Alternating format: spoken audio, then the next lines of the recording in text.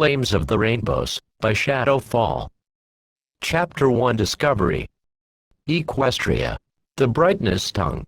They had already come from a rather bright place, but traveling through that portal had given them a momentary blackout.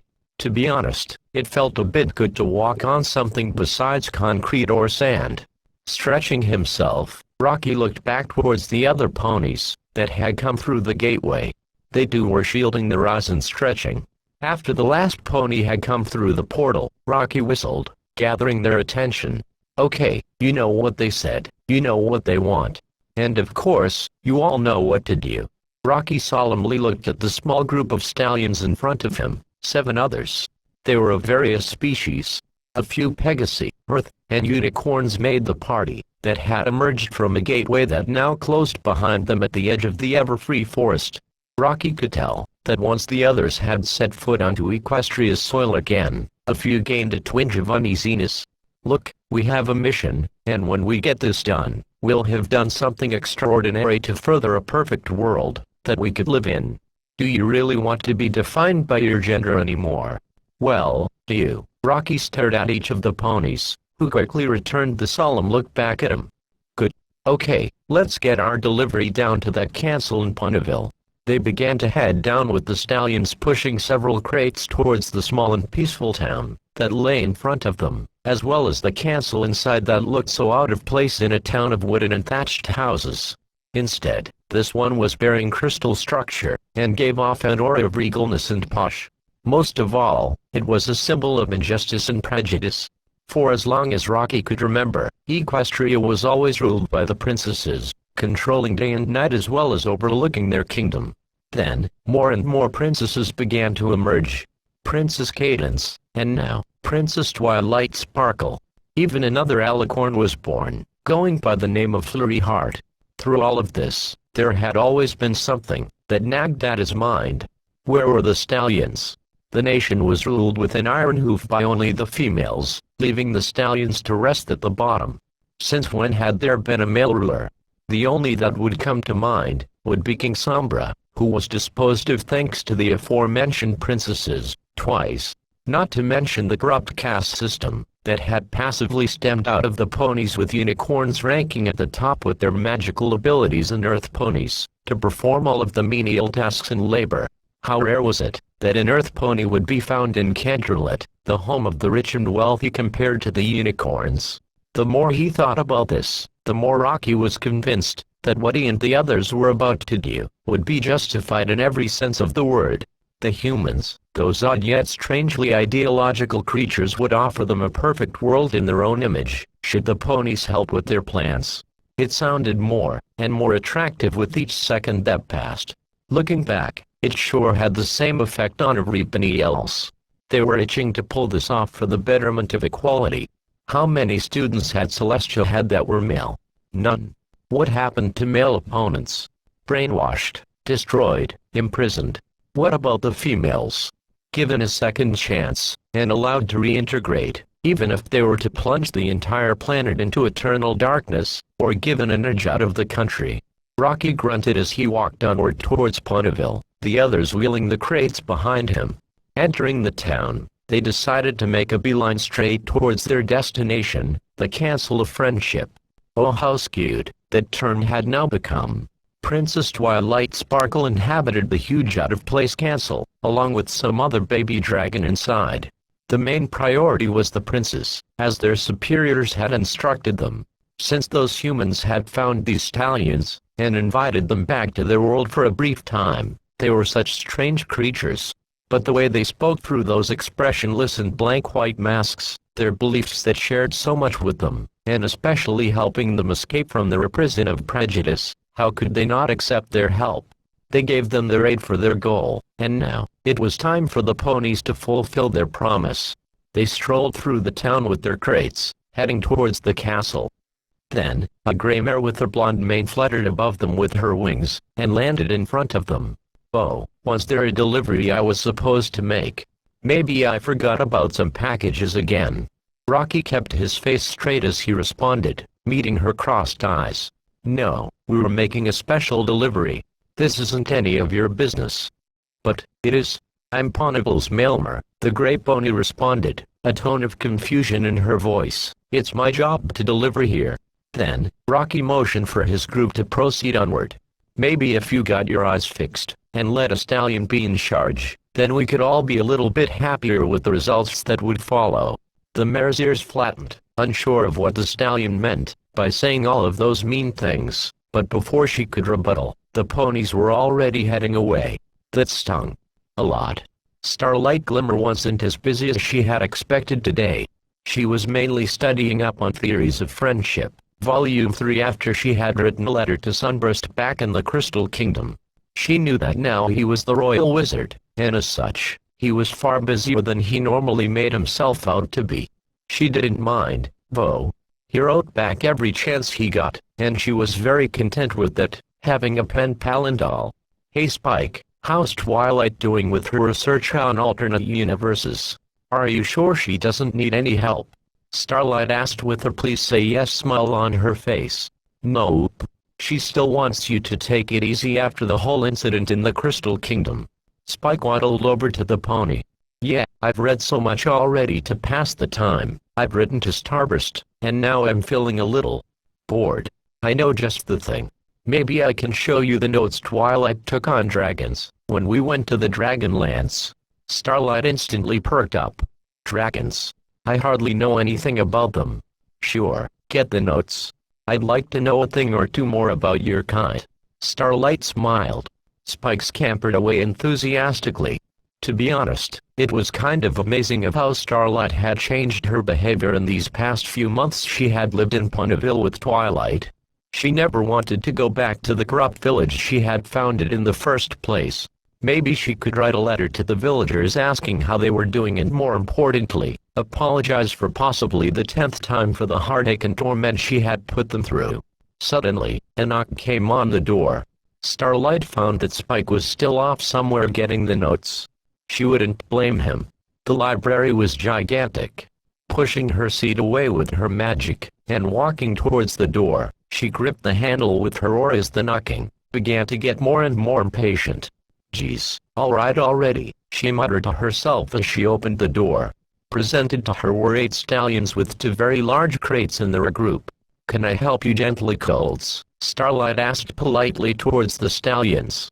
Packages for Twilight Sparkle. We need to wheel these in. The lead stallion spoke. I don't recall Twilight ordering any. What are they? Twilight Sparkle isn't here. The stallion suddenly narrowed his eyes slightly at the mare in front of him. Where is she? Starlight Glimmer got a tiny sense of hostility from the stallion, but she pushed it aside. She's busy at the moment. If it isn't too much trouble, I'll ask her what she ordered. The stallion suddenly started to wheel the crates inside. We got to get these inside, and have Twilight Sparkle sign them off. It's some frozen goods. Starlight stepped to the side. What kind of frozen goods?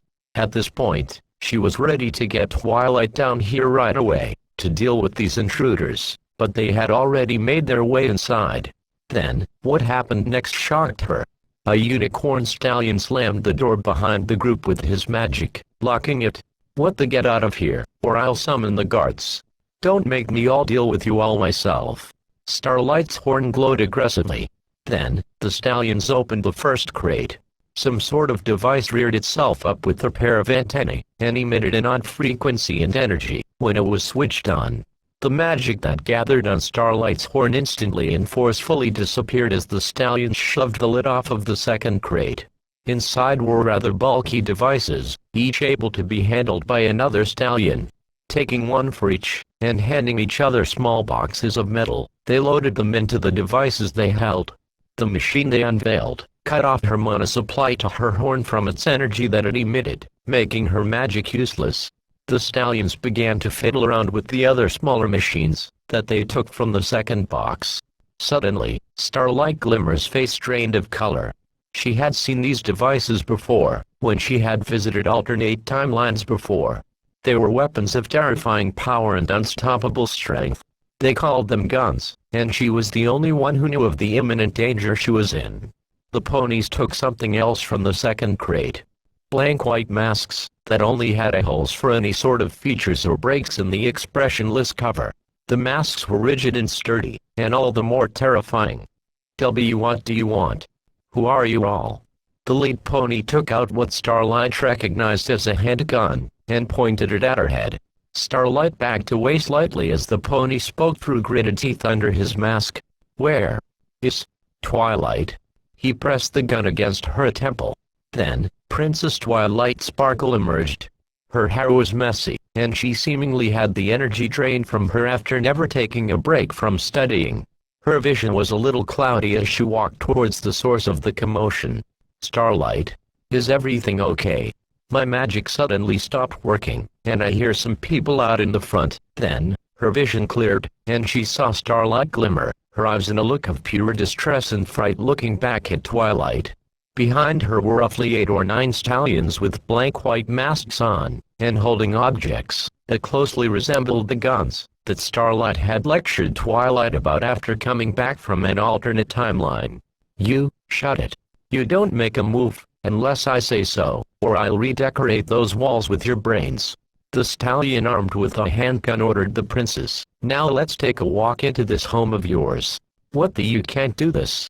Do you have any idea how much trouble you will?" "Move it." The pony smashed the pistol against her head, sending a shock of throbbing pain into her temple.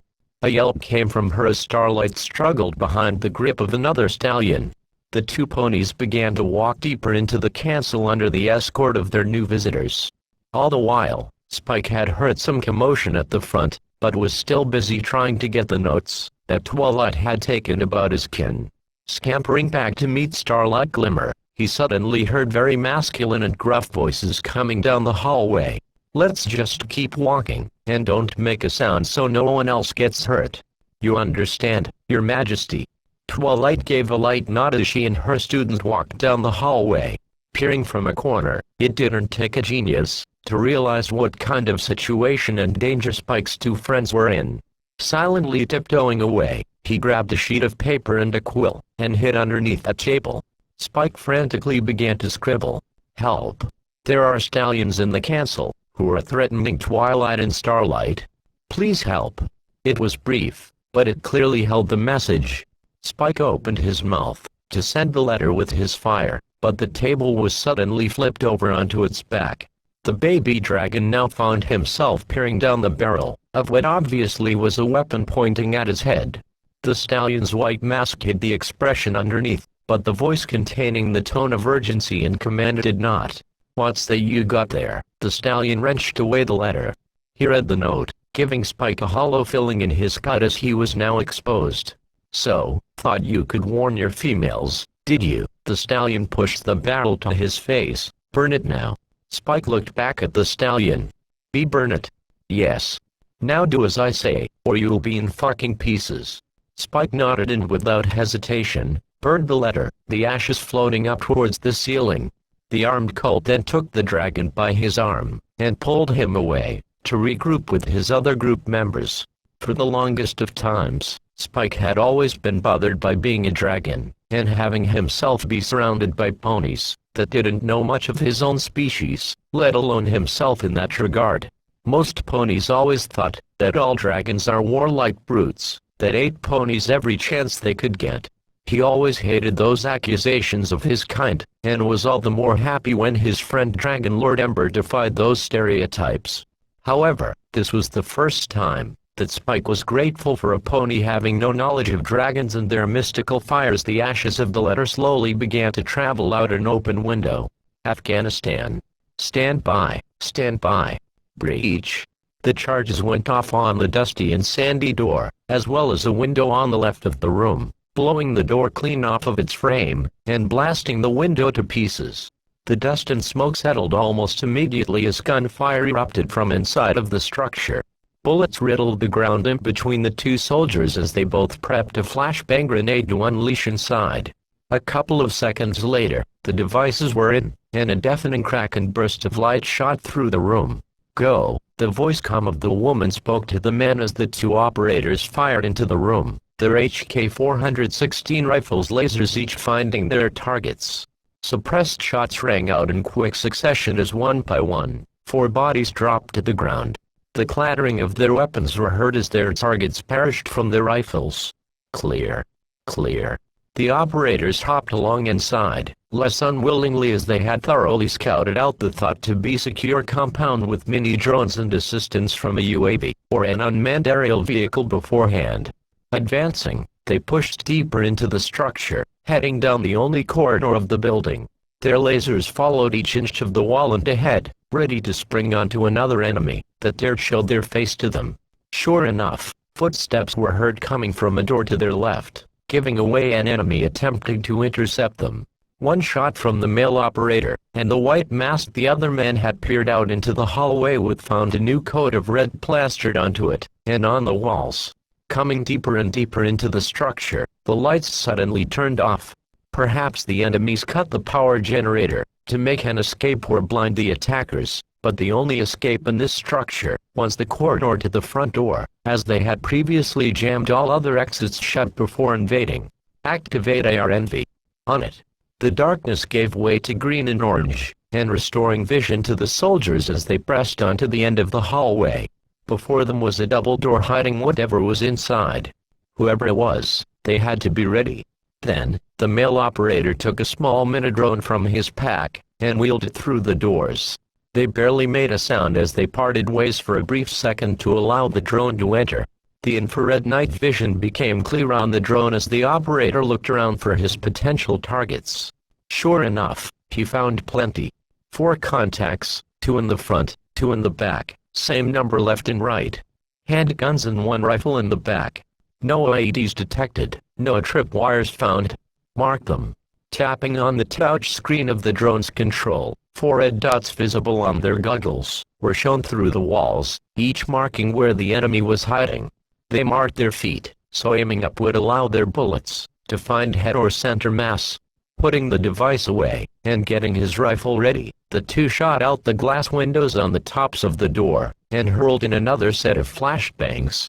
Once again, gunfire riddled the metal doors. The rifle bullets created bulges on the other side. Other rounds went through the windows and found themselves splattering against the walls behind them. Then, the gunfire stopped, and a click was heard on the other side. Following, deafening blasts of disorienting light and sound emanated from the room. Breach and clear. Kicking the doors open, the operators took to on their respective sides, filling each of their enemies with 2 shots to the chest cavity. In almost less than a second, 4 men wearing apparel more suited to a laboratory environment were laying on the ground, pools of blood expanding beneath them. Their masks hid whatever expression they had before their deaths. Clear. Clear. At that point, the female activated her encrypted communications link. "This is Valkyrie Rainbow. Building is secure," the woman spoke through her communications device. "Valkyrie, this is Thatcher." "Acknowledged. What's the situation over there?" The British accent filled the earpiece. 8 white masks dead, 4 look like scientists of some sort. "We're restoring power now," Valkyrie responded. "Got it, yet Blackbird." "Almost." The other operator grunted as he pulled the switch down to reactivate the generator, getting the lights back on. "Attaboy." One by one, the lights flickered on. Nothing seemed out of the ordinary besides the weapons laying around all over the place. L-85 rifles lined up against the walls, as well as various pistols and packaged grenades.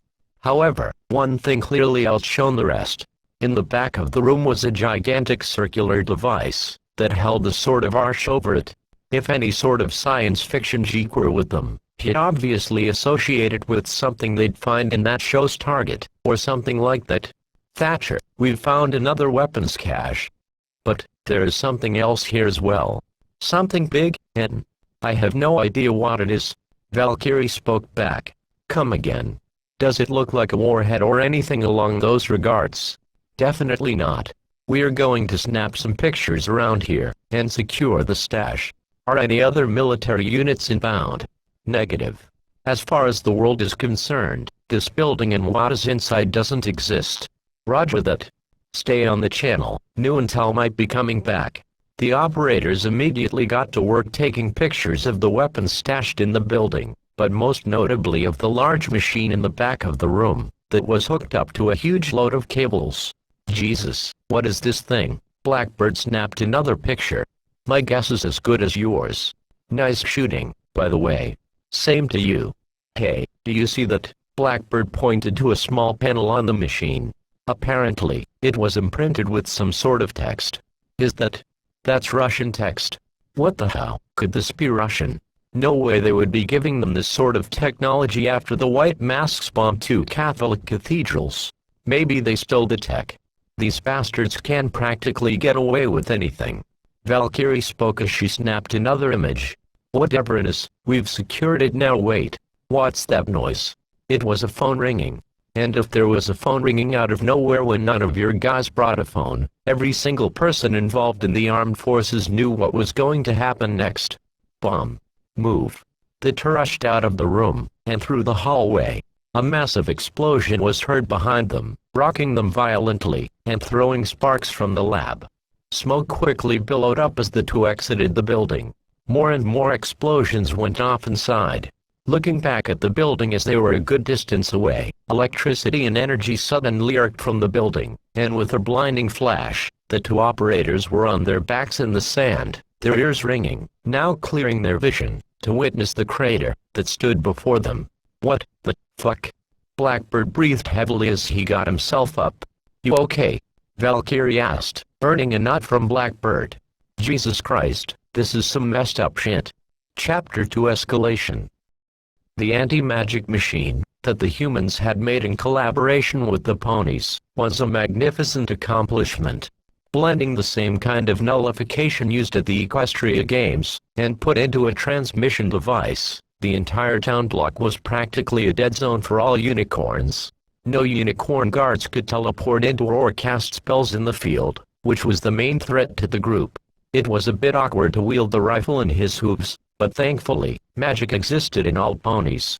One such magic that was shared by all of the species was to grab and manipulate objects such as levers and wine glasses, something that a fingerless species had no chance of doing otherwise.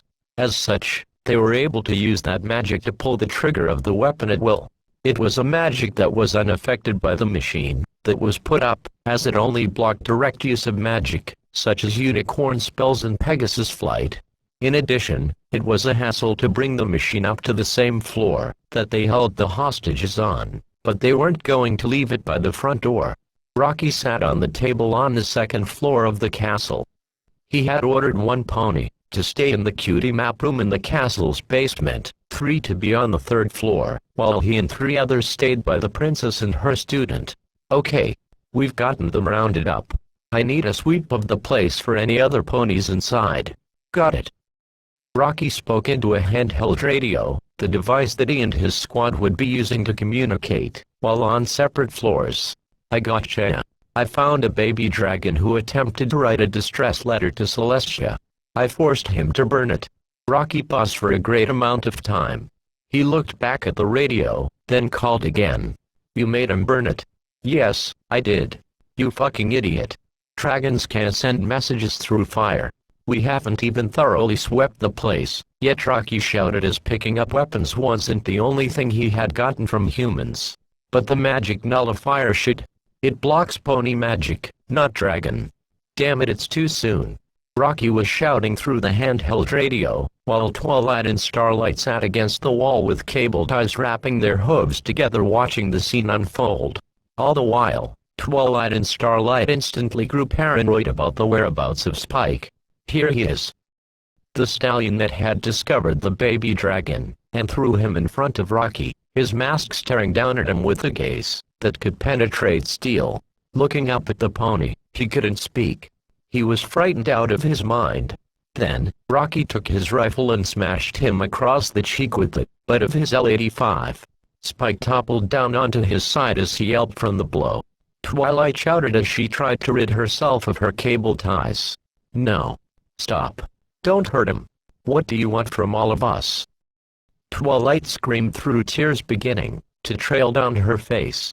Shut the hell up. Do you want me to tie a rope around his neck and hang him from the window? He shouted furiously as Spike crawled back over to Twilight and Starlight, a gigantic bruise on his face. Look here, I'm going to make everything here simple and clear for you, princess.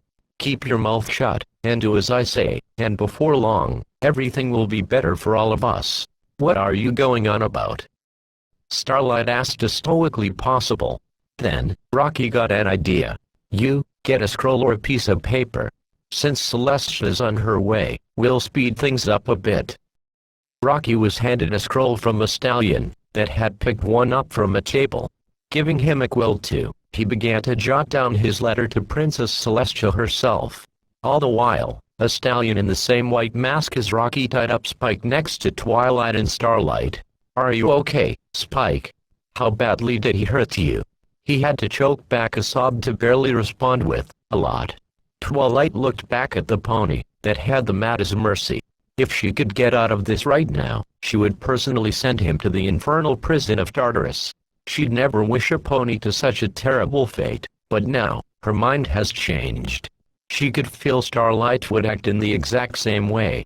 Rocky had finished his letter, after taking a great amount of time on it. Done. Then, he walked up to Spike, and angled the note in front of him. You know exactly what I want. Spike looked back at Twilight, who nodded reluctantly. If you try to burn any of us, my backquote friends on the other floors will march right up here, and slaughter you all, as well as the rest of Ponyville. And you'd better believe we have the firepower to do that. Okay. Spike sniffled and opened his mouth. A quick flame ignited out, and caught the letter ablaze. Dropping it, Rocky let the letter burn up, and watched as the ashes sailed outside. Now, gently cults, we wait. Celestia had received the first letter. She was used to Spike's handwriting, which was incredibly neat for such a young fellow like him. However, aside from the contents of the note that she got, the writing was frantic. It had Spike's strokes to it, but they were longer and more messy, as if he had written in a hurry and in distress. Not to mention, stallions threatening Twilight and Starlight. Your Highness, we're on standby. A guard saluted to Celestia, his spear at his side. The Princess of the Sun looked over to him and nodded. Await my orders. We still need to know the whole situation that's unfolding right now. I can feel an zone of magic surrounding the castle. Maybe they forced Twilight to cast a spell. I can get a squad in there, and get the princess and all other subjects out. Celestia looked over by the castle. Have all of the citizens of Ponyville been evacuated? Yet the princess asked the guard. Yes, your highness. The town is clear. She looked back towards Twilight's home.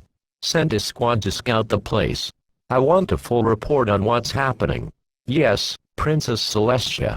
Then, the guard took several others down towards the castle. Celestia didn't know too much of what this whole situation was presenting to Twilight, Starlight, and Spike. It must be terrifying to be held at knife point. However, she had faith in her guards to handle the situation.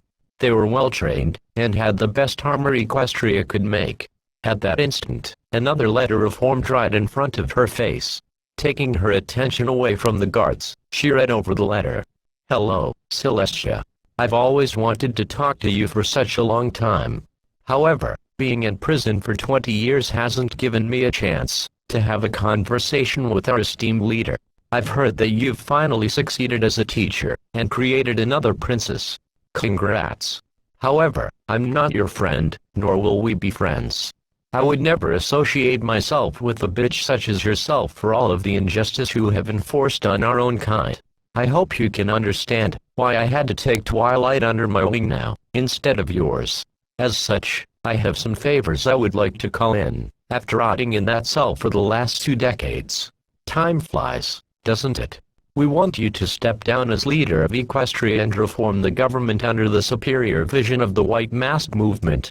In addition, we wish for a number of stallions to be released from prisons all across Equestria. Another thing we want is transportation to the Everfree Forest in 4, that area to be declared a null zone for your nation. No other pony, except those we say, may come near this forest. We will give you 2 days to meet these demands, or the prisoners we've taken will be executed. After that, we will head out from the castle, take our weapons, and slaughter every single pony that doesn't follow our lead. Stallion, or especially mare, if they don't follow us, they will die. We have weapons the likes that you could never imagine. We know that immortality prevents death from age, but not forced death. Such is how the great dictator Sombra had met his end. Time is ticking. Love, Rocky Quarry. She grew increasingly panicked as she kept reading through the letter. Her breathing actually accelerated from viewing their demands and what they would do. Surely no pony could ever expect such demands to be fulfilled. The claim of these weapons, that could slaughter everything they say, it couldn't exist. Could it? Physically speaking, the crossbow has just been developed, which was the most advanced weapon they had right now. It would be impossible for them to have something that could kill so many like they spoke of. Princess Celestia began to remember when Twilight was still the eager and learning unicorn she was, writing to her every week on what she had learned about friendship. She read and kept every letter she had received. Even now, she had grown up into the responsible and kind-hearted princess she deserved to be, and worked so hard towards. All of that could have been gone in an instant now. Celestia gritted her teeth towards the castle. She had never had blood on her hooves in over 1,000 years, and she was most certainly not going to start with Twilight Sparkle, her new student Starlight Glimmer, and her ever-so-faithful assistant, Spike. The guard squad was on their way to scout the area, hopefully to give her insight on what's truly going on outside. The null magic zone that had been created was deeply troubling, but that meant ponies inside couldn't use magic as well.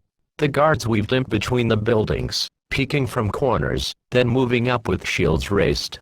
Up, up, up. Move, the squad leader silently told his 6 other squadmates, pressing towards the eerily silent castle of friendship. Waiting around was tedious, but it was the nature of these scenarios that the white masked ponies had created for the princess. Twilight and Starlight had remained silent for a very long time, and Spike's stomach growled. Obviously, Celestia would offer food to them, in order to ease some of their demands. Rocky wasn't feeling generous at all. She would give them food to extend their time. He wasn't leaving here without a single demand tended to. If not, then she knew exactly what he and his ponies would do. Then, a stallion leaning by a window gave Rocky an alert. Hey, we have some guards coming towards us.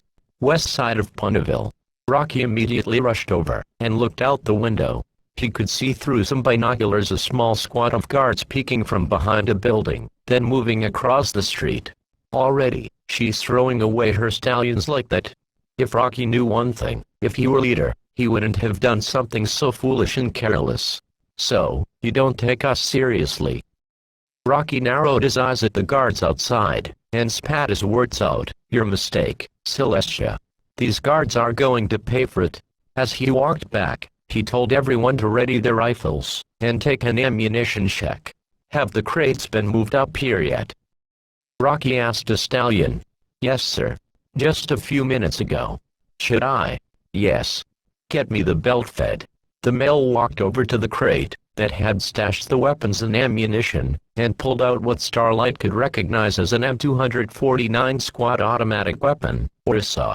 She knew about the terror these kinds of weapons held, spewing out a seemingly never-ending stream of lead, as long as the trigger was pulled. Her eyes widened greatly, and Twilight began to scream. No. Don't. Please. Stop. Rocky ignored every word Twilight had said as 2 stallions got next to a window, and Rocky loaded up the machine gun with armor-piercing incendiary ammunition. The guards were beginning to move across the street, shields raised. They had no idea of the death that was lurking over them. Then, Rocky threw the shutters open, as did his 2 other stallions. Right as they did so, the guards noticed, and he could hear one shout, "Hey!" A window just opened. The stallions lined up the front sights with the back sights, placed both over the group, and opened fire. The rifles opened up first, blasting out round after round, peppering the guards with a volley of slicing and impacting death. The guards' shields could only stop 1 or 2 before the rest found themselves going through, and smashing through their much weaker armor. One by one, guards dropped like rock on the streets of Ponyville. Dust scattered around them as the rifles' magazines were quickly emptied into them. They screamed in chaos and agony as their bodies were torn apart from the attack.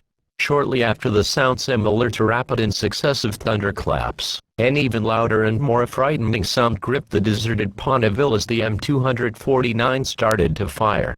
Rocky easily handled the weapon with his naturally built strength, pumping 5.56mm API bullets into the guards down below. Tiny explosions with their shields caving, and were seen as the rounds tore straight through them, ignited, and blasted through their bodies. Bullet shells clattered to the floor as the hail of gunfire kept on going. Twilight at this point was screaming, and in tears as the guards down below met their demise. Celestia could hear the sounds coming from Ponyville. She had never listened to something so terrifying and ominous before. The only guard left alive was the squad leader. He laid still in the ground, playing dead as Rocky washed bullets over the bodies, ensuring that they were truly dead and that anybody else that came would receive the message. Looking to his left and right, the petrified eyes and face of the guards stared back at him, blood pouring from their mouth and nose. The machine gun had run dry. A pile of shells had formed up on the ground next to Rocky. There. You think we were a fucking joke? I'd gladly do the same to you, Celestia. Rocky spoke coldly through his mask. Get some tape around the hostages' mouths. The screaming is more grating than the gunfire. When the stallions broke away from the windows, the squad leader got up and made a break for it. Hiding behind a building and getting out of the null zone, he teleported straight out. Celestia now felt something that she hadn't felt in a very long time. Hopelessness. The former GSG-9, now an operator on Rainbow Team, slung his ballistic shield onto his back and took a hold of the hostage's hand. You're going to be okay. Stay behind me and move with me. The woman nodded through all of her fear and fright that had ensued beforehand. Let's go. Stay behind. She looked over towards the children's room, finally seeing for the first time the state that it had become. Bullet holes and scorch marks of explosions had riddled across the once cozy room, with no other signs of life. Come on. Stay calm, Blitz reassured to the hostage he was now escorting to safety. All the while, he felt so vulnerable. His shield was now on his back as he needed to guide the woman to safety with a free hand. The other hand held his P-12 handgun to defend himself and the hostage. Down the stairs. We'll be out in no time. Okay. The woman nodded quickly as the two slowly came down the stairs. On the steps was another man laying across the floor. He was dressed in black gear in contrast to Blitz's gray armor and jeans. The gas mask the body wore hid what face it had before its death. Plastered onto its shoulder was sass. Down the steps, another body was leaned over the wall that faced the end of the stairs. A ballistic shield similar to Blitz's was draped over the corpse. Clearly printed on his armor was Jin. He was seemingly burned and blasted to a crisp. His FASA mask was blackened, and his armor had smoking gashes in them. Let's keep going. We're almost out. The little laser on Blitz's pistol traced around him as he watched for any sort of movement that could be pursuing him. Then, he saw it. Peeking from a corner from the kitchen that was to their right was the unmistakable green camouflage uniform of the Spetsnaz soldier aiming his VSN submachine gun directly at Blitz. The German lifted his pistol to stop the Russians intent on reclaiming the hostage. Bang! Smoke shot from the opposing gun as Blitz pulled the trigger on his. However, his gun failed to operate. Only a click was heard as the bullet supposed to be inside failed to fire. Then, the woman disappeared. The house's painted walls formed back into plain plywood and plastic. The bodies that were on the stairs and wall groaned as they got up, stretched, and looked over towards Blitz and Kapkan, their guns still aiming for each other. Simulation ended. Attackers neutralized. Blitz lowered his pistol and placed it back into his holster. The Russian walked over, his SMG on his chest held with one hand. If that wasn't me, but a white mask, you would be dead. Kapkan's self-sustained realist fuse reflected in his tone of voice. The hooded and mouth-covered former Spetsnaz talked down the GSG-9. Blitz only stared back, and gave a little smile underneath his balaclava, that was partially hidden by his helmet. Well, I'm glad it wasn't, then. That was a nice shot. Blitz replied back, his jovial attitude directly countering Kapkan's serious one. Indeed it was. Montaigne put his own shield on his back as he got up from the wall. Is it me, or have your traps become a lot more subtle now? Sure. Go along with his traps. If you would have let me detonated mine before the German here shot me, you both would have been done for. Smoke. The ex-SAS sounded frustrated at not getting to let his part of the plan go off. Thank God it's a simulation. I would hate to be on the receiving end of that gas. Blitz nodded to Smoke, who began to walk away. Good work everyone. Very well done. Another voice came out from the other side of the massive enclosed room they were in that hosted the simulated combat environment. Approaching them was another man in the black SAS gear similar to what Smoke wore, except that his gas mask was off, revealing the decently aged man underneath. It's apparent that the simulation still has some kinks to iron out, but for now, good retrieval of hostage. Blitz, you didn't even hesitate when Montage was scripted to go down alongside you. Thank you, sir. Blitz replied to Thatcher, one of Rainbow Team's newest leaders, but Capkin got me while I was escorting the hostage. It wasn't good enough. Heh, not exactly. Thatcher gave a chuckle as he held up a tablet showing the replay. To Capkin's disbelief and Blitz's frustration, Capkin actually ended up shooting Blitz in his earmuff protection instead of his actual head, but the simulation still scored it as a headshot. What? That's bullshit. I would have gotten you in your actual head. Blitz looked back at Capkin. Damn. Oh well. That's a bummer. Capkin sighed watching the replay. He walked away, after storing his weapon, and passed by Ash, former American FBI SWAT in the hallway. So, took down the mighty Blitz, the woman asked as she walked past, or did you give him deafness in one ear? She chuckled as Capkin went past her. Americans. Coming back to his quarters, he could see his comrades inside doing their various hobbies. Tachanka was sitting in a corner polishing a classic Mosin Nagant rifle extremely carefully. Glaz was painting on a small mounted easel, and Fuse was currently making adjustments to his cluster charge insertion device with the screwdriver. Well, I got Blitz in the earmuff. First time I've seen him throw a fit about something. Capkin sat down on his bunk. Simulation counted it. Fuse asked, looking over. It did. Hey, technology is overrated. I remember when paintballs were the deciding factor in direct training, not some stupid computer. Tachanka was still polishing his rifle. Capkin smiled a tiny bit. I heard there's a little package of vodka coming in for us. Fuse grunted. I swear if it's generic shit aga. A Nam's Longshore. Tachanka placed the rifle against the wall. About time we got something different.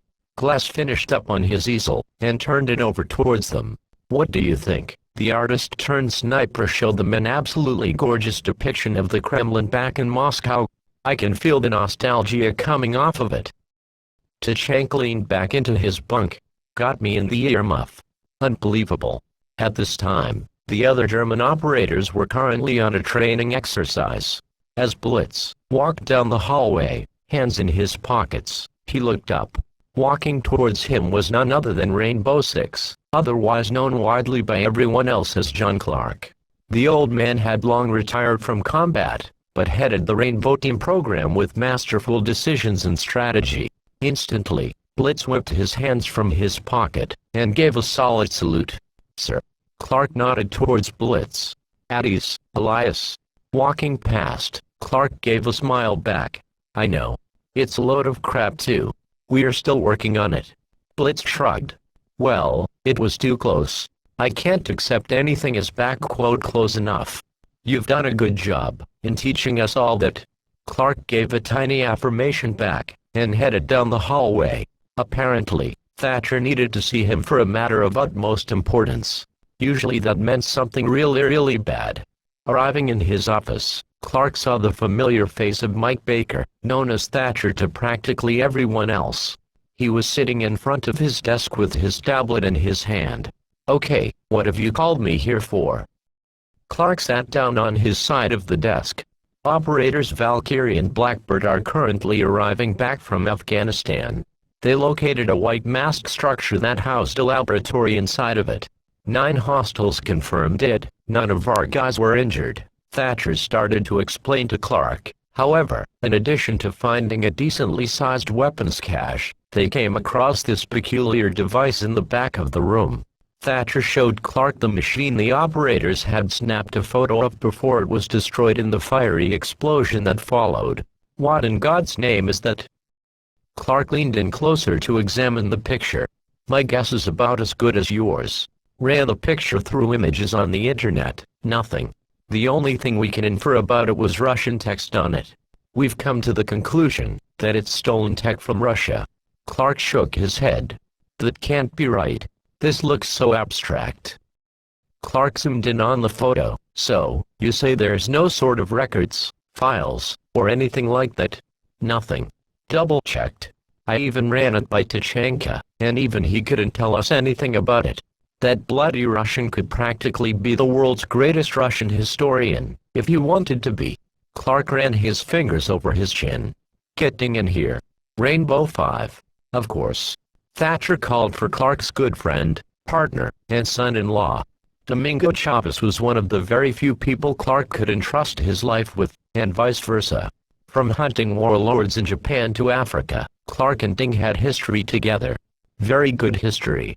When eco-terrorists posing behind the biotechnology company Horizon Corporation were to distribute a super virus that would wipe out 99.9% of humanity, they had stuck together with the original Rainbow team.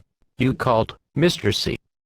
Ding sat down next to Thatcher. So, this is about that machine those operators found in Afghanistan. You're on point.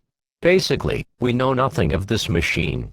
Knowing that it was in the White Mask's possession, it can't be good news for anyone in this world. Clark spoke to his friend. Amen to that, Thatcher responded.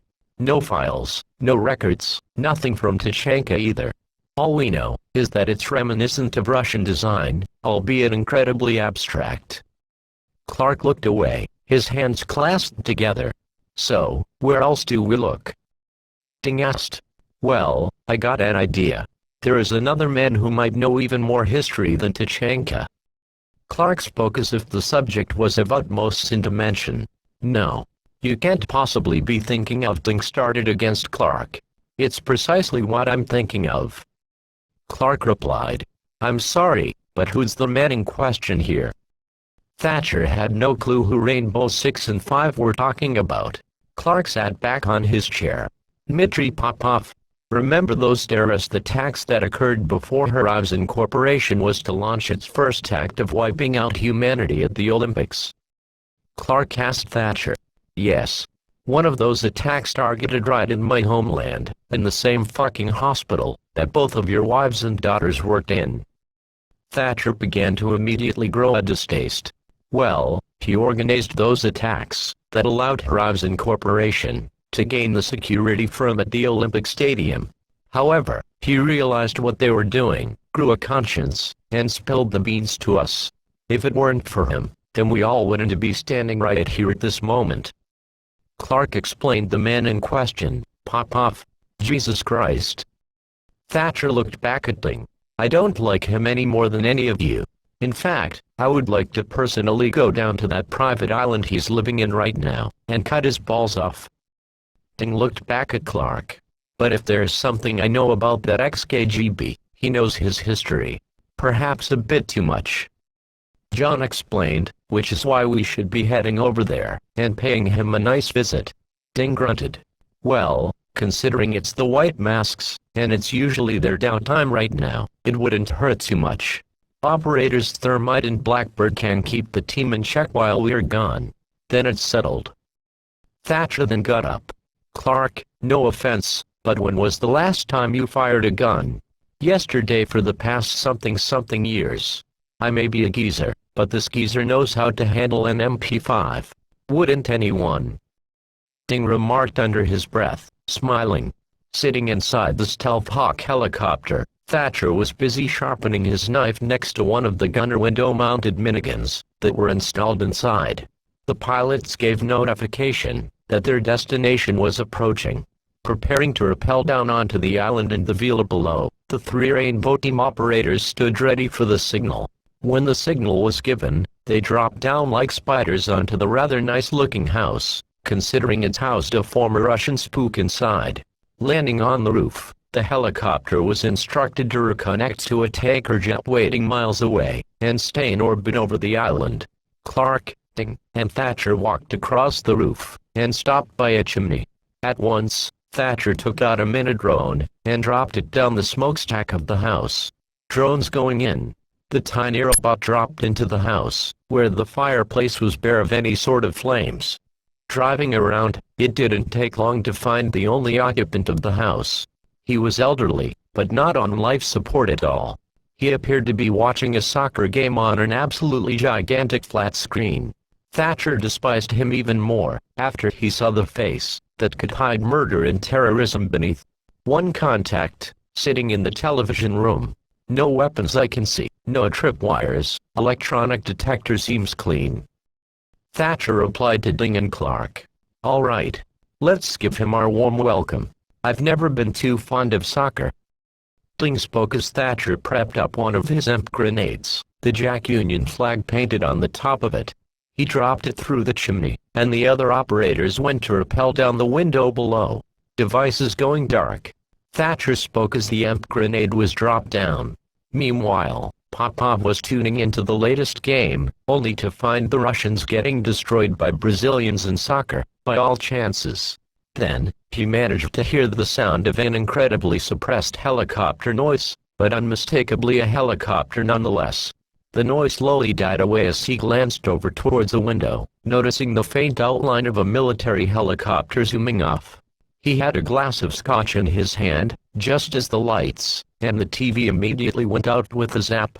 Afterwards, he could see two little lasers come over his chest with two men dressed in black hanging out of the window. Sighing, and remembering that his Makarov handgun was in the drawer under his feet on the table he had them on, he looked at the two men in black and spoke out loud. You left the safety on. Then, the soldiers moved in, parting the window sliding glass door. Their guns were still trained on him, as one of them spoke up. We need to have a conversation, Popov. Then, the Russian spook looked closely into the eyes that penetrated from the headgear. Clark, is that you? My God, you haven't aged well. Shut it, we still remember what you tried to do with our wives and daughter at the hands of the IRA. Ding spat back at him. At that moment, Thatcher came in through the open sliding glass door. Okay, Popov, let's get right down to business. Thatcher took the tablet from his case and gave it to Popov, the screen illuminating them in the darkness. We need to know what this is. Popov took the tablet from Thatcher and put on a pair of reading glasses to get a better look at the picture. Almost all at once, Clark noticed Popov's eyes widen at the image. His hands began to grow shaky at the tablet. His breathing began to accelerate. His whole body began to shake in some way as Ding placed his hand on his chest. Holy shit. I think he's having a seizure. Then, Popov threw open the drawer underneath him with his foot and pulled his Makarov out. He aimed it straight at his own head, his eyes as wide as dinner plates. Why, you can't know. This secret will die with me. Don't take another step. Popov has suddenly gone from a cold, calculative, and arrogant person from a man who seemingly wanted to commit suicide from PTSD. The fuck, Popov? Calm down. Put the gun down, slowly. Okay. We discovered this machine at a White Mask compound, and we need to know what you can give us. Please. Calm down. Clark placed his own MP5 down as he spoke more and more calmly to the frightened man before them. He then told Thatcher and Ding to do the same, and they did so reluctantly. Both Ding and Thatcher had their hand over their handguns in case this went more south than it did. Popov. Calm down. Easy, easy. Clark slowly backed away from him. Then, Popov trained the gun on the three other men that were in front of him. You cannot know. No one should know. Know what? Popov, listen to us. The White Masks have this machine. If it's something worth killing yourself over, you have to tell us instead. Clark kept his voice calm as sweat beaded on Popov's forehead. Just keep it easy. Lower the gun and put it on the table. That's going to be step one. The Russian's eyes darted back and forth in between the three as he began to lower the gun from his temple and slowly placed it on the table in front. Okay, are we okay now? Clark asked Popov. He was still breathing heavily, but was making the effort to calm himself down. Popov breathed heavily and slowly as he put his hand on his chest, feeling his heart, that had been weakened from age, slowly rest itself down to stability. Looking back up at the three counter-terrorists in front of him, he placed his hand back onto his leg, then glanced back at them. "I'll get you all some drinks.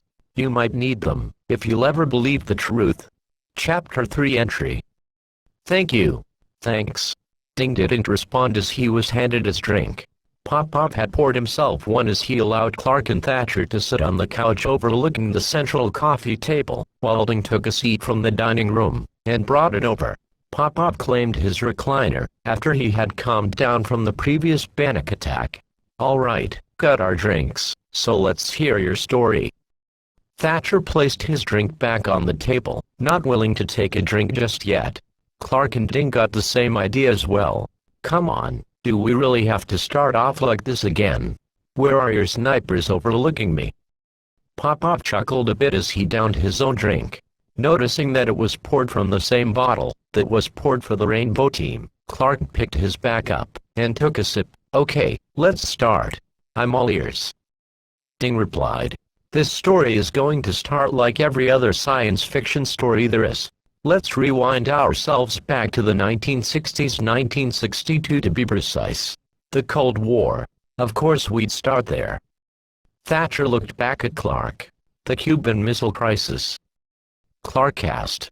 Pop-Pop nodded. "That's right. So, you all know the story. We got our weapons pointed at you, and let's face it, we had our fingers on the trigger at that point. However, we were one step ahead of the United States in regards to nuclear retaliation." Thatcher and Clark took another sip, while Ding still sat back, watching Pop-Pop carefully. I recommend that you start to drink up, because it's going to become crazy." Pop-Pop pointed towards Ding, who still wouldn't take a drink. "Okay, have any of you read any books, or seen a movie about gateways to other places? Like portals? Oh, get the fuck out of here." Ding smiled and shook his head. "You cannot possibly get me to believe that this machine is some sort of teleportation device." Ding ended up saying the last part with air quotes as he for once took his drink, and downed a decent amount of this. "You're right. I do need this. It's not a teleportation device. It's a gateway. And the motherland found a way to make it happen." Pop-Pop explained again. Clark took another sip, finding the whole story to be just as unbelievable. "So, during the Cuban Missile Crisis, the leaders of Russia, like Khrushchev using a team of the best scientists he could find, had just finished with this gateway to an alternate plane of existence in case, if Earth were to be plunged into a nuclear war. The plan was that, if we fired our nuclear weapons at America, before they could fire back, all of the leaders were to go through the gateway to a selected alternate world and inhabit it, starting an Adam and Eve project to populate it." Pop-Pop continued, the story feeling more and more like science fiction the more it went. "Come on, this was during the Cold War. How on earth could Russia of all nations create something like this?" Thatcher commented. "I can't tell you, but I always figured this sort of experiment took place straight after the Second World War had ended. Roughly 20 years later, they finally nailed it down." Pop-Pop went on. "You sure know a lot about this. How come there was no other mention of this sort of project or any documents regarding this?" Clark asked, skeptically. "The reason why there isn't any record was because of what would happen shortly afterwards, when we began to experiment. As for me knowing about this whole program..." Pop-Pop placed his hand on his temple, squeezed it a bit, then looked back up. "That was because as a teenager, I was one of the test subjects, when they began to look into other worlds. Get out of here." Ding shook his head, dumbfounded. "You have to believe me. This is the truth. The only reason the project was shut down was because the worlds we first saw were hideous and terrifying. Horrible things. Horrible, horrible things. One world, something came out and killed 4 scientists before we killed that monster. It was literally a wolf made of solid tree bark. When we killed that thing, we burned it as soon as we could. That's how I got these." Pop-Pop rolled back a sleeve to reveal a set of 4 claw marks that had scared on his arm. "That could have been a normal wolf. God knows how much of those you have in Russia." Ding replied, still not convinced. "Damn it. If the white masks have this technology, then the entire world could be in jeopardy. Just think of all of the things they could bring back here. Diseases, monsters, maybe even more advanced weapons. Let's not forget that wherever they are searching for that perfect world. They know what we were trying to do, and they won't stop until they have another place to spread their idea of a civilization. Maybe they have found it already.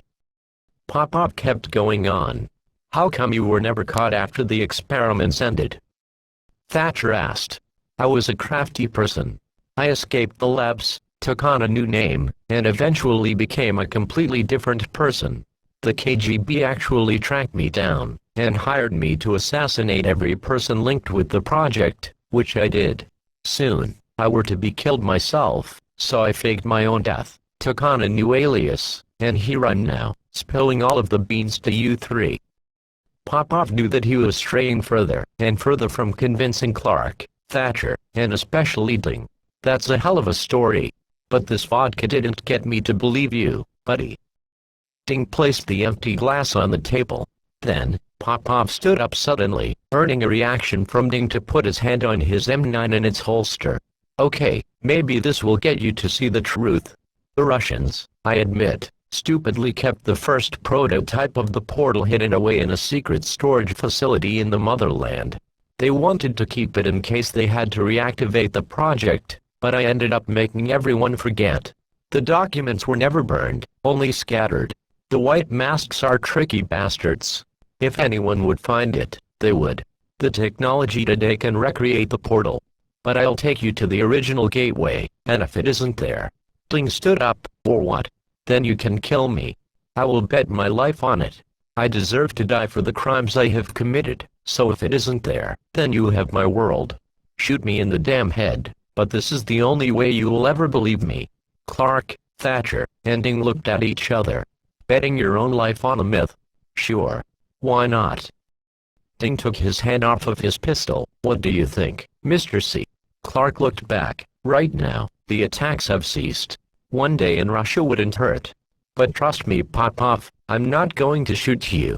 Instead, you'll expose yourself as the terrorist you are. Deal? Deal. Clark didn't expect Popov to quickly take him up on his offer, knowing that it would probably deface his country even more. Have Rainbow Team on standby. We are going to need the readiness of all available operators. If things escalate any higher, Clark instructed Thatcher.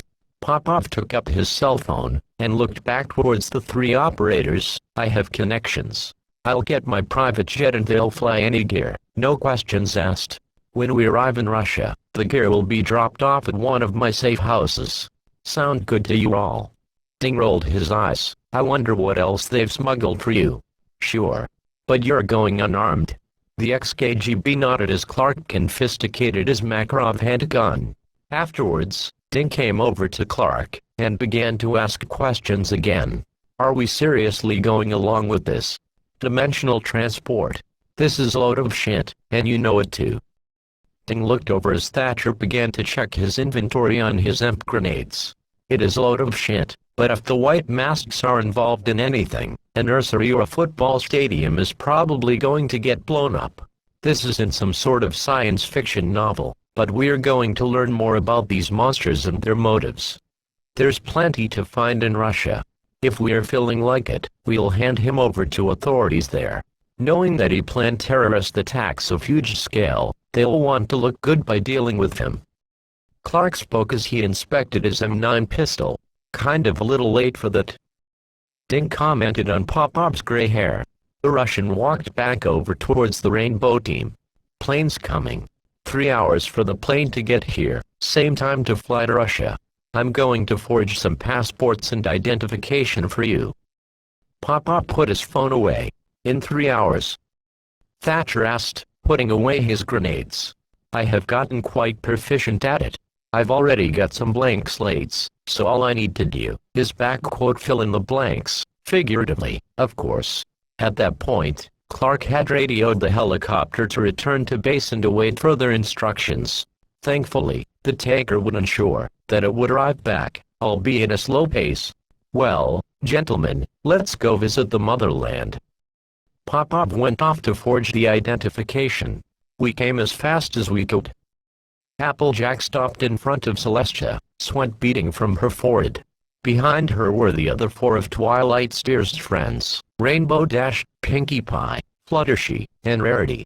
They all couldn't believe the news, just as Ponyville had been forced to evacuate its citizens by order of Celestia, and they grew increasingly concerned as Twilight was nowhere to be found in all of the hysteria. "I'm so sorry to all of you." Celestia looked down at the ground, unsure of how to tell Twilight's companions about her fate and the hooves of these stallions.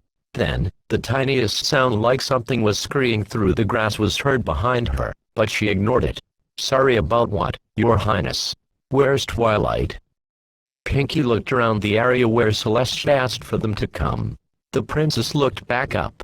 "She's back in the castle, and she's currently being detained by stallions with weapons."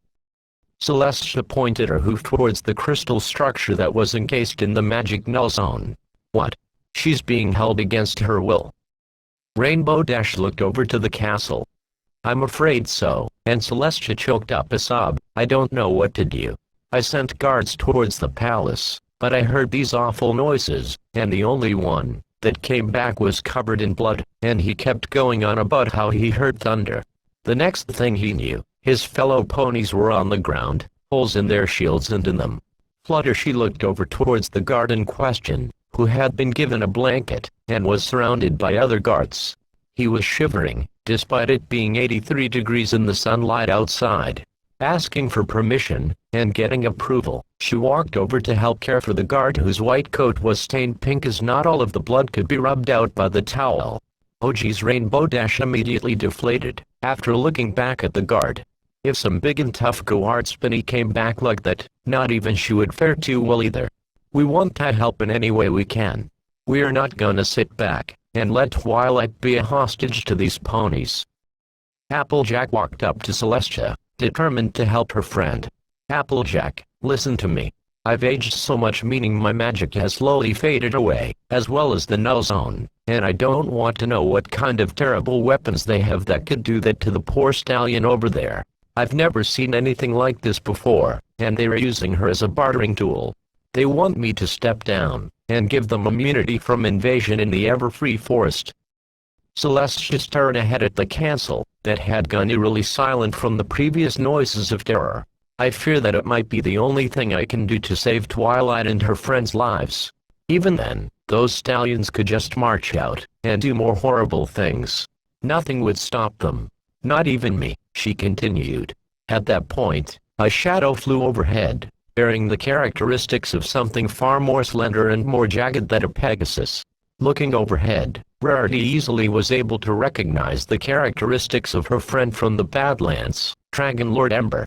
"Prince Dragon Lord Ember, what are you doing here?" the unicorn questioned as the blue dragoness landed down. "Celestia asked for me to come. She told me that Spike and Twilight Sparkle were in trouble. She explained what she knew to me in a letter and I had to come. I couldn't believe a single word, but I still had to be there." The Dragon Lord nodded back towards the castle. "Spike must be scared out of his mind right now." Placing her hoof on her shoulder, Celestia spoke up again. "I need you to send letters into the castle to communicate with the stallions." Ember nodded. Right. I'll get to work."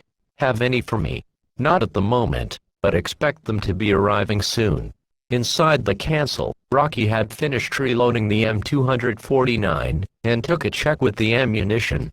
Taking his personal handheld radio, he gave it a check. "Testing of Reapany's radio clear."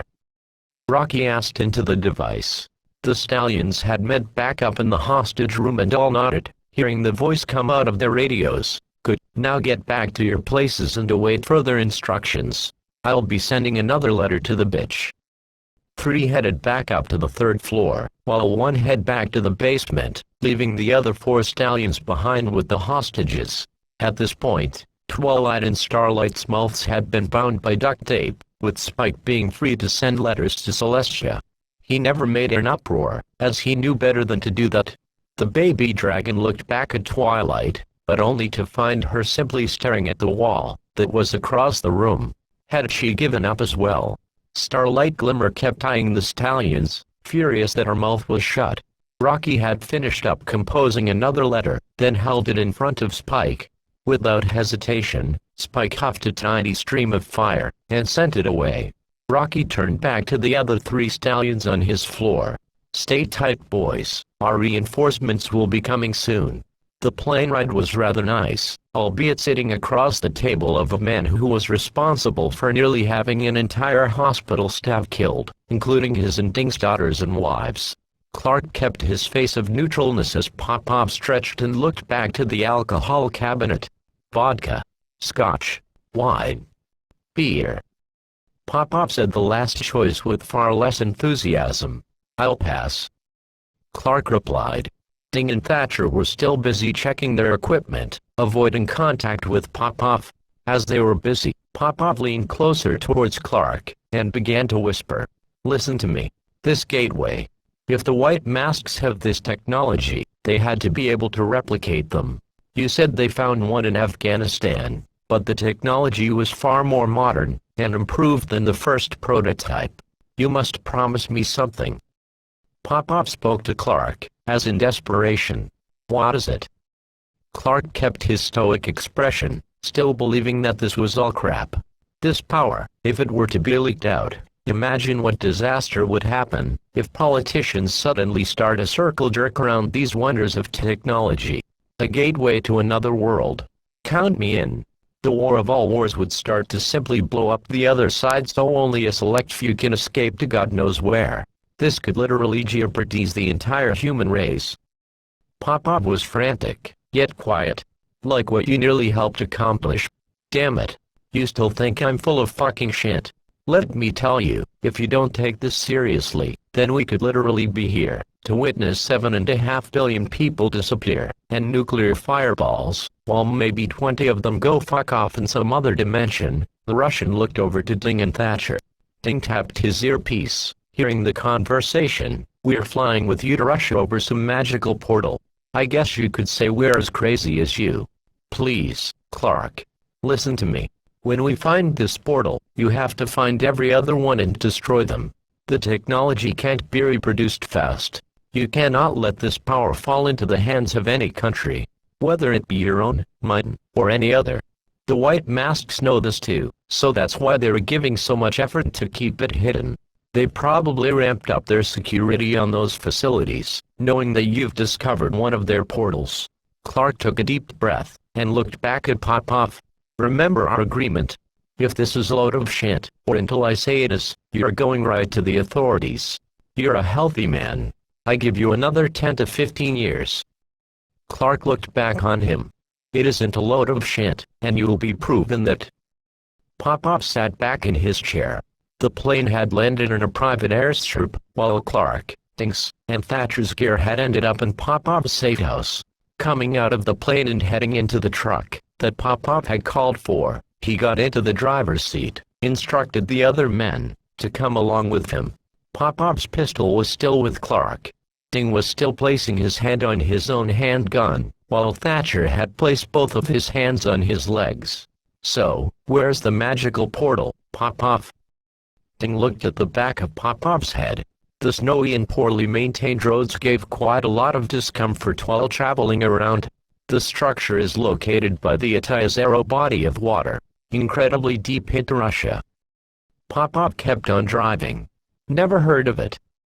Ding spoke up. "Thankfully, the airport wasn't very far away. Give or take, a 2-hour drive. Don't worry, this vehicle was built to withstand these kinds of conditions." Pop-Pop turned as Thatcher was surprised a road even existed here. The team took a bit to relax through the bumpy roads, checking on their handguns. Soon enough, it was a 30-minute drive, when they came to a very uninteresting and small compound, made of concrete with the windows boarded up. "One of my many safe houses. I'll get the door." Pop-Pop had put on an extremely thick coat as his breath became visible. Thankfully, the other men were graciously given coats. Arriving inside, the duffel bags were on the tables. "See? Like I promised." Pop-Pop got over and opened the duffel bags, showing them their familiar gear. Clark and Ding both took their MP5 submachine guns and loaded a magazine into each. Thatcher's AR-33 was given its magazine placed back into it. The team loaded up on their gear some of it consisting of body armor, flashbang grenades, Thatcher's EMP grenades, mini-drones, and a plethora of other electronics and spare ammunition. As Clark checked his submachine gun, Popov walked over. "So, since you're all loaded up, I'd like to have my gun back, please." Ding caught the handgun as Clark tossed it across with a smile. "Not a chance. Wish we had Rooks R1 and body plates. Always feel a lot safer with them." Thatcher commented on the GIN operator that was most likely back in their headquarters in the UK. "Loaded up?" Clark called off. "Loaded, Mr. C," Ding replied. "Yes, sir." Thatcher slipped in his 6-inch knife into the sheath on his arm. "All right, let's get to the portal, shall we?" The drive took another hour and 50 minutes, due to the increased snow beginning to form. The truck easily surpassed the icy and covered roads. Clark and Ding's MP5s were across their coat, while Thatcher's AR-33 sat on the right of him in the truck. Sitting shotgun, Clark spoke up. "I see a body of water. We're here." Popov nodded back, and pointed towards a white complex out across the lake. "Almost. Get your gear ready." As the truck drove around the large lake, the operators checked their weapons one last time as the complex began to get closer and closer. "I'm getting too old for this." Clark spoke, of whom which Popov quickly replied, "Same here, comrade." Ding pointed up ahead. "I see someone there." "What? Where?" Popov squinted his eyes to look ahead. The truck stopped in front of the complex where one lone figure stood in front. Then, every single heart in the truck sunk. The figure was wearing an incredibly thick coat, but with a frighteningly familiar mask draped across his face. It was a white mask. "Hey, what the hell?" the man shouted as he aimed an AK-74 rifle up towards the truck, and didn't hesitate to squeeze the trigger. "Holy shit. Get down." Popov warned everyone as a hail of bullets blasted through the windshield of the truck, spraying glass all over the place. As the glass rained around the operators ducking for their lives, Ding pulled out his M9, and put it to the back of Popov's head. "You son of a bitch, this was a setup." Popov looked back. "I would never affiliate myself with these motherfuckers. If I were, they wouldn't kill me. I would be too valuable." The guard let loose another volley of bullets, after pausing to see the damage done to the truck. "Fuck." Clark took his MP5 and returned fire, barely making his head visible. 3 bullets impacted into the thick coat, knocking the white mask down onto his back. He was about to get back up, most likely doubling up his wardrobe with some body armor. Before he could get the chance, Thatcher lined up the red dot in his sight, and nailed him twice in his head and neck. "Give me my gun. I can defend myself." Popov shouted as he quickly unbuckled himself. "Fuck your gun, and fuck you." Ding shouted back, "We got more coming out." 3 more terrorists headed out of the complex through the main doorway. 2 of them also held rifles, while the third in the back was running towards them with something far, far worse. The unmistakable shape and bugle on the top of the weapon highlighted the rocket-propelled grenade that the terrorist was now taking out and leveling towards the truck. "RPG. Get out of the truck." Clark shouted as he threw the door open and fired back at the 3 new adversaries. Popov had gun out and ran to take cover behind a fair-sized rock in the snow. Ding moved out towards Popov, firing as he went, while Thatcher shot his rifle, while moving towards Clark. Then, the white mask wielding the RPG fired the grenade. The explosion sailed straight for the truck, and blasted it into a fireball, just as the operators and the XKGB had gotten clear. The Rainbow team returned fire, battling with the 2 riflemen. Thatcher instantly dropped the RPG trooper as a quick and precise volley from the MP5s nailed the rifleman and their masks. "Everyone okay?" Clark called out. "I'm good." Thatcher replied back. Then, Popov took his hand from his coat, and saw his hand emerge covered in blood. Taking off the jacket, he found that, while he was running, an AK bullet grazed him across his waist. "Blind!" Popov cursed in his own language. "Popov's been hit." Ding called back. Then, what happened next was even more unbelievable than Popov's story about the portals. A rather small-sized horse in a white coat, armed with a rifle, and standing on its hind legs walked out of the doorway. and began firing at Popov and Ding behind the rock. What in the name of hell? Is that a fucking horse? Thatcher didn't hesitate to fire back at their new assailant. Popov looked over the rock and shouted back that creature had to have come from the portal. The white masks are using it now. It's the only explanation. Thatcher had dropped the horse with 2 more shots. Bloody hell. What in the name of fucking God is this? Thatcher shouted as 3 more horses came out of the complex, accompanied by 2 white masks in heavy lab gear. Open fire.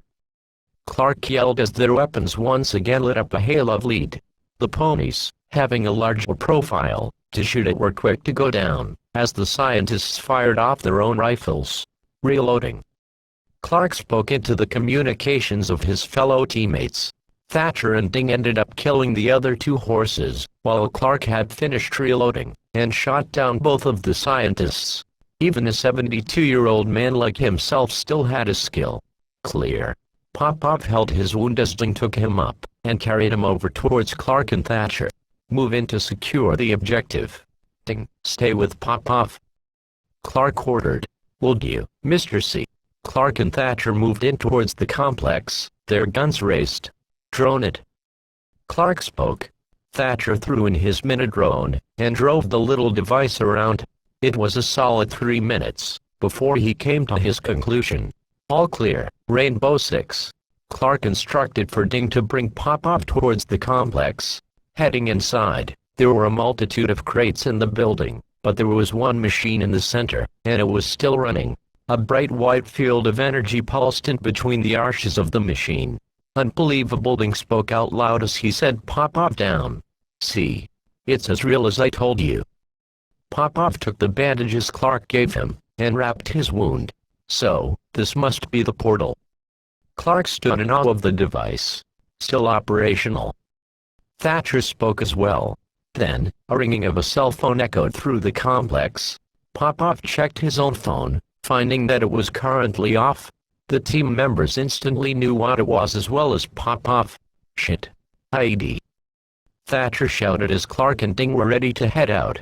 No. Use your grenade. Popov pointed to the EMP charges on Thatcher's pack. He didn't hesitate. Activating the grenade by twisting the top, Thatcher threw it high into the air, directly in the middle of the complex.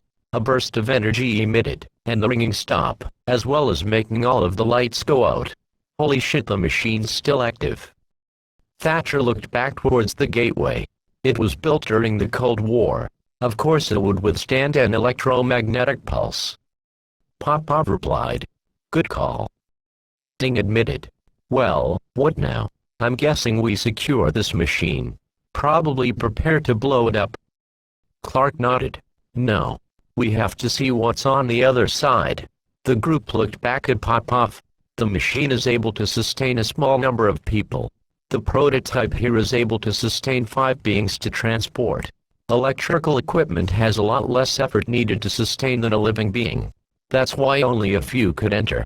We have to know where the white masks have ended up. Popov gave his idea. Those horses, what the hell were they?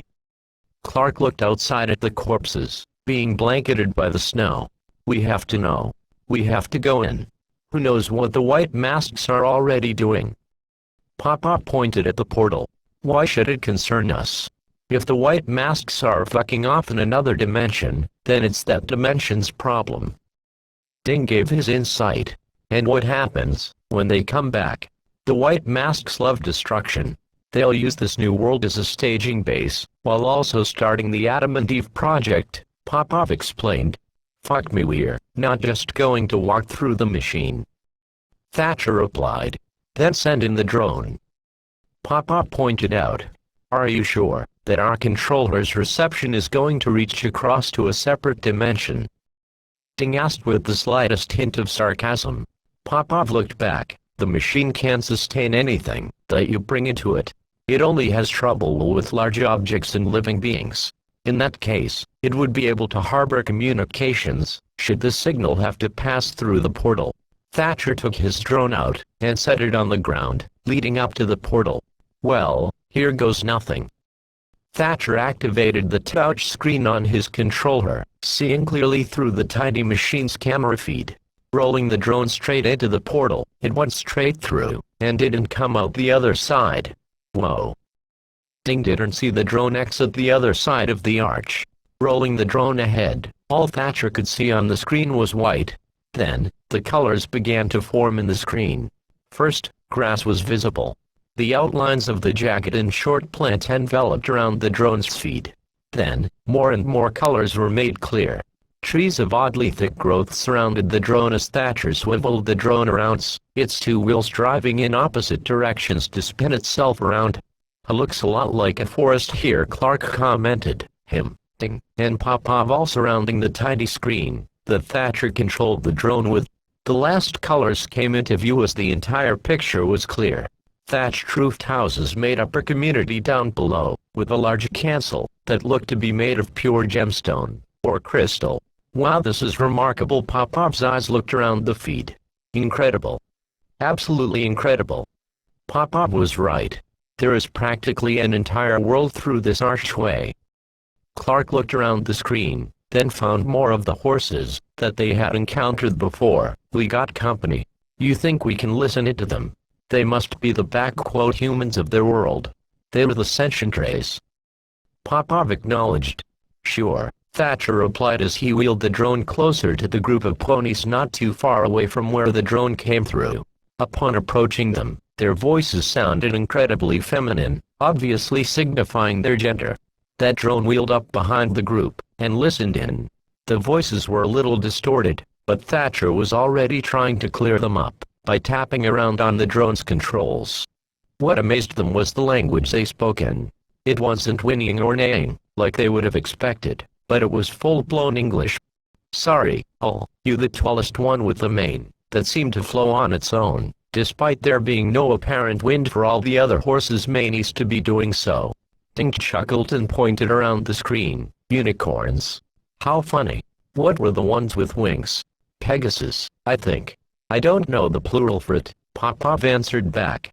About what, Highness? Twilight, the pink one began to speak up.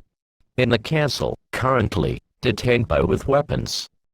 The tall one, apparently the leader of the smaller ones, held its hoof towards the crystal structure. What? She's against her will. The one with rainbow mane looked over to the castle.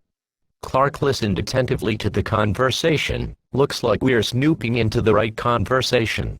That town looks deserted, and from what I hear, phrases and words like against her will, and detained sound like a hostage situation. Thatcher finished up the sentence. No doubt made by those white masks. I knew it. They're already inside that world, and stirring up whatever shit they can. Ding looked back at Clark. Mr. C, I don't think these horses are truly affiliated with the white masks.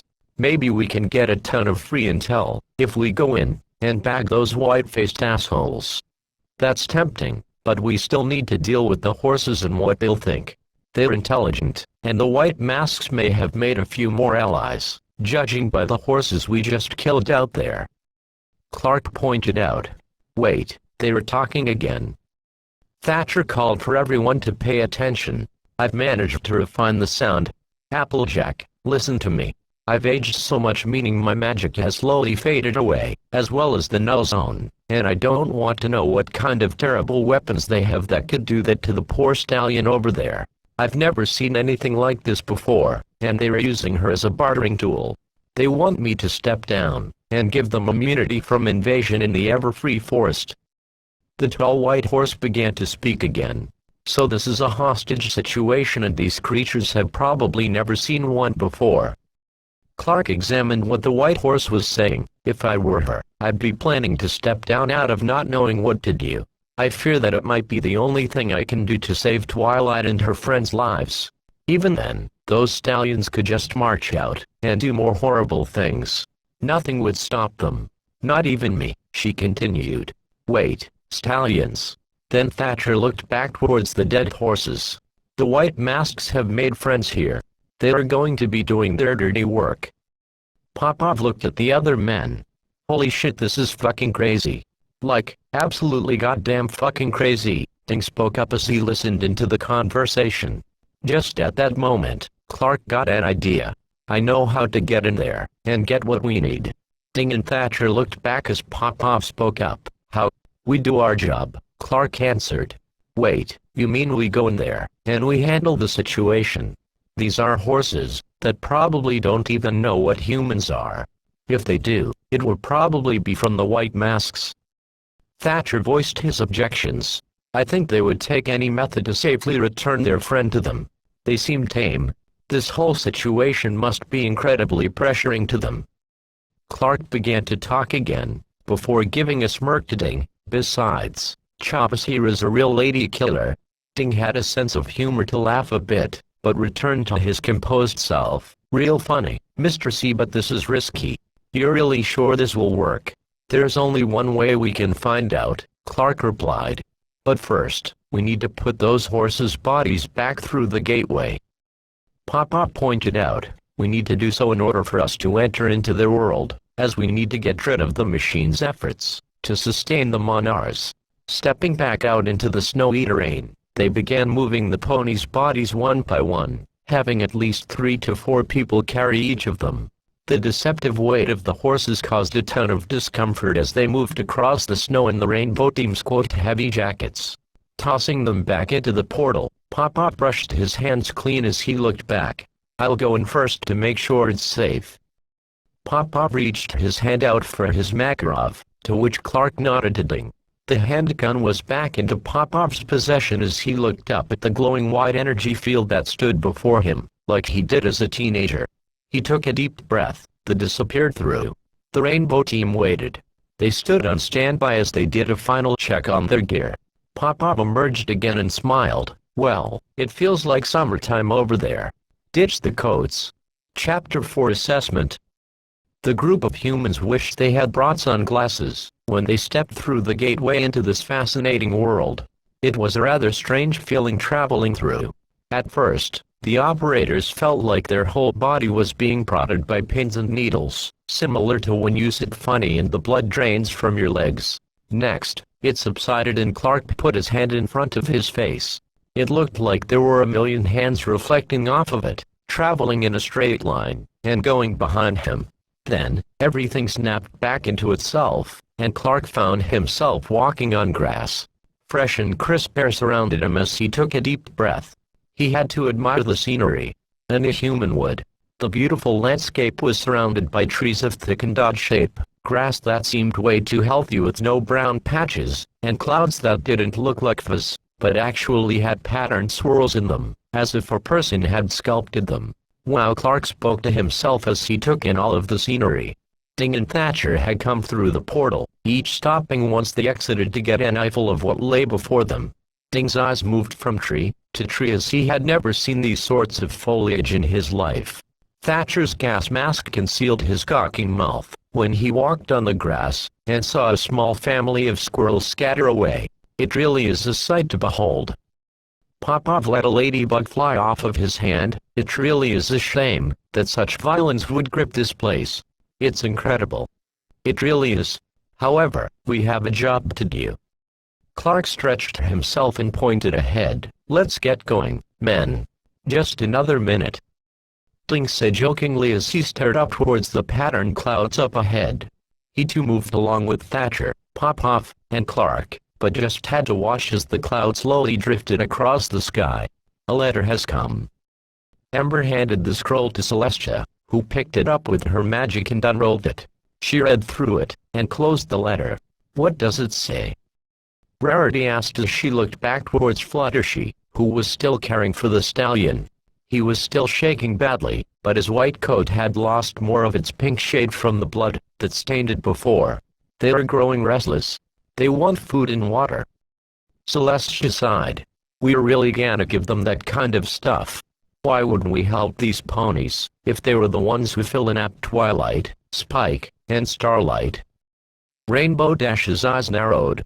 We need to keep them stable, or they might hurt them even more. Possibly worse. Celestia once again looked back towards the castle. Why don't we just get them sleepy with one of Zakora's potions? Maybe we can sneak them in a treat. Pinky voiced her opinion. You know, that might not be a bad idea. If they all go to sleep, we can detain them, and rescue our friends."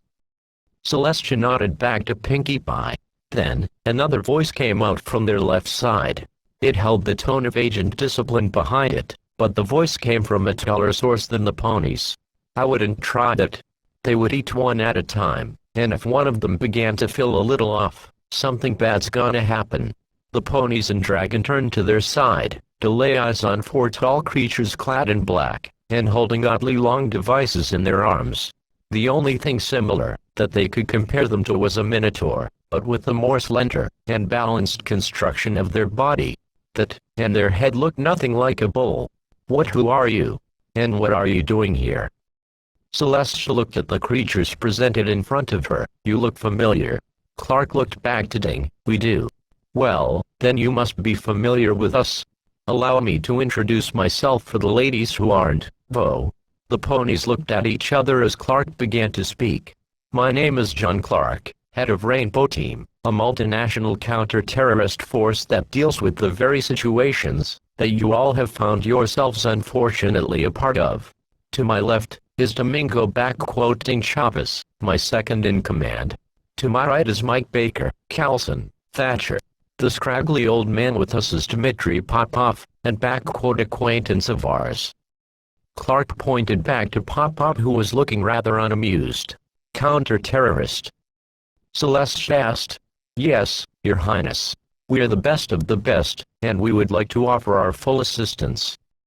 Ding remembered that the tall white one with the eternally flowing mane was referred to as their leader. "We have a common enemy, and we can identify the organization that these stallions that have taken your friend are affiliated with." Thatcher nodded, taking off his gas mask. "You can. Who are these stallions, and what exactly do they want?" Celestia jumped at the opportunity for answers, until the guard captain suddenly bolted from where he was being tended to by the other guard Spinnies and Fluttershy. "Your Highness, those were the same kind of weapons that killed my squad members. They're with the hostage takers." Suddenly, the MP5 Clark was holding was forcefully slammed to the ground by an aura of golden magic, and his hands were forced behind his back. Instantly, the others reacted by pulling up their own weapons, lining up their lasers with Celestia's head. "You monsters! Do you know what kind of horror you have inflicted on this kingdom with those weapons?" Celestia angrily shouted as her magic kept Clark restrained. "Gah! Those weapons were stolen." Clark shouted back, "We have a common enemy, and that is the white-masked terrorists." Celestia narrowed her eyes as she tightened the grip behind Clark's hands behind his back. "White masks? What are you going on about? Lower your weapons, men. That's an order." Clark commanded back, getting Ding and Thatcher to point their guns down. "Give me those weapons," Celestia demanded, to which Clark nodded. If things got more ugly, their sidearms would be more than enough to fend them off. A golden aura came over the two MP5s and the AR-33. Levitating towards Celestia, she took up Ding's submachine gun, and ended up ejecting the magazine from it, as she ran her magic along the side of the gun, and ended up hitting the magazine release. Inside the magazine were little tiny casings, that held a shiny metal inside. "So these weapons fire these tiny things out?" Celestia examined December, and the rest of the elements of harmony stood back. "Yeah, they do." She looked back at the group. "Such terrifying technology. Who would ever need anything like this? Your Highness, we can't be at each other's throats like this. If you want to see Twilight again, then you need to let us help." Clark explained. "How do you know about Twilight?" she asked. "We've been eavesdropping. With a drone." Clark admitted. Celestia looked back behind her. Apparently, the rustling in the grass she had heard before wasn't from a mouse or a squirrel, but a tiny black robot with two wheels for propulsion. How rude! She narrowed her eyes. "Look, we've been tracking the whereabouts of the white masks and they've ended up here. We come from a different place. A very far and different place." Clark went on. "I've never seen anything like you before." Celestia put the guns on the grass in front of her. "That's because we come from another world. Or dimension. It's just as new to us as it must be for you." "I understand." Celestia looked back towards Clark. "You're humans, but apparently a different kind. than what I'm familiar with. Does your skin tone differ at all? Some more pale, some darker. Not really going into the red-yellow-blue spectrum, this time, Thatcher spoke. Please, we can't be turning on each other, while those stallions still have your friends. We assess and handle these situations.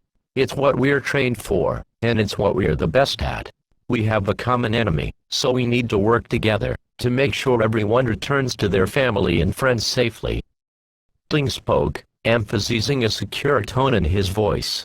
Celestia looked down at Clark, who was on his knees, and with his hands behind his back. Applejack came back up to her and looked up, wanting to speak to the princess. Princess Celestia, with all due respect, I think you can trust them. They mean well, and I can tell it in their voice. They want to help, and they're being sincere about it. The element of honesty voiced her thoughts. I don't know what else we can do, but these humans might be able to help us. In return, I think we should help them. The leader of the ponies looked back to Clark, and released the magic around his hands. Getting back up slowly, Clark nodded. I'm very thankful that you can trust us. I know this must all be incredibly harrowing and terrifying for all of you, but if we can work together, then it will all turn out to be a happy ending. Clark addressed each and every pony in front of him. Nice going, Mistress C, Ding whispered. Well, now that that's settled, I think it's time for you three to start your job. Pop-Off nodded back to them. Actually, we got something for you to do, buddy. Thatcher put his hand on his shoulder, stopping Pop-Off from leaving so soon. And what's that? You're coming out with me to guard the portal. I'll be calling for other operators to get here. You're going to get your private airline to taxi as many operators as we need. Thatcher explained. Pop-Off thought about all of the costs regarding jet fuel and travel, as well as paying extra to ship back questionable goods. He looked back at Thatcher, and gave a reluctant smile. Of course. The group had moved past a hill that overlooked Ponyville, so wandering coming from the castle wouldn't catch the presence of humans in a world full of ponies. Clark had instructed exactly who he wanted here up, in front of Thatcher, who exited out the portal, to communicate back to headquarters. All right, first things first. Who do we know is in that structure? Clark asked his first question. At the moment, Twilight Sparkle, Starlight Glimmer, and Spike are known to be inside the castle. I don't know of any others that could be held in there. Celestia answered back. Clark nodded. Okay, do we have any blueprints or construction plans of the castle? Architectural plans would do as well. The other four ponies looked at each other sheepishly, and returned their attention to Clark. Well, not really. Rarity rubbed the back of her head. What? Why not? A building to be constructed of that size has to have a ton of. Nope. It came right out of the ground, when we defeated Tyrek. Pinky interrupted Ding. She immediately apologized with a, sorry. Clark looked back, dumbfounded. It came out of the ground. The four ponies nodded. Even Fluttershy, who was tending to the guard, had overheard, and said a barely audible, yes. Rainbow 6 and 5 breathed a heavy sigh. All right, we're going to need to work on that later. I'm inferring that the ponies inside haven't been held for very long, right? Ding asked his question. Yes, just this afternoon. We evacuated Ponyville and an hour later, I got the letter of demands. Celestia spoke. What are their demands? They want me to step down as leader, recognize the Everfree Forest as impassable land, and probably take Twilight with them as well. Celestia shivered at the last thought. Typical. Ding remarked. Don't worry. None of that is going to happen. Clark reassured. We still have a lot more things to plan about in the meantime. Right, what else do you need to know? Clark thought a bit, before looking back towards the princess before them. Do you have an estimate on how many hostiles have taken hostages in that castle? Celestia shook her head. I don't know. The guard claimed that at least 3 attacked his squad when he tried to get his squad closer to the castle. Bad a choice. You never want to make any aggressive actions so early on, or you might risk a hostage dying. At this, Celestia's eyes narrowed. Really? Now how was I supposed to know something like that? Okay, 3 ponies. That's a start. but there has to be more. What kind of weapons were they wielding? Clark inquired. Probably the same you humans have. There are hundreds, if not thousands of different guns of fair size. Ding voiced himself. Does anyone recall a shape or anything like that? How fast did you hear those banging noises? From where I could hear them, I heard short, rapid bursts of them, and then one of them just went on, and didn't stop until a long time. Celestia remembered the sounds echoing from Ponyville. Ding nodded. Automatics and quite possibly a machine gun. Damn, these ponies are sure armed to the teeth. No offense, but how are you four going to stop this whole situation? The guy with the gray hair, who left us, doesn't seem to be much of an energetic fellow. Dragon Lord Ember looked over the humans. That's why we're calling in more operators. They're specially trained to deal with different scenarios, so that's why we're calling in all available ones. Clark explained. Huh. All right. Ember nodded back. That sounds like a plan. Then, another letter formed out of fire in front of Celestia. What the hell? Did that thing pointed at the letter? Oh, you're not very familiar with magic. That's right. You see, dragons can bind a receiver that they can deliver letters to. How they do this is by incinerating the letter with fire, allowing the ashes to be coated in magic, and be carried to the receiver. That's how the terrorists are communicating with us, using Spike as a mailbox. Ember growled the last bit of the sentence, clearly furious at these ponies for using Spike as a tool. What does the letter say? Ding asked. They're hungry, and they want to eat. Celestia told them. Well, give them some food. Show them you care. Don't give them crap like prison rations, or they'll get more and more angry. We want to keep them calm. Clark pointed out. Then, Celestia looked back towards Pinkie Pie. Pinkie, I want you to bake some cookies for Twilight, her friends, and the stallions as well. Hearing the conversation of keeping everyone happy for their own safety, even the hostage takers, she agreed with a very cheerful, okie dokie Loki. Ding chuckled. At least someone's remaining cheerful through this whole ordeal. Okay, how many of your operators am I going to ferry? The plane can only hold up to 5, if you include all the gear that they will have to travel with. Pop-Pop got his phone ready. 5. Seems to be the magic number today. 5 through the portal, 5 in the plane. Thatcher began to contact the headquarters via his earpiece. Meanwhile, Pop-Pop began to talk on the phone. Okay, I need you to make more trips for me. Yes, of course I'll pay for the fuel as well, and yes, they will be carrying more questionable goods, which I'll be paying you directly for. No connections, directly as close to the airstrip you landed on before. I don't give a shit if it's an abandoned Russian military runway. Do you want $250,000 or not? Pop-Pop paced back and forth, sweat beading from his forehead. Okay, these are going to be the operators I need first. Get IQ, Pulse, Glass, Mute, and Doc here immediately. They will be rendezvousing with a private jet that will take them to the specified coordinates. This order is coming directly from Rainbow Six Actual. Thatcher got his communications through without much of a hitch. Good, and tell them to not drink on the flight. Pop-Pop shook his head. Actually, if they're going to believe the camera footage we're going to show them of these ponies, they are probably going to have to be wasted as fuck. Pop-Pop laughed a tiny bit. Fucking talking candy-colored horses with guns. Chapter 5 Preparation, Part 1. Where in the name of fucking Tartarus are those reinforcements? Rocky began to pace back and forth, breathing heavier and heavier as he went. Twilight and Starlight tried their best to not agitate him any further, as he already seemed like a bomb about to go off. Apparently, the White Masks had promised the stallions a reasonable reinforcement of a few more armed ponies, but they were 2 hours behind schedule. The handheld radios only had communication with the others in the vicinity, but the Masks had given an allotted time, which they failed to meet now. Not like we needed them anyways. We have all the firepower we need. A stallion smirked underneath his own mask. Does Celestia have a belt fed? I don't think so. The other pony was right. They had enough ammunition to purge this town should it come down to it. Those dead guards from before had to have sent a concise message about what these ponies were to do if their demands were not met. It had grown awfully quiet outside as the whole town had become deserted, something a bit concerning to Rocky. "You, take a peek outside." Rocky pointed to a stallion. He looked out a window, and gave a scan of the area with his eyes. "Nothing. I think they went behind those hills over there."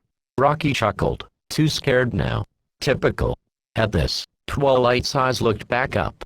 Did Celestia just abandon her? She couldn't have, not after all the years they had spent together. She had to be coming up with some dastardly plan to break her out, she just knew it. Then, a letter came in. Sitting on the ground in the middle of the room, Rocky trudged over, and picked it up. The message from Celestia told them of a delivery of food coming in for them, which is what Rocky read aloud. Twilight's, Starlight's, and Spike's stomachs growled at the mention of food. At once, Rocky ordered the stallions to back up against the corners of the room and behind door frames. It can be some sort of explosive. I'm not in the mood for tricks. Thankfully, any sort of pony magic that came, and would be negated by the machine, but a physical bomb wouldn't. They waited a tiny bit, until a red box, wrapped rather neatly, and carrying the logo of the Sugar Cube Corner was printed on it, was teleported outside the null zone behind a building. A stallion was sent to get it, armed to the teeth, and retrieve the bright red box. Bringing it back to the castle, and up to the second floor, he placed it on the floor in front of Rocky. "Check it." A stallion trudged up to the box, and lifted the cover. Inside was an assortment of cookies and donuts inside, as well as miniature cakes. It smelled amazing. Looking at the sweets, the hostages' mouths either watered through their tape, or visibly to the terrorists. Rocky had ordered only one stallion to eat first, in case if the batch was poisoned.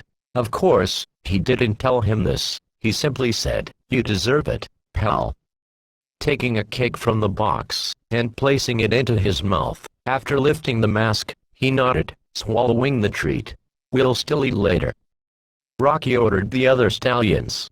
Instantly, the other stallion knew what Rocky had let him do, and sat back in a corner of the room, paranoid for a while. Spike's stomach rumbled again. At this, Rocky took a cookie from the box, and held it in front of his face. "Oh, wow. Peanut butter. Smells really good, doesn't it, Dragon?" Though nobody else could tell, Rocky had the biggest grin he had ever worn in his life plastered under his mask. Spike looked at the cookie, then back at Rocky, not daring to move. Then, Rocky took a bite out of the cookie, laughed hysterically, and ate the rest of the thing in the left corner of the room, after walking over there. "I'm sorry, but I had to. It was too good of an opportunity to pass up. Oh, and if anything happens to me, or that stallion who ate, you all know what to do." Rocky spoke up.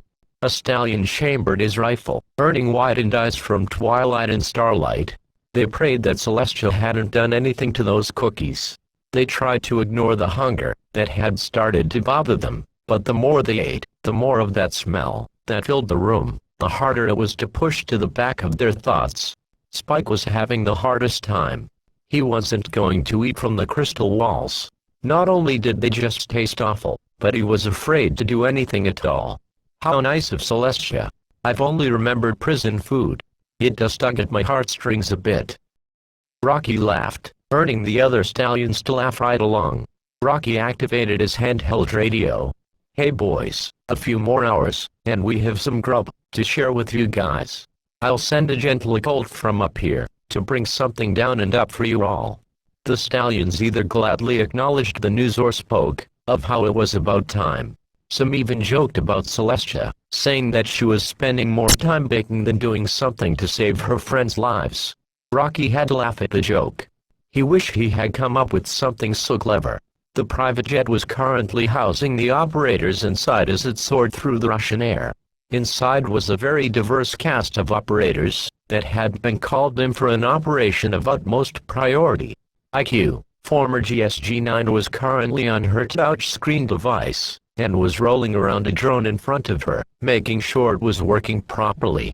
Doc, experienced from the Jinn, was checking on his medical supplies, including his portable defibrillator and his stim pistol.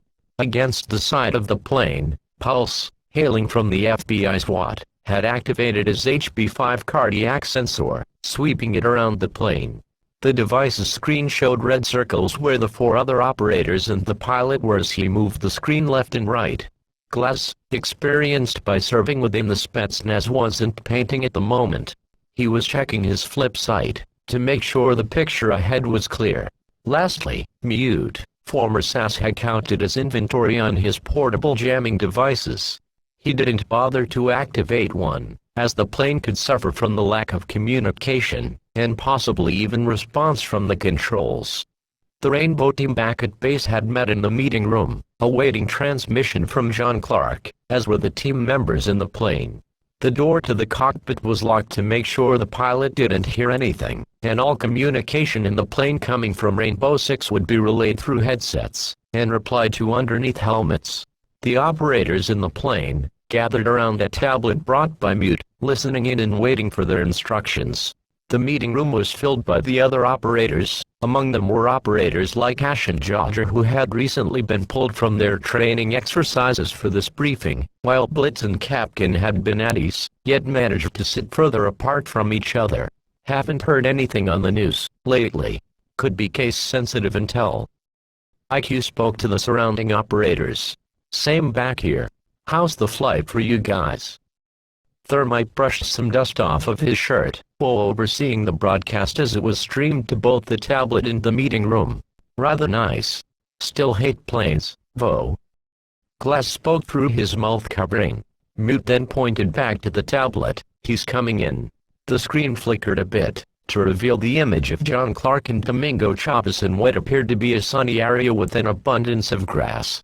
In the background, trees dotted the landscape with a monstrous mountain in the background. Looking closer towards the mountain, a massive white structure rested on it. It obviously wasn't a house from its massive size, but whatever that building was in the scenery, it had to be gigantic. Clark seemed to be in a sort of stupor, as if trying to think what he was going to say. Then, he spoke. Okay, operators. I'm going to make this short and simple. John held up the camera towards Celestia. Say hello, Your Highness. John pointed his tablet towards Celestia, who looked back and asked, What's this? Is this a camera? Every operator either widened their eyes, stood from their seat, to get a better view, or said something along the lines of what the fuck, is that a talking horse, or, where are you, Rainbow 6? Clark sighed. Okay. You have to believe everything what I'm saying, because this is the real fucking deal. Do you understand me? Do not speak unless given permission. Ash was about to object, but Thermite held his hand up, stopping her. So, I'm in a land of magical talking colorful ponies. Immediately, Tachanka burst out laughing. Jodger stepped closer towards the projection, to get a better look, and Montaigne turned around and said, Something's not right. Clark then held up his hand. Montaigne, I'm fine. You have to believe me about what I'm saying. You know that I would rather die than pass a lie onto you all to get you killed. He's got a point. Fuse whispered to Kapkan. Okay. Rainbow 6, if I may. Yes, Fuse. What the hell is going on? First you disappear for an entire day, while you've strictly put yourself in retirement from combat, and you are now in some grassland. Fuse spoke up. Dinkuddin, okay, you all need to pay attention right now. Especially those of you on the plane. Talking to you, IQ, Pulse, Glass, Doc, and Mute. Then, Celestia picked up the tablet with her magic, and hovered it in her face. Is it Oling? To which Clark and Ding nodded. Okay, well. Rainbow Team, my name is Princess Celestia, ruler of Equestria, and in dire need of help in this crisis that is unfolded in my land. Tachanka was busy trying to prevent another outburst of laughter, whispering to himself, this has to be a dream. Sledge elbowed Tachanka, getting him to quit his behavior. Roughly 6 to 8 hours ago, my student and her friends had been taken hostage by ponies claiming to be part of the White Mask movement. They want me to step down as leader and grant them access to the ever-free forest. If I don't comply, they'll kill 3 innocent beings and slaughter every pony they can find. Celestia did her best to explain. That's what's going on here, team. Clark's voice came off from behind. The meeting hall and the plane was silent. Then, Blitz took the initiative. Okay, Celestia. What are we looking at here? Mentioning the white masks is never a good thing, so this means serious business. What kind of information can you give us? Blitz asked, genuinely. They are being held in that castle in the center of the town. You cannot miss it. They are stallions armed with the same kind of weapons you all use. Celestia replied. Wait, how can a pony use a gun with hooves? Ash crossed her arms. We have a magic that allows us to manipulate objects, as if we had hands. It isn't direct use of magic, which brings me to the next thing. There is currently an anti-magic null zone in effect around the area of the castle. That's why my guards can't get anywhere near it. Wait, magic? Twitch asked. You better believe it. Clark said as he let Celestia levitate an apple in front of her face, then proceed to crush it into a pulp in thin air. That has to be Anilu. Smoke was about to talk, before Clark silenced him. Smoke, this is fucking serious. I'm literally in another world with Thatcher, and another friend of mine. What I'm saying and showing is 100% truth. Clark narrowed his eyes. I think he's telling the truth. Jodger spoke up. He would never lie to us, and this must be taking millions of dollars of video editing, if the white masks are behind this. Have you even seen the recruitment videos? The team nodded to each other, bringing back from memory that white masked videos were nothing more than a camera pointed at a man giving vague promises to those who would join. Oddly enough, their membership was even a force, to be recognized with by even ISIS. The Islamic extremist group would probably have contacted the white masks to join them, hadn't the white masks themselves also claimed that all religion was to be disposed of, and proceeded to bomb mosques and even go as far as assassinate one of their ringleaders. Rainbow Six, why are we en route to Russia, when you're obviously somewhere far from it? Pulse asked though his communications mic. It's going to house the way to get there. When we arrive at the airfield, there will be a truck waiting. Our acquaintance had called beforehand to place it there, and put in the GPS coordinates. There will be more trucks as I will need more and more of you to arrive, and handle the situation that is here. Clark spoke back to the group of operators in the plane, and in the headquarters, I will keep the channel open, and encrypted so you all can be updated by the second. Take mental and physical notes about what Celestia and I discuss. Is that clear? Blitz looked back towards the operators sitting behind him, and Mute looked back up at the four others around him. Understood, Rainbow Six. The entire headquarters and the 5 operators on the plane sounded off. IQ leaned back on her seat, and looked over towards Mute. Clark's in a land of magical ponies. If I were still 8 years old, I would be the happiest girl on earth. But this can't be real. No possible way could any of this be real. Doc shook his head. It's impossible. Then, Mute spoke up. You heard him, and we know Clark. He would never lie to us, if we were put at risk. He would rather die than let us all fall into a trap. That horse couldn't be pre-recorded CGI. It was able to react to just about everything in the conversation. I still don't trust any of this. Get your gear ready when we land. Pulse placed his cardiac sensor on his hip. The private aircraft soon found itself heading towards a runway that seemed to be devoid of any sort of people or other working aircraft. On the side, the ruins of a decommissioned MiG-15 Cold War jet lay on the ground. Tachenko would love this place, Glass noted his other comrade who was currently back at headquarters. Looking out a window, a truck was waiting for them on the road adjacent to the runway and hangars. The large pickup was gathering snow on its roof as the operators stepped out of the plane in heavy coats, to give ample protection from the frigid weather. They unloaded their gear from the cargo compartment of the plane, wondering how much damn money the pilot must have been paid to keep his mouth shut about this. Geared up. Pulse checked the others out, while he slung his UMP-45 under his arm. Roger. Glaz replied, checking his communications mic, while loading his OTS-03 sniper rifle. As the group was finished preparing, IQ had gone over to the truck, and took her electronic detection device, or EDD, and placed the screen in front of her eyes. The smartphone-sized flip-up screen displayed to her all electronic devices that were in front of her, and showing their outline on the screen, as well as displaying the distance towards the detected object. Scanning over the truck thoroughly, she nodded back to the operators, "The truck is clean. Load up." The operators climbed into the truck, finding a GPS with a pre-selected destination ready for them. "Rainbow 6, we are en route to the destination." Mute spoke as he took the wheel, started the vehicle, and stepped on the gas. The truck responded perfectly. "Roger that. Stay on the channel for any updates. I'll be sending another list of operators that I'll need here shortly." Clark replied.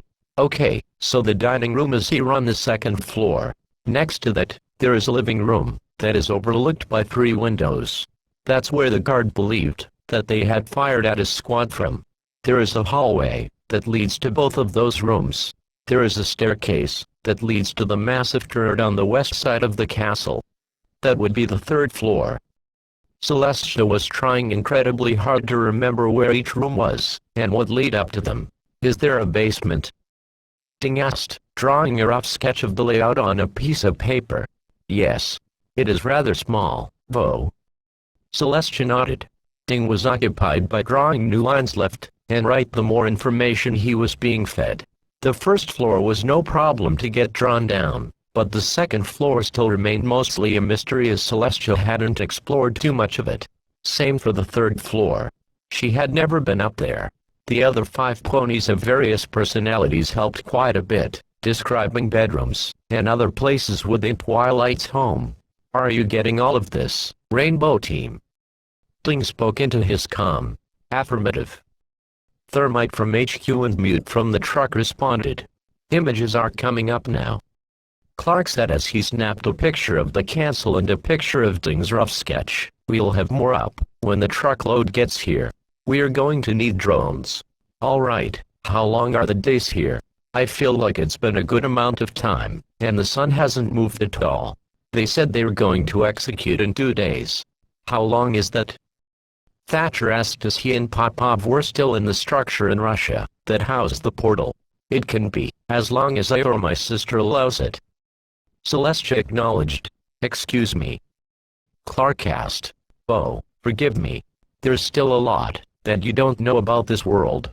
You see, I control the day cycle, while my sister, Luna, controls the night. I raise and lower the sun, while she does so with the moon. Whether of us can do the same, if the other cannot." Celestia explained. At this, every human that was listening in fell silent. Then, Ash gave a chuckle and asked, "Come again. Point the camera up." Celestia ordered Clark, who did so. The sun moved to the 3 o'clock position, then to the 5 o'clock position. Then it came back to the place it was before, then back to 5 o'clock. It went back and forth, earning widened eyes and even open-mouthed cocks from those who were watching the footage. "Holy fucking shit. You just moved the sun." Ding stopped what he was doing, and looked back up. "Move it in circles." Smoke crossed his arms to see if it wasn't pre-recorded. The sun moved clockwise in a circular track, then counterclockwise. "You can move the sun. What other powers do you have?" Montaigne asked, amazed. "Well, that's the biggest extent to it. My magic is useless against that null magic field that those terrorists have put up, and my immortality doesn't stop death by force, otherwise known as me getting killed. Plus, I'm rather old. Well, over 2,000 years isn't too long for you all, right?" she said with the slightest of red on her face and a smile. "Not at all." Ding grinned and chuckled. "Okay, so she's an immortal goddess that's asking Rainbow Team for assistance on a hostage situation. Even though she can control the daylight cycle, those terrorists must be counting by the hour should the sun not set.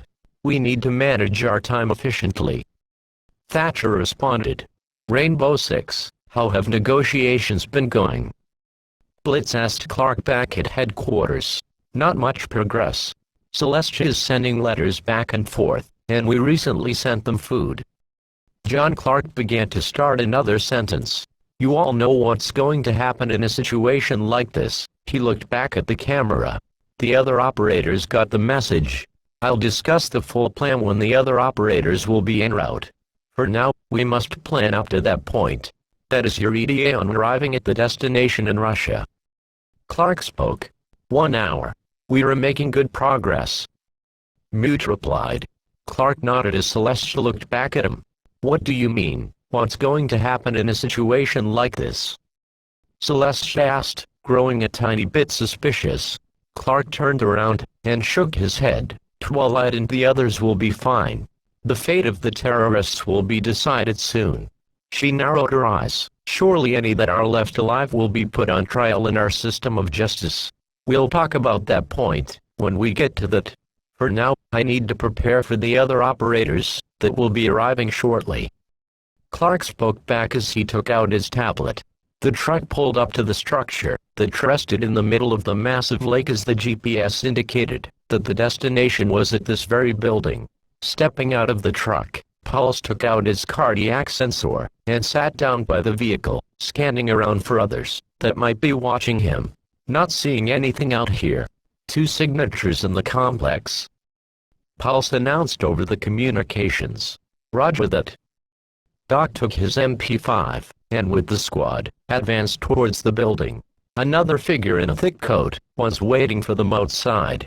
The facial features of the man well in his 50s were soon displayed to the other operators, giving them the opportunity to recognize Thatcher. Thatcher, what a day to be here. Hostage situation in a world of magical ponies. Glass wiped some snow off of his goggles. Yeah, tell me about it. The gateway's inside the building. Thatcher pointed inside. Gateway. So we're literally jumping into a hole to go to another dimension? Mute asked. Sort of. You walk straight through it. Let's get inside, get situated, and ditch the coats. It's a fair bit warmer over there than here. Thatcher opened the doors to the complex, showing the massive machine resting in the center of it, as well as another man in a designer suit sitting inside. More of your friends? Popov asked Thatcher. Yeah, portal's still operational, correct. Thatcher and the team began to check each other's gear. Still up and running. Popov looked over towards Glass and recognized the green camouflage, Spetsnaz. Such a privilege to have that kind of expertise in this situation. Then, Smoke spoke up back at the HQ. If the point is to get the hostages out alive, then why are you sending in the Spetsnaz? He was about to laugh at his joke, but instead earned dirty looks from all of the other operators. Glass just rolled his eyes, and thanked Popov in his own language, Spasibo. Popov sighed and laid back. Thankfully, none of the other operators knew who he was, or more unnecessary conflict about the trustworthiness of this whole situation would sprout. Rainbow 6, we are ready for insertion. IQ communicated to Clark. Roger that. We'll be emerging, and you'll take our place. We will relay instructions from inside the building, while you're in Equestria. Clark responded. Then, he gave Celestia a little earpiece. Take this so you can hear everything. One more question was to be asked by Clark. You have a sister. Where is she at the moment? Loon is currently on a diplomatic visit to the Deer province. I've warned her of the situation here, but she needs to finish up her visit. Celestia explained. Okay, we need every pony to get away from Ponyville, while my operators will perform their tasks. Same goes for your sister. Understood. Clark said as Ding was already heading back towards the bright white gateway that floated inside the outskirts of the ever-free forest. Celestia didn't exactly know how to take another person ordering her, but she knew better than to question Clark in a situation like this. Okay. Clark then headed back to the energy field, and brought himself back to Russia. The operators were once again amazed as Ding had emerged from the portal, as did Clark as well. Alright, head inside now. I'll be on comms, and relay further instructions to you. Clark pointed to the portal. IQ, Pulse, Mute, Doc, and Glass did a final check on their guns and gear, and walked into the portal, each taking a deep breath. Chapter 6 Preparation, Part 2. Damn, that felt fucking weird. Pulse shook his head to clear the blur he had in his eyes. Thankfully, he was the only operator wearing sunglasses when they came through the portal, as the others shielded their eyes from the sunlight. Almost immediately when they came through the portal, an orange pony with a Stetson trotted up to them. Hey, you all must be the other pun humans that are supposed to come through. Celestia's waiting for ya guys. Applejack greeted the operators that had Matt released from the portal. Dear Christ, you're the cutest thing I've ever seen. IQ chuckled as she followed the pony, as did the others. Applejack narrowed her eyes as she looked away from them, giving a silent, "Cute. Really?" The operators walked over towards a small gathering of ponies that were behind a hill overlooking the town of Ponyville. Surrounded by 4 other mares, Celestia looked over towards the 5 new humans approaching her. "Here they are, Your Highness," Applejack called out. One by one, the operators walked up to Celestia. More help. Please give Clark my thanks for aiding us in this crisis." Celestia smiled warmly at the humans. "No thanks is needed. It's what we were trained for, and it's what we'll live by." Doc nodded back. "Pardon myself, you can call me Doc, former French djinn, now available to administer first aid to those need it." Celestia smiled. "A doctor. Just what we need. I have a stallion who's still shaken up from his squad getting killed by those terrorists before. Are you experienced in therapy?" "But of course. A doctor not only heals a person physically, but mentally as well." Doc walked over towards the stallion, who had calmed down now, but was still having relapses of the prior event. "Pulse. American FBI SWAT. Here to scan and assess the number of hostiles." The man with sunglasses nodded to Celestia. "Call me IQ. Experienced from the German GSG-9 counter-terrorism unit. I was sent here for the detection of electronic devices that will pose as a hazard to all." The woman in a gray hoodie with light armor on underneath spoke to Celestia. "Let me tell you, if I was still a little girl, I would be all over this place." Celestia laughed a bit. She could already tell that she would like this young woman. Then, the man in green camouflage and ear protection walked over to Celestia. "My name is Glaz, former Spetsnaz. I'll be providing overwatch for intelligence, and should the enemy decide to have other plans and walk out."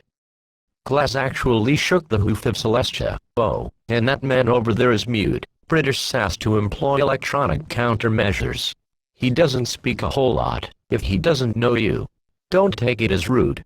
Celestia glanced over towards Mute, the one in the black gear and gas mask who was currently checking one of his signal disruptors. Glaz then walked over to the group of ponies and spoke up. "Okay, we are in a land that none of us are familiar with, so we need to work together. We are going to have questions that hopefully can be answered by you all." The sniper kneeled down to put himself at the pony's height. "First off, what odd things did you notice around the town before this whole situation unfolded? Suspicious personnel, odd behavior, anything along those lines?" Pulse asked the group of ponies. At first, none of Twilight's friends could say anything, as each had been in different places at different times away from the castle, but a gray mare with crossed ties brought herself up to the front. "Hey, I think I might know something." She waved her hoof in the air. "Go ahead." Mute pointed at her. "So, I'm Ponyville's mailmer, so I know about all the deliveries that take place. I mean, it's kinda my job, but I say this group of, I think 8 stallions. Yeah, 8 stallions saying that they were going to Princess Twilight's castle for a delivery. They were wheeling into really big crates towards the castle, and they were pretty mean to me." She twiddled with her hooves as she voiced her experience. 8 possible hostiles. That's going to make my job a lot easier." Pulse nodded. "We know that there is a sort of magic nullification device there in place. Any other sort of electronics that advanced?" IQ asked. None of the ponies knew how to respond. Maybe these ponies weren't the best to be questioned on technology. Shoot. Twilight would know about that sort of stuff." Applejack rubbed the back of her head. "I really miss her flutter." She looked down at the ground. Hey, don't worry. That's what we are here for." Glass held up his hand, unsure of how to keep everybody else calm. Usually Clark would be the man to handle citizens whose loved ones are currently being detained by terrorists. "I've managed to stabilize our guard captain. Anyone else injured or in need of aid?" Doc walked back with his medical bag. "No." "Good." Glass turned to the ponies. "I need to know the highest point in that town, so I can get a clear line of sight to the castle." "Would anyone know where that would be?" "Well, I would suggest the town hall, but that's far too close to the castle." Rainbow Dash pointed over the hill. Try the Carousel Boutique. The top of it has a clear view of the castle. Rarity suggested, here, I'll get a map, and give you directions. Rarity had gone off into the crowd of ponies asking around for a map of the town as communications from Clark had come back in. Alright team, we're about to initiate phase 1. Get a final check on your gear and await my orders. Clark spoke through the mic. We're shipping the other operators now. Back at HQ, 10 other operators were boarding another set of private jets that Popov had contracted. Every phone call the Russian made, the more and more money he lost. Then again, saving your own world and another should be worth any price tag. Thankfully, both planes could easily handle the excess weight from the firearms and gear that were being flown directly into the plot of unsupervised Russian land. Then, Clark's voice came on in Celestia's earpiece. All right. We need you to lower the sun into night. It's been a considerable amount of hours, so day 1 will end. We need darkness to initiate our plan. The Princess of the Sun asked back, lower the sun. How will the stallions inside react? Clark remained silent for a few seconds, then spoke. I doubt they'll do anything stupid. If they send you a letter, to give them light again, then we'll do so. At that point, we'll already be in position. The princess took a deep breath, looked up at the sun, let her magic flow through her horn, and concentrated. Hunger could hardly describe the pain that Twilight, Starlight, and Spike were now feeling now as the stallions had engorged on the treat box that had been shipped to them. That mare sure knows how to bake a stallion, laughed as he watched out the window. When we're done here, they won't even get the privilege to make our food for us. Rocky nodded back and checked his radio. Radio check number 4. Check in. The stallions all replied on their radios. Everything was coming together perfectly. Hey, the sun's setting. Rocky looked out the window as well, tightening the grip on his rifle. Currently, the belt-fed was sitting on a crate in a corner of the room. Rocky broke another smile under his mask. She's going back to her royal duties. Princess has to set the sun at some point. That's just ending day 1. One more day, she'd better step down, or there's going to be a lot more than 2 ponies, and 1 dragon's blood on her hooves. Twilight and Starlight were too overcome with hunger to pay too much attention now. They leaned back against the crystal walls, looking at each other, then back at the stallions. At this point, they had their hope drained from them for a long time. Deep down inside, Twilight knew that Celestia would not give up until she was free, but with all that was put against her, she didn't know for sure now. Shouldn't we worry about them coming in the night? A stallion asked. Don't sweat it. The castle runs on backup electricity since our machine disrupts pony magic, which is the source that lights up the castle in the first place. We just gotta keep the lights on, and no amount of guards they have can get past our firepower. Rocky patted the M249 saw on the crate. Luna had seen the sun go down earlier than usual. She had been notified of a grievous situation back in Ponyville, but she had to complete this diplomatic visit. She kept worrying about what was going on back at home, and was thinking about what a terrible surprise it would be when she got back. Princess Luna, are you okay? One of the deer asked the alicorn. I'm very sorry. My sister had sent me a letter informing me of a catastrophe back home. However, I must. The deer shook his head. Go back, princess. You've already proven that you had changed from what you had become before. Help your kind. The leader among them nodded. Are you sure? Luna asked, to which she received the nod and a smile. Under the cover of darkness, Pulse and IQ were currently staking out in a house that was nearby the castle. They had moved once it had gotten dark, in order to get to their destination before the stallions could adjust to night vision. Thankfully, the lights were on in the castle, so that may be out of the question. IQ took out her EDD, and pointed the screen in front of her. EDD active. If it runs on batteries or has wires, it's going to show up, she said as the operator moved her screen back and forth. Cardiac sensor online. Pulse spoke over the radio. IQ scanned around the castle, and managed to find a plethora of signatures. However, at the distance they were at, she could only recognize one of the devices from its outline. It was the only large machine shown in the complex to be operational. Possible anti-magic machine found. Second floor. I see 4 other electronic signatures on the second floor as well. 3 on the third floor, 1 in the basement. It seems the powerful detection radius of the device was highlighted when she pointed it towards the bottom of the cancel. We may be dealing with suicide vests.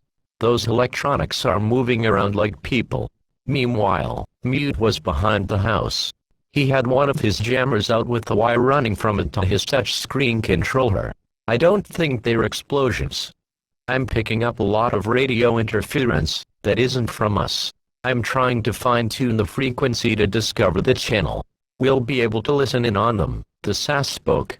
Pulse had gotten his cardiac sensor out and moved it over the shape of the castle. As he scanned around, tiny red circles showed up every time the sensor made a sweep, similar if you had a sonar that pointed out directly ahead. Confirmed. 3 on third floor. I detect 7 signatures on the second floor. 1 in the basement. The American kept scanning over the cancel to make sure that he didn't miss anything. 3 on the second floor. Must be the hostages. Doc was currently with Mute, also trying to find the radio signal. Then, as he turned to dial, he heard a voice. Regas, Grease SHHHHH. I'm going to send another letter to Celestia. Gonna tell her get the sun back up soon. I found the frequency. Channel 25. Doc nodded to Mute, who tuned in, as did the other operators. I hear him. That must be one of the stallions. IQ noted. Sun's coming up soon. We'll need to pull out beforehand. Glass kept looking down the sight of his rifle, seeing figures once in a while pass by, or look through one of the lit windows of the castle. Clark came over the communications link. All right, we can't risk your discovery now. How much intel have you gotten? Good amount. Confirmed 8 contacts, 3 hostages.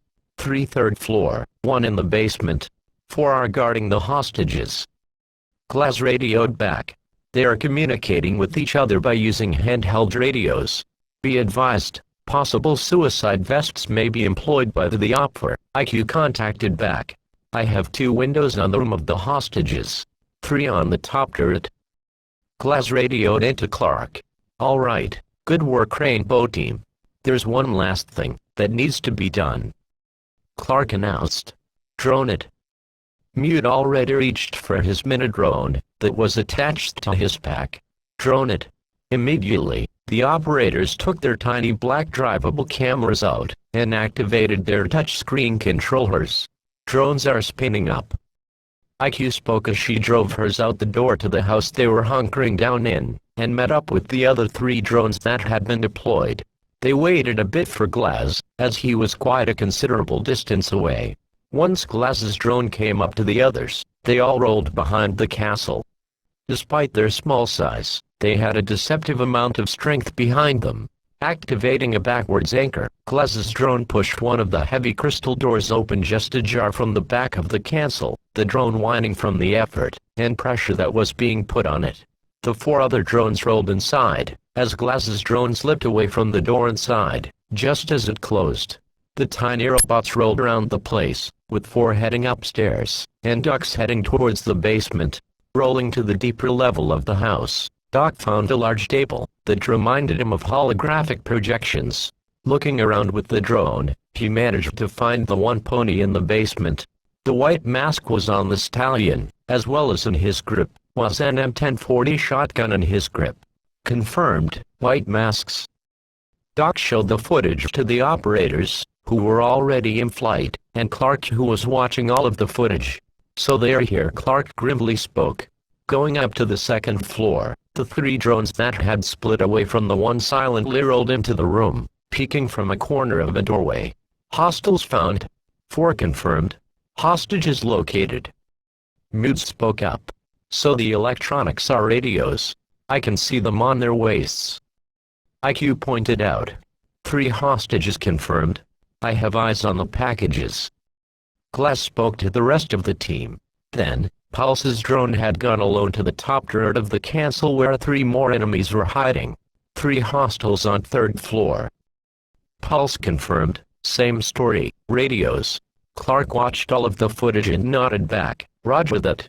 Getting all of this. Rainbow team. We hear and see loud and clear. Fuse nodded back on the plane. Same on the other airline. Thermite nodded.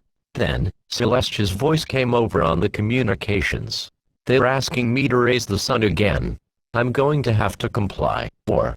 Clark nodded back. Raise the sun in 5 minutes. My team is almost done with the first phase. Rainbow 6 then spoke back to the drone controllers already in Equestria. Park the drones, and keep them hidden. Keep those cameras online, so we can see what they're up to. The 5 operators acknowledged the order, and hid their drone underneath desks, behind furniture, anything they could find to keep those drones hidden. Now, the entire team could view the camera feed of those drones, knowing exactly where the enemies and hostages were located at all times. If they moved, the drones could always follow at any time. It was too bad, Clark thought, that there was no chance of a real negotiation. None of the operators were adept in that field, and the entire scenario of this mission had to remain top secret. Good work, team. Mute. Get a jammer behind the building you're at. Don't activate it, but just leave it there. Clark ordered. Roger. Jammer's going up. Mute spoke as he placed the black device down behind the building he was behind. Celestia spoke up. I need to raise the sun now. Are you finished? Clark replied, yes, give my team a few minutes to get out and raise the sun. When they were clear over the hill. You heard Rainbow 6, let's get out of here. Glass said as he began to climb down the boutique, and the other operators used the shield of darkness to relocate away from the town. Phase 1 was complete. However, Clark had been thinking the whole time. In addition to planning what was about to follow, he had to talk to Celestia about a few things. He knew that she wasn't going to take it well, but at this point in the operation, there was no way she could refuse. Clark, still in the Russian structure in the separate universe, looked back at Ding. Then, Ding spoke to Rainbow Team. This is Rainbow 5. Phase 1 is now complete. Prepare for Phase 2. Clark got on the radio as well. We will be planning our attack. Chapter 7 Attack. 10 more operators had arrived outside the facility that housed the gateway to Equestria, bringing the Rainbow Team's presence to a very considerable number. Among these that had been called, and were 4 operators designated to assist Thatcher. They were to soon go in, and plan for the upcoming assault. In this group, Thermite, Montaigne, Blitz, Fuse, and Thatcher, who were already at the facility, were checking their weapons, while the other 5, Tachenka, Jotter, Castle, Smoke, and Rook, as well as Twitch, were busy carrying the much heavier equipment from the provided trucks that Pop-Pop had commissioned for. The costs were adding up to him. The Rainbow Team might as well have gotten revenge against his deeds in the past, by forcing him to become broke, though he was still far away from it. The Russian ex-KGB watched the entire scene of all sorts of people of different nationalities gearing up, conversing with each other, and cooperating on one objective, the protection of innocent lives. Clark was still communicating with Celestia, discussing to her what his intentions of attack are. Clark, are you really sure about this? What if when you breach that room, the stallions will just kill the hostages? She spoke her concerns. Then we'll hit them so hard and so fast, they won't even know what just happened. Funny thing is, your ponies kind of act like humans in the way you think, and how you react to something you've never experienced before. You're drawn to it, like a train wreckage, before recognizing the danger that it beholds. Clark spoke back. Then, Thatcher came over to Clark. We have a problem. What's that? Rainbow 6 responded. There's only 2 windows and 2 doorways to the hostage room.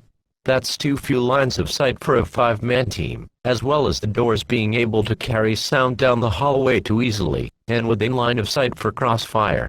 Those walls are solid crystal, so I have no idea what can blow them up and what can't. Thatcher pointed out. I've been thinking of that. If we use too much explosives, we could risk killing the hostages from the force or the shards that will be thrown all over the place. Clark nodded back. Thermite walked over to them, the American overhearing the conversation on the radio communications. If I may, Princess Celestia, I need to know about the melting point of that crystal the cancel is made of. You see, I have this invention of mine called the exothermic breaching charge. Utilizing controlled and fast-acting thermite paste, I can melt through reinforced materials and blow a chunk out of the wall, making a new opening. I don't know too much about things like the melting point of crystal. Celestia put a hoof to her chin. Then, Dragon Lord Ember had also overheard the conversation and notion for Celestia to give her the earpiece for a minute. Knowing that she was a dragon, Celestia complied. Hello, this is Dragon Lord Ember, and I know practically everything about minerals and gemstones. It's literally a dragon's diet. She spoke into the tiny microphone. Alright Ember, what can you tell us? Thermite asked as he got down by a table, and began to tweak his exothermic breaching charge. You see, the kind of material that Twilight's cancel is made of is a kind of gemstone known as royalty gem. It tastes awful, but it was made at one point to create elegant castles. It tastes bad to us, partially because it's hard to digest.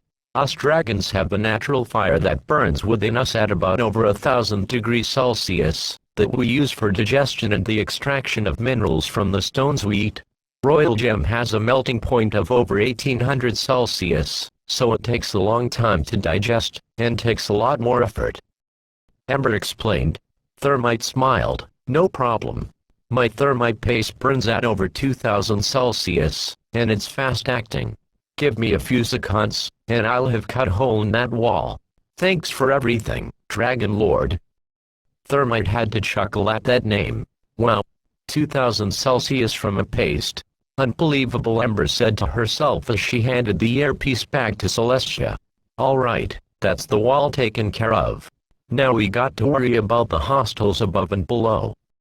Clark thought a bit, then walked towards Twitch. However, he turned off his earpiece for a second as he walked over to her. Twitch, turn your earpiece off. The French operator did as she was told to, and looked up at Clark. Yes sir. Clark then explained the situation. We have one hostile that's hiding in the basement. I need you to take your shock drone before the assault takes place, and neutralize him with a taser, so we can get him out of the way. The portal will allow drone control signals to pass through, so it shouldn't be a problem. Twitch nodded. What will we do with the pony that's going to be knocked out? Clark looked around, made sure his earpiece was turned off, before talking to Twitch again. We'll be detaining him, and bringing him back to Earth. So much intelligence can't be sitting in one of those ponies' heads. Think about it. Other ponies involved, where those portals are. Clark ran through the possibilities. Twitch checked the shock drone, and fired a taser at the wall to test it using a pair of metal prongs to activate the launcher. I understand and I'll get it done, she replied. Excellent. Clark nodded and turned the earpiece back on. He would have to explain this to Celestia, but not yet. Alright, we also need to kill the lights in the castle, but leave that anti-magic machine still on to keep those ponies from flying or levitating guns down the hallway. Ding spoke through the microphone. My EMP grenades can't be set to a certain parameter to short out smaller electronics like a room's lighting system, while keeping something as massive as that machine up and running. Thatcher talked to Clark. That's plenty of time. We'll clear the hostiles out in less than 3 seconds in the darkness. Everything is looking pretty good now. Clark spoke. We'll be making final preparations for the attack. Celestia, we'll need you to drop night again for the attack. No exceptions. Clark radioed to her, and Team Mute had left the jammer behind the house under the east side of the castle. We activate that, and we'll cut off their radio feed. Ding smiled at Clark. So the team's gonna do it like old times. Breach, flashbangs, and hit them like a hurricane. Rainbow Six nodded back, something like that, but even more flashy. Celestia was still behind the hill, amazed at what all of this sounded like. These humans seemed to know everything to do, everything what to do, and every variable that stood in their way. Alright team, prepare up. Thermite, you'll be coming with your exothermic charges, to open up a new hole in the wall. Thatcher pointed to Thermite, who was locked and loaded. Fuse, you'll be using your cluster charge to clear the 3rd floor of all hostiles, so we don't get collapsed on. Fuse nodded after Thatcher pointed to him. The final preparations to his submunition insertion device were in place. Blitz and Montaigne, you'll be up front in the whole thermite mix with your respective shields. Blitz, your flashbang charges attached to the shield will aid in the other flashbangs that will be thrown in. I'll be rappelling on the eastern exterior wall and blowing open the windows after I have used my EMP grenade to take the lights out on the second floor. Thatcher explained. Twitch, you'll be disabling the assailant in the basement with your shock drone. Thatcher ordered. Twitch had already placed her drone on the floor of the facility and drove it back and forth, signaling that she was ready. Celestia could hear the voices on the other end of the Rainbow Team's radio. They were actually going to do it. They were going to rescue Twilight and her friends. All right, team sound off. Thatcher called. Ready. Thermite's SG-556 was ready to go, as well as his exothermic breaching charge. Good to go. Fuse's AK-12 was loaded as the Spetsnaz sounded off, his cluster charges hanging off his back. Roger that. Blitz checked the 3 rows of 8 flashbang charges on his G-52 tactical light shield and nodded. Yes, sir. Montaigne's extendable ballistic shield, infamously and simply named Laroque, was ready to extend and protect his, and whoever was behind his shield's entire figure from incoming bullets. Drones ready and spun up. Twitch sounded off, giving her drone a scoot forward from her touchscreen controller. Thatcher prepared his own AR-33 and his EMP grenades, and looked over the team. All right, let's go save those hostages. While we head out, I'll go over the plan one more time. Clark knew he had to tell her at this time. It would be too late for Celestia to object at this point in the operation, knowing that Clark and his team were her only hope in getting Twilight sparkle, Starlight glimmer, and Spike back. He didn't have a pain in his gut knowing what might happen to that pony. They needed that intelligence, and Equestria would probably benefit just as much as humanity from it, knowing that the white masks could no longer come into their world. Clark took a breath and stepped through the portal back to the other world, after telling Thatcher that he needed to make one more thing fall into place. Walking a bit, Clark came up to Celestia behind the hill, and nodded to her. Clark, what are you doing here? Isn't your team going to be attacking soon? Clark nodded, and motioned for Celestia to head off with him in private. Oh. Okay. Clark leaned against a tree as Celestia asked, is something on your mind? Clark nodded. We'll be detaining one of the ponies alive. The rest are going to perish in the attack we'll be performing. Well, I understand. You have your ways of dealing with these situations, while we have none in the first place. Celestia nodded. For all that it's worth, I thank you so much for everything that you're doing. Well, you're welcome. It's what we've trained exactly to do. However, there is one more matter I need to discuss with you. It's about the stallion that will be detained. Clark looked back at her. Oh, well, we'll be able to process him in due time, but for the crimes that he's committed, you won't be getting that pony back. We'll be taking him back to Earth to interrogate him. Celestia looked back to Clark, unsure if what she heard was correct. Come again. Clark replied, we need the intelligence that's inside that pony. Our world and your world are in mortal danger if we don't stop the White Mask's plans, and that's why we need that information from any means possible. Back at the HQ, we have a lot of means.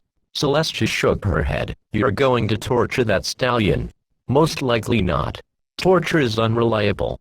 We'll sedate him with drugs and we'll get it out of him that way. If not, we'll have to escalate our methods. Clark spoke to Celestia. He's a citizen of my country, Clark. What are you even going to do with that pony when you're finished, or even if he doesn't talk at all? Celestia was getting more and more aggressive with her words. If we can, we'll find a way to ship him back to you. If he gives us the location of more portals, we can arrange a deposit. If not, well, we will think of something else. Clark explained. At this point, Celestia couldn't believe her ears. These humans were literally abducting a pony, criminal or not, from their world. On one hoof, the crimes that these ponies were committing were unforgivable. On the other hoof, he's a pony, and he should be processed through Celestia's own law. However, Clark mentioned that both of their worlds were in mortal danger, as he explained the White Mask's intentions of using this world as a staging base, gathering an army through firepower, and going back to Earth, and to other places around Equestria to cause chaos, when they felt like it with no retaliation. The princess sighed, and looked back up. "I'm expecting that you'll return him to us." Clark nodded back. "We'll do everything in our power." Now, we were moving to rescue Twilight and her friends. Clark turned to head back to the portal. This time, Celestia didn't stop him to say thank you. Night had fallen earlier than usual. Under the shroud of darkness, the 5 team members slowly approached the cancel, hiding behind building every chance they got to obstruct their line of sight. Finding Mute's jammer behind the building that was marked, Montaigne pulled the handles apart, activating the machine. The frequency of jamming was set to that of the ponies, so their own communications remained unobstructed. Back in the facility, Twitch drove the shock drone through the portal, and steered it towards the cancel in the town, after coming into its borders. "Drones coming through." Twitch radioed to the team. "That fucking bitch. I told her to keep the sun up." Rocky spat his words, growing more and more frustrated. "You send a letter to Celestia saying that, when that sun comes up, or in 2 hours, we are going to slaughter these pigs. You get another draft up. I want those reinforcements now. Those White Masks have about 25 other ponies that I want here now. I know Celestia. She's planning something. When she fails, I want as much firepower to slaughter every Meriden guard that I see." Rocky began to pace back and forth, infuriated. Twilight and Starlight now looked back at Rocky, growing the most frightened they had ever been in their entire lives. 25 more ponies could be coming on the side of these hostage takers. Spike now feared that the set of letters will be his last to ever send. A puff of fire, and the 2 letters were gone. One towards Celestia, one to a very different location. Rocky knew that the traveling ashes of the letter would go through into one of the portals, since he specifically told Spike to send the letter to coordinates that were not found on Equestria, but to an abandoned luxury yacht in Canada, a human country. "3rd floor, come in." Rocky spoke through the radio. "This is the 3rd floor. Hear you loud and clear," the ponies above responded. Rocky nodded to himself. 3rd floor was checking in. Then, he activated his radio again, but there was a lot more static than usual at this time. "Basement, come in." No response. Only static. "Basement, check in now." The same result. Static filled the radio. "My radio's not getting a response either." Another stallion listened to his own radio. Rocky snarled and stormed out the door from the living room, rifle in hoof. Approaching down the stairs, and walking into the basement, he peered in to find the stallion, that was supposed to be hidden down below, to look up at him, as if nothing was wrong. "Something up, Rocky?" the stallion asked. Rocky marched over, and took the stallion by his neck. "Why the fuck aren't you checking in? I've called twice." The pony, suddenly shaken by the grip on his neck, dared not to fight back. "You were. I never heard anything on my radio. I swear, it's always next to me. Maybe it's out of power or something." "Bullshit. All of ours are working fine." Rocky took the other pony's radio, and clicked the receiver button on it, blaring a ton of static. What the hell is going on?" Rocky tried a few more times. "So what now?" the stallion asked, but quickly bit his lip, when Rocky turned his head around, and glared back at him. "All right, you know why you're in the basement, while we're all upstairs?" Rocky asked. "Yeah. If those guards come through the doorway, and up the stairs, then I flank, and shoot them in the back," the stallion responded. "Exactly. Radios aren't working now, so just go up to the 2nd floor. I'll cover for you down here." Rocky patted his shoulder. Oh, thanks." The stallion turned to head back upstairs. Rocky swore to himself as he believed the stallion was incapable of the important task he had. "Fucking idiot, you want something done, right? You have to do it yourself. Something down here is probably causing the interference." At this point, Rocky had began to wander around the cutie map room, looking for possible sources of magical interference. It was a bit odd, though, considering that they had the anti-magic machine up and running, Nothing that was made by ponies could be stopping their radios from working. A few minutes had passed, and Rocky couldn't find anything. He sat down in one of the throne chairs at the table, as if he was the rightful subject to lounge in it. He decided to get back up. Taking his rifle off the table, he started another sweep of the basement, until he heard something enter the room. It sounded tiny.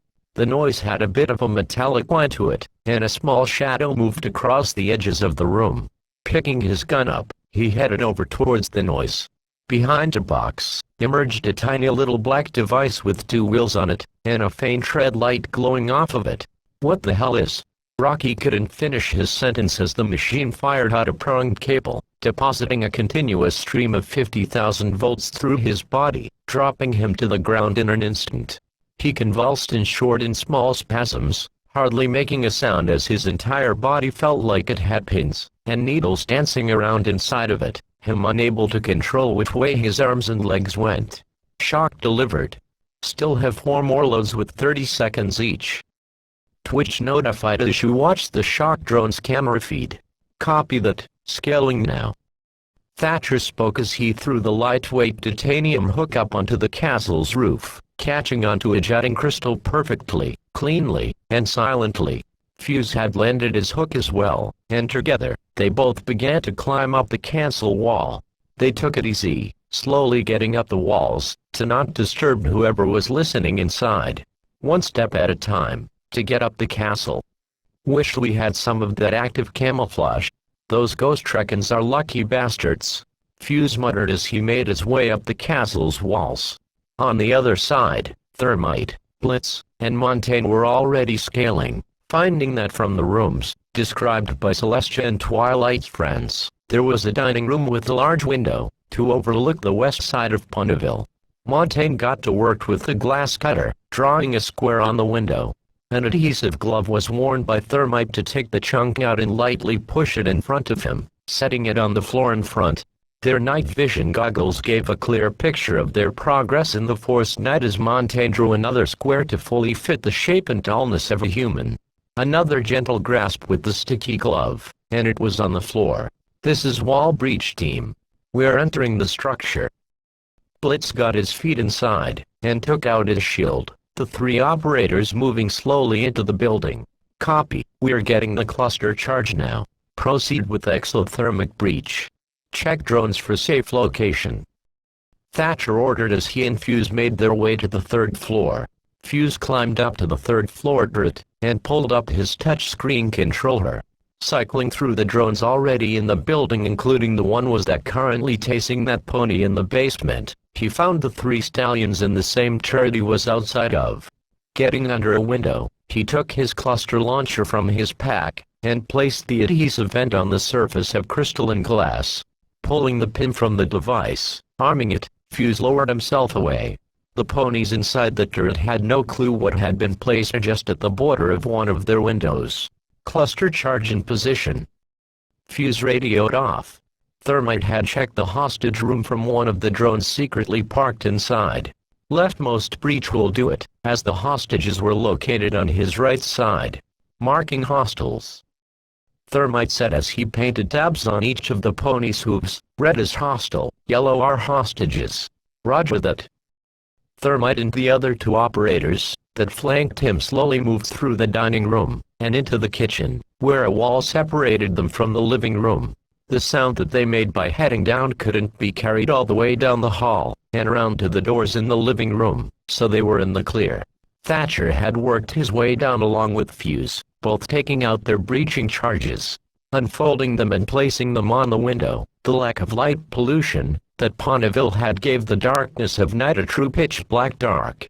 The lights that were on inside also gave the ponies no night vision from light adaptation, so the breaching charges were well hidden from a glance at the window. Rolling up the exothermic breaching charge like a mat on the wall, Thermite pulled the pin out, arming the 2-stage detonation.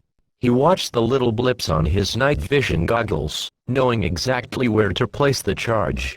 Blitz readied the flashbang charges on his shield, and Montaigne was ready to fully extend the full protection on his shield. Fuse had the detonator of the cluster charge in one hand, while the other held his AK-12 by the grip. He and Thatcher were facing towards the ground, their feet on the walls of the castle. They were suspended by the solid titanium hook that was lodged on the roof, ready to act. Clark and Celestia were watching everything from their respective tablets, one being given to the princess.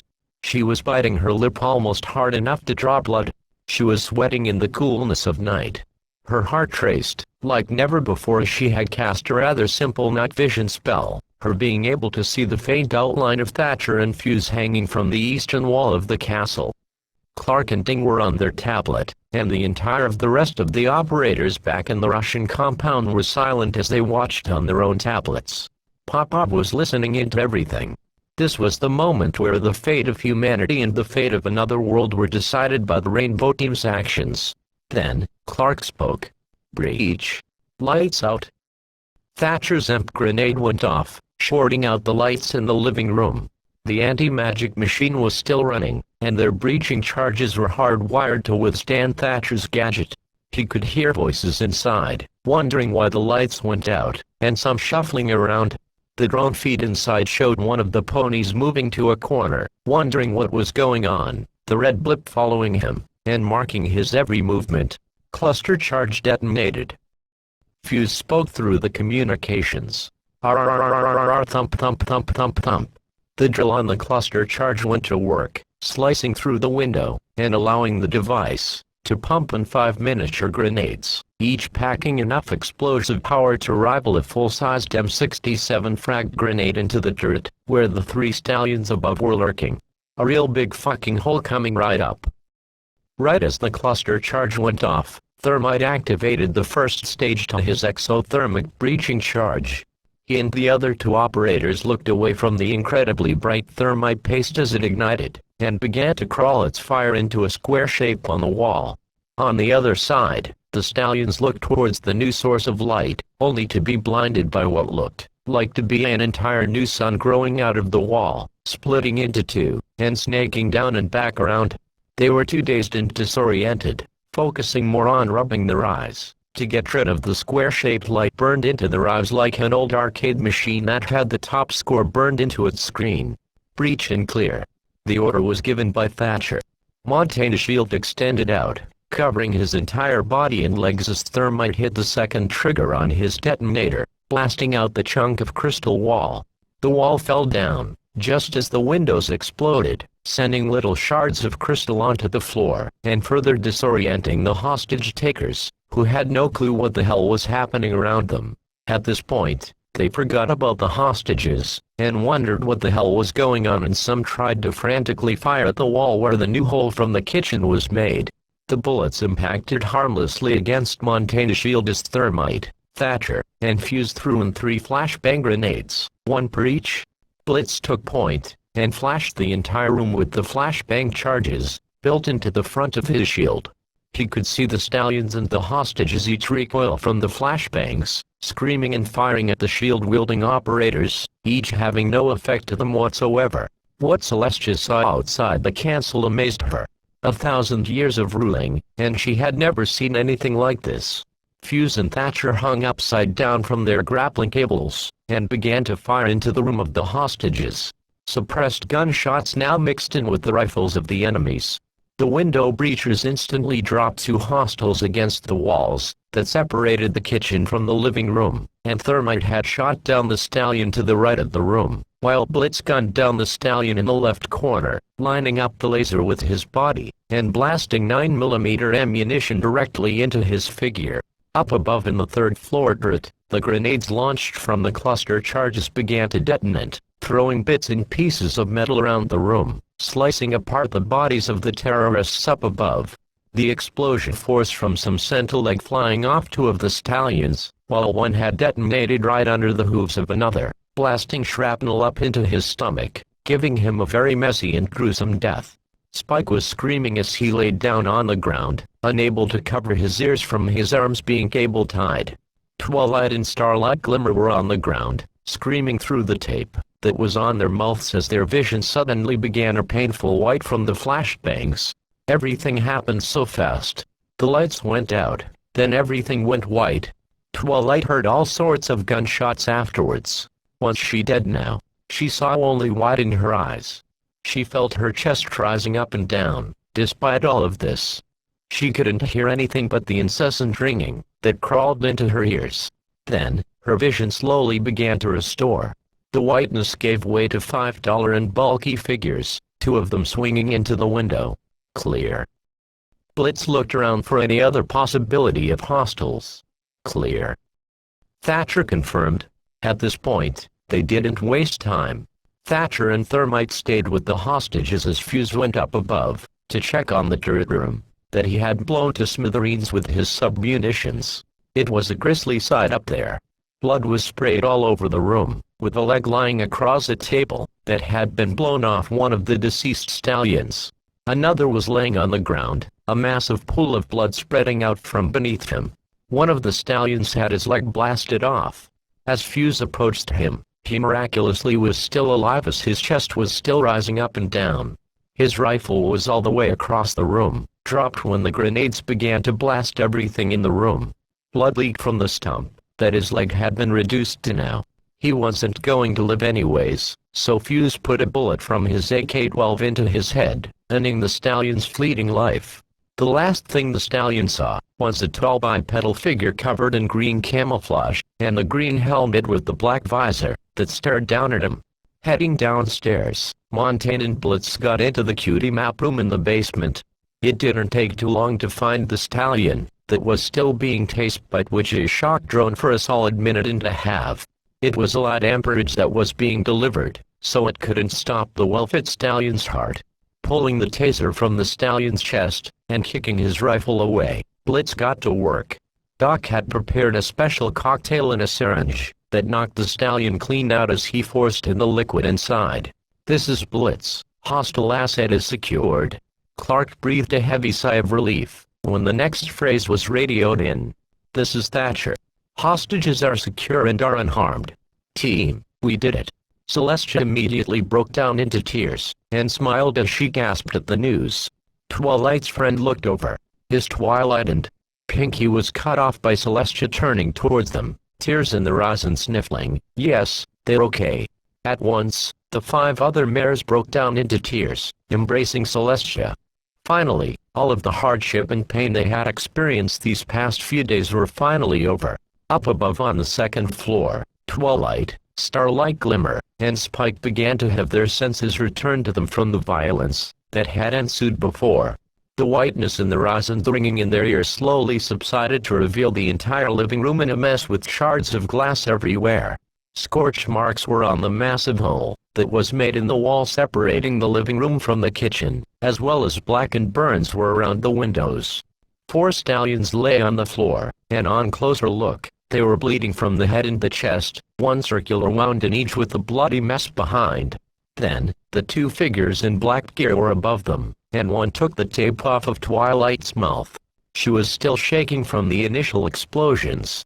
"Hey, everything's okay now." The one wearing goggles over its eyes spoke to her. "We were sent by Celestia to rescue you." Thermite used Celestia's name in hopes that it would calm down the hostages. "You are humans." Twilight shakily pointed a hoof at him. When she did so, she felt a bit faint. Her backside had this dull pain in her, that was being forced out due to the adrenaline, that was coursing through her now. "Yeah, but probably not ones that you're familiar with. Are any of you hurt? Did they do anything to you?" Thatcher asked Twilight, Starlight, and Spike, "How many fingers am I holding up?" He held up 3, to which each responded with the correct number. "Celestia sent you?" Starlight asked as she had her cable ties cut from her. "That's right. Everything's okay now. Your friends are waiting for you all." Thermite nodded. "My friends. Are they okay?" Twilight got up, but was forced back down by Thatcher pushing her lightly with his hand. She felt another sense of dizziness come over her. "Take it easy. They're fine, but you're still in a shake from what happened before. Sorry about the loud noises, that's how we do things." Thatcher spoke, his accented voice breaking through his gas mask. The lights had already come back on, and the operators took their night vision off. "Clark, the hostages are unharmed." Thatcher radioed in. "Damn good job. Couldn't say it any better than myself. Clark leaned back on the crate he was on in relief. Then, Spike tugged at Thermite's sleeve. "What is it? Are you hurt?" Thermite asked the little dragon. Then, Twilight remembered, and so did Starlight Glimmer. One of the 2 letters Spike had sent had detailed a reinforcement of more armed stallions that would arrive in an hour and a half. Remembering a quick glance Spike got at the letter, he remembered the phrase 25 combat ready on the letter. Immediately, Spike spoke up, "More of them are coming." Thatcher stopped what he was doing, and looked back at the tiny dragon. "Come again. What did you say?" I think more stallions are coming." 25 of them." He began to panic again. 25. "Are you sure?" Thermite asked one more time, to which Starlight responded. "Yes, their leader wanted reinforcements in an hour and a half. I remember looking at the clock at that point, and it's at an hour past now." Starlight explained. The other Rainbow team members heard the news on the radio. "What? We're not equipped to fend off the damn platoon." Fuse radioed in. Clark had overheard. "Fuck me, more are coming." Rainbow 6 gritted his teeth. This new invading force could jeopardize the entire operation. The portal could only sustain 5 individuals that weren't supposed to be in the worlds they traveled to, so he couldn't just send in more operators. Celestia heard about this too, but kept herself quiet, waiting for Clark's response. Suddenly, another voice came on the radio comm. "This is Thatcher. One of the hostages has been hit." "What?" Clark nearly jumped up in surprise. Twilight had been hit in the side. The hostile in the corner must have gotten a blind shot off on her. Thatcher was now covering the wound that Twilight, through her shock, hadn't even noticed before.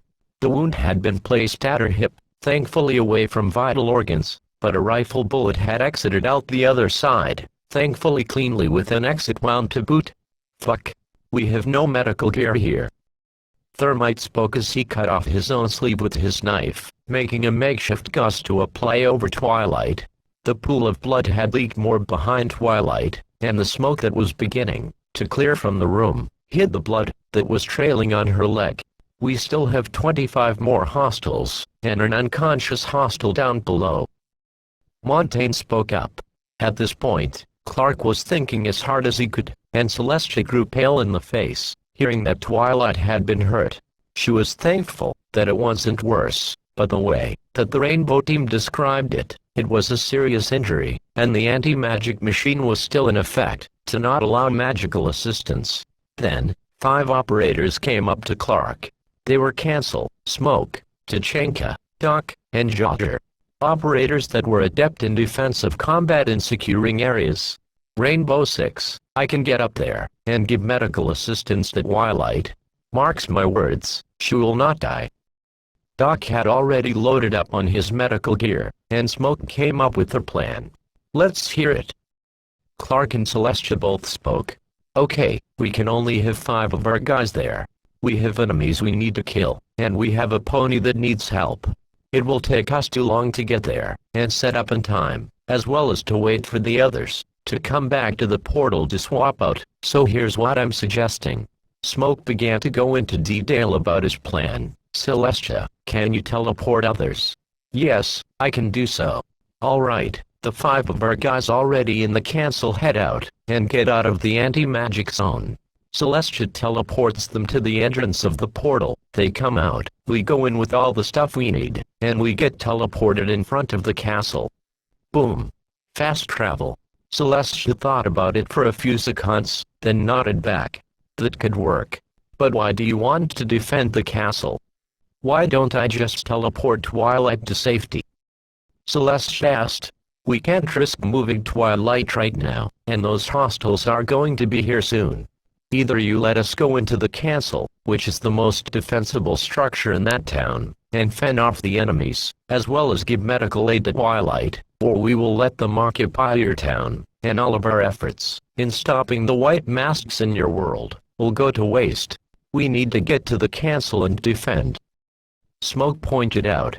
"Then Thatcher, you'd better get your men out of the castle now."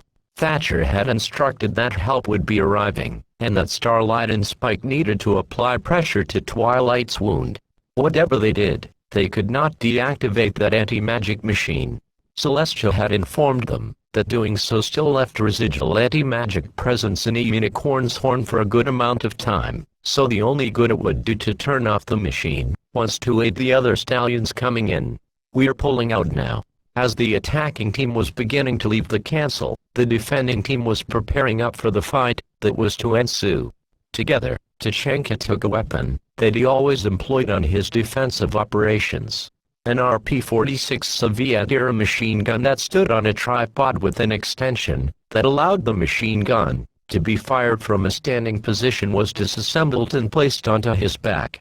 Modified to hell and back, and loaded with armor-piercing 7.62mm ammunition, no body armor used by his foes has stopped the might of his machine gun. In addition, he carried packs of barbed wire that had been rolled up at his sides. Smoke's compound Z8 gas grenades were at his side, as well as Tachanka's tripod was being carried on his back. The gas grenades dispersed a tear gas-like substance that stuck to the skin and eyes of an enemy, causing blindness, violent coughing, and burning on the skin. In addition, they could be attached to a wall, doorway, or a surface on the floor, and detonated remotely as a trap, or to be used as a traditional smoke grenade, to block a line of sight to an area with its thick yellow haze. Castle's UDP-1 universal tactical panels were rolled up like posters. The lightweight Kevlar panels could stop a plethora of armor-piercing rounds from passing through it, if it was covering a doorway or window, and they rolled over them like a mat. Easy to deploy, and strong as hell. His door panels were also accompanied by a deployable ballistic shield that he was carrying in front of him. Doc's medical supplies were in a crate that the Rainbow team had gotten from the structure they were based in, and loaded up their other supplies inside. To add to his medical supplies, Doc carried his MPD-0 stem pistol, a dart gun that fired a 1 mg dose of epinephrine in a saline solution, capable of reviving a person who had passed out, or had been knocked unconscious nearly immediately. Last, but certainly not least, Jodrzad's MK-5 Magpie active protection system was ready to be used. The small turret that he could place on a wall or floor surface acted as a shield against incoming explosives, firing an interception projectile at the approaching threat. Grenades, thrown, launched, and even RPG rounds were a thing of the past with Jodrz's active protection system. The defensive team had loaded their supplies into their crate, and on themselves. "We were ready to go." With a massive heave, Tachanka, Jodr, and Doc lifted up the crate, and held it as the attacking operators had been teleported back to the entrance of the portal, and came back in. "Give them hell, comrades!" Fuse shouted as he came through. Then, the defending team walked into the portal with their crate and other supplies, heaving the heavy load along. Chapter 8 Defend. "Move, move, move!" Castle shouted as he and his team carried the incredibly heavy crate through the portal. They didn't even falter or stumble when they exited on the other side, continuing to hose the supplies with all of their strength. Celestia could feel several surges of magic collectively gather its opposite end of Ponyville. The portals that were opening gave such a strong signature that Celestia was able to feel the energy gather and form on the other side of the town. "Clark, I can feel the other portals. Where are you? We're here." Doc shouted as Celestia saw 5 more individuals coming down towards the hill that the ponies had taken shelter behind. The crate that they were carrying looked to weigh far more than any group of stallions could possibly lift. "Okay, I'll send you in. Get indoors as soon as possible. And good luck." Celestia spoke before her horn began to glow with magical energy. "All right, buddies, just like we've drilled," Smoke muttered beneath his gas mask. One golden flash, and the 5 counter-terrorists along with their supplies were teleported straight to the edge of the anti-magic force field. They looked up at the castle, the video footage from their helmet-mounted cameras being displayed on the tablets back at the Russian compound. "Lights are back on. We can't waste any time turning them all off. Get up, assess the hostages, and prepare for the incoming attack."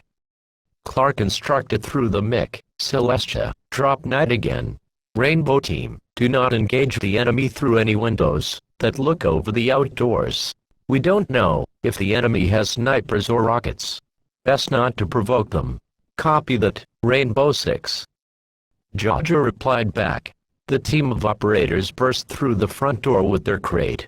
Upon coming inside, they looked ahead at the flight of stairs that lay before them. All right, no delay, Doc shouted. The operators took their crate and carried it up the stairs to the second floor, where the hostages still were.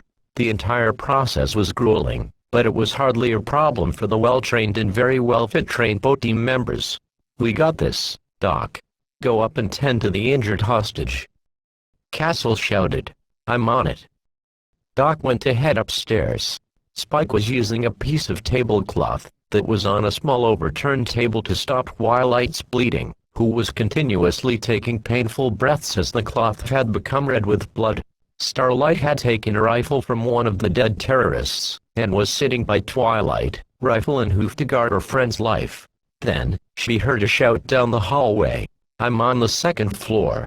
Where is Twilight? Down the hallway, Starlight could see the familiar figure of a human with a clear face shield mounted on his helmet. Instantly, she sighed a huge puff of relief as she lowered the rifle and shouted back. Whoa, over here. Doc rushed towards the injured Twilight Sparkle, who watched with weak vision as the black-armored man knelt down beside her. Doc did not hesitate to open up his medical kit, filled to the brim with all sorts of drugs, syringes, and packs of various fluids. Okay, Doc talked to Twilight, you're in good hands now. The medic set down his MP5 and dug through his medical kit, taking out what looked to be a massive vial containing what looked to be some sort of white cotton inside of it. Little Dragon, remove the tablecloth. Spike was commanded by Doc, and complied. As he did, Doc could see the massive wound that Twilight was struggling to remain alive against. The rifle bullet did serious damage to Twilight's hip, practically taking a chunk from it. All right, we'll stop the bleeding now. Doc took the massive vial and put the end towards Twilight's wound. This is going to hurt. Okay. Doc looked at Twilight, to which she nodded uncomfortably. Then, Doc pressed the plunger on the top of the vial, inserting in what turned out to be super condensed sponges into the wound. Instantly, they started to collect the blood and expand into the bloody mess, turning red. However, the sponges began to dramatically slow the bleeding down. Expanding in the wound, her bleeding eventually stopped in a solid 25 seconds as the sponges filled the cavity in her. Unfortunately, this was probably one of the most painful experiences that Twilight had ever experienced in her entire life, as the sponges began to expand in her injury. She couldn't help but scream, her adrenaline taking over as she suddenly began to shake frivolously. Then, the pain slowly went away, and she began to calm down as a small injection anesthetic was administered to her at the same time the sponges were inserted. You are going to be okay, mon ami, Doc spoke as softly as he could. See. The bleeding has stopped. The medic could see the rest of his team rushing down the hallway with their crate. How is the hostage? Tachanka asked as he and his team dropped and opened up the crate. The first thing that was out was Ruxar and one Rhino body armor plates, which the operators all took a plate for themselves, opened their vests, and placed the plate inside. They hardly noticed a weight difference. One panel was slid across the floor for Doc to put into his armor. We're getting her stabilized now, Doc replied, and saw that Rainbow 6 drones had suddenly come out from under a table, and one wheeled down from the third floor. This is Thatcher. We are relocating the drones to provide camera feed throughout the castle for the incoming attack. We'll be parking them in the most advantageous positions. You can view them on your drone controllers. Thatcher radioed in. Roger that. Those bloody ponies will be in for a fucking big surprise. Smoke replied through his headset. All right. Get those walls reinforced. Then, Tachanka took a smaller box out from the crate and opened it up. Inside were bundles of Semtex explosives bounded by tape with a remote detonator on top of the explosives. Tachanka smiled. Capcan always comes through. Take your nitro cells, comrades. Courtesy of Capcan. Tachanka tossed bundles out to the other operators to catch. While the other operators got to work, Doc still wasn't done with his. Suddenly, the medic hit a massive problem. Shit. I don't know what will happen when we give a pony human blood.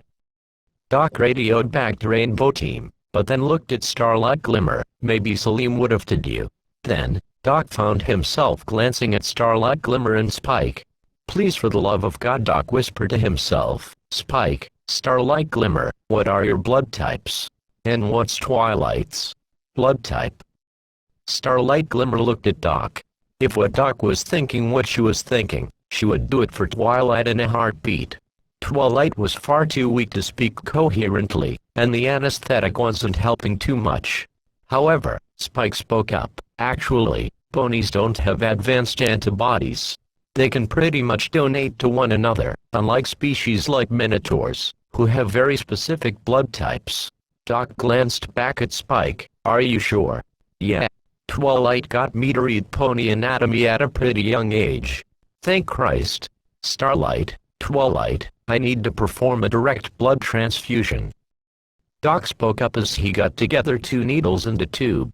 I'll do it. Starlight did not hesitate as her friend began to slip into unconsciousness. Doc had hooked up a small pulse monitor to Twilight's fetlock, or where her leg gave way into a hoof to monitor her vitals. Meanwhile, in the same room, Spike watched in amazement as the operators took steel devices from the crate and placed them at the base of the crystal wall, including the base of the hole that was blown into it. The humans then pulled a lever, extending a layer of solid reinforced steel to raise up on top of the surface of the wall, reaching all the way up to the ceiling. Wall reinforced. Jodger shouted as he threw the lever down towards him, setting the anchors into the ceiling above and into the floor. Wall can withstand assault. Tachanka shouted as he finished up on his section of the wall. Armor panels deployed. Castle had rolled down the panels over the windows that had been blown out by the attacking team. Rolling them down like a mat, he took out a massive stapler to further reinforce the panels. Then, Smoke got a transmission in his radio. It was Celestia. I can feel the energy fluctuations. You have hostile ponies on your way, she notified the defensive crew. All right. 2 minutes max. Double time. Tachanka finished up reinforcing the wall that separated the kitchen from the living room.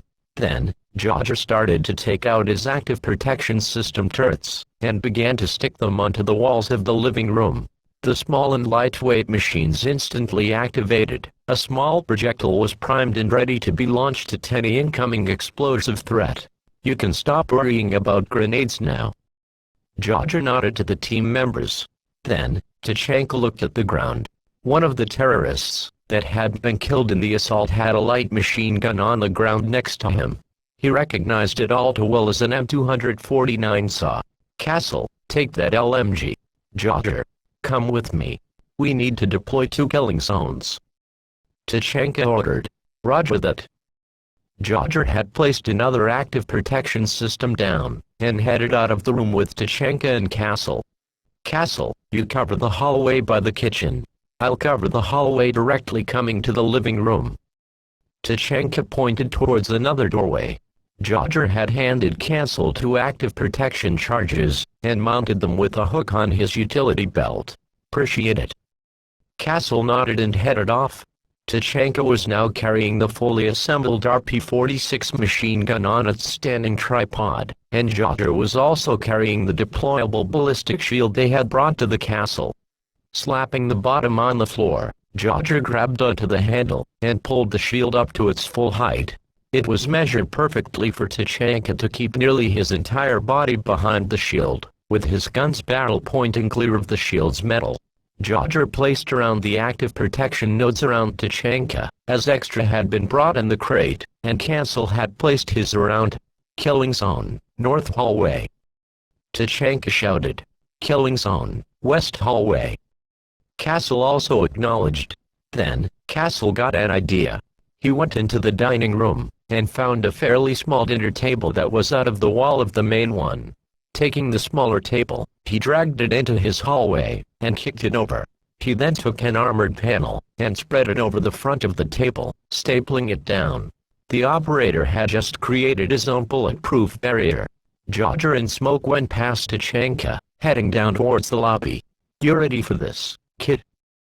Smoke spoke as he got his nitro cells ready, as well as his Z8 canisters. "Ready as I'll ever be," the German replied to the British. Coming to the front entrance, Dodger placed the nitro cell just above the doorway to the castle. He looked up at the explosion that was stuck to the wall, and looked back at Smoke. The former SAS operator stuck his canister of mystery gas on the wall next to the door. Nest ready to knock up. Dodger could swear that a terrifying grin slowly crawled up Smoke's face underneath that gas mask as he spoke over the comms. Smoke patted Dodger's back. "Good luck." Dodger sat back near the top of the staircase, and took a look through his drone controller touch screen. He now waited.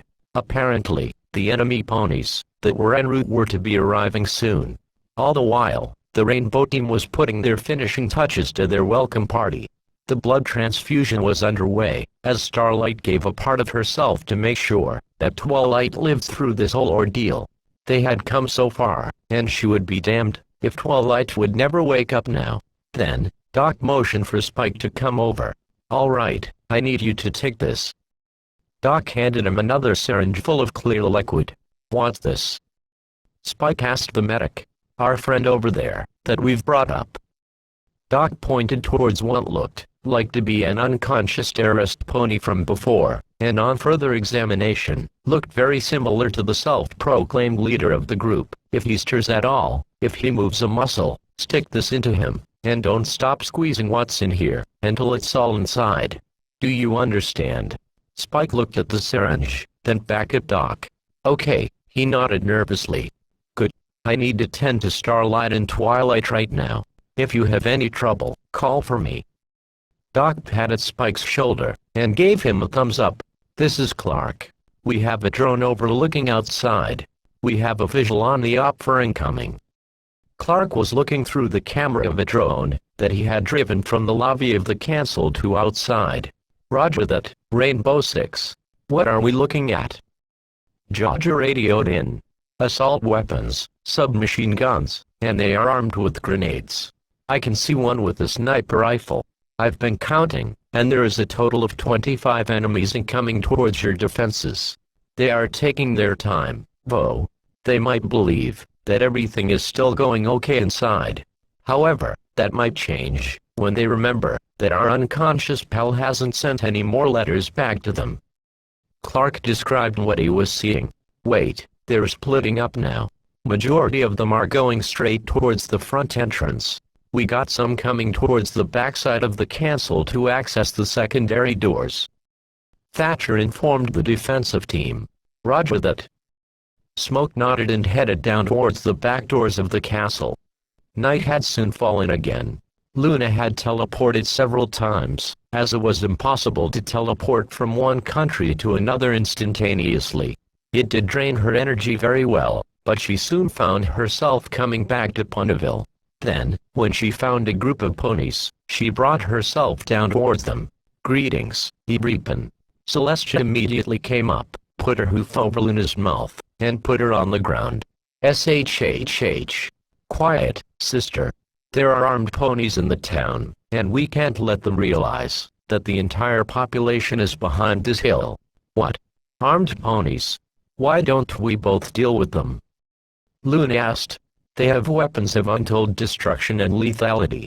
It's been a long past days, and a big story to tell, but let's just say that I've been getting some outside and professional help." Celestia huffed as she looked back towards the castle. "What kind of help? Something isn't right about this. 7 of you, go round towards the back. You 2 with the sniper rifles, get on that building over there. The rest of you, come with me to the front." The stallions, armed with all sorts of rifles and weapons, began to make a beeline for the castle. Rocky hadn't responded in a while, and from what it looked like, the castle had grown eerily silent. Odd gray panels were now on the windows, which was something that the first group that had gone in did not take. However, the anti-magic barrier was still on, so that was a promising sign that the stallions were still well in controlling it. Then, the stallion directing the group took something else from his back. Now in his hoops was a shoulder-launched multi-purpose assault weapon, or SMA. The SMA was a rocket launcher that the White Masks had managed to obtain by paying for a weapons cache that the Taliban had ended up looting from a marine base, but not before the White Masks had killed their dealer shortly after. The stallion loaded in a rocket in its case into the back of the launcher, and ordered the stallions to head to the front, while the others took a detour. Jodger was on top of the staircase that overlooked the main doorway to the castle. Looking down his red dot sight, his shortened 416 rifle was poised towards the door. He was hiding behind the wall corner at the top of the staircase that led to the second floor. Then, he heard a shaking at the door. The stallions were here, and they must have realized that the door was locked. A shotgun was heard, and the lock in between both of the doors was destroyed. I have contact. First floor, main entrance. Jodger braced himself.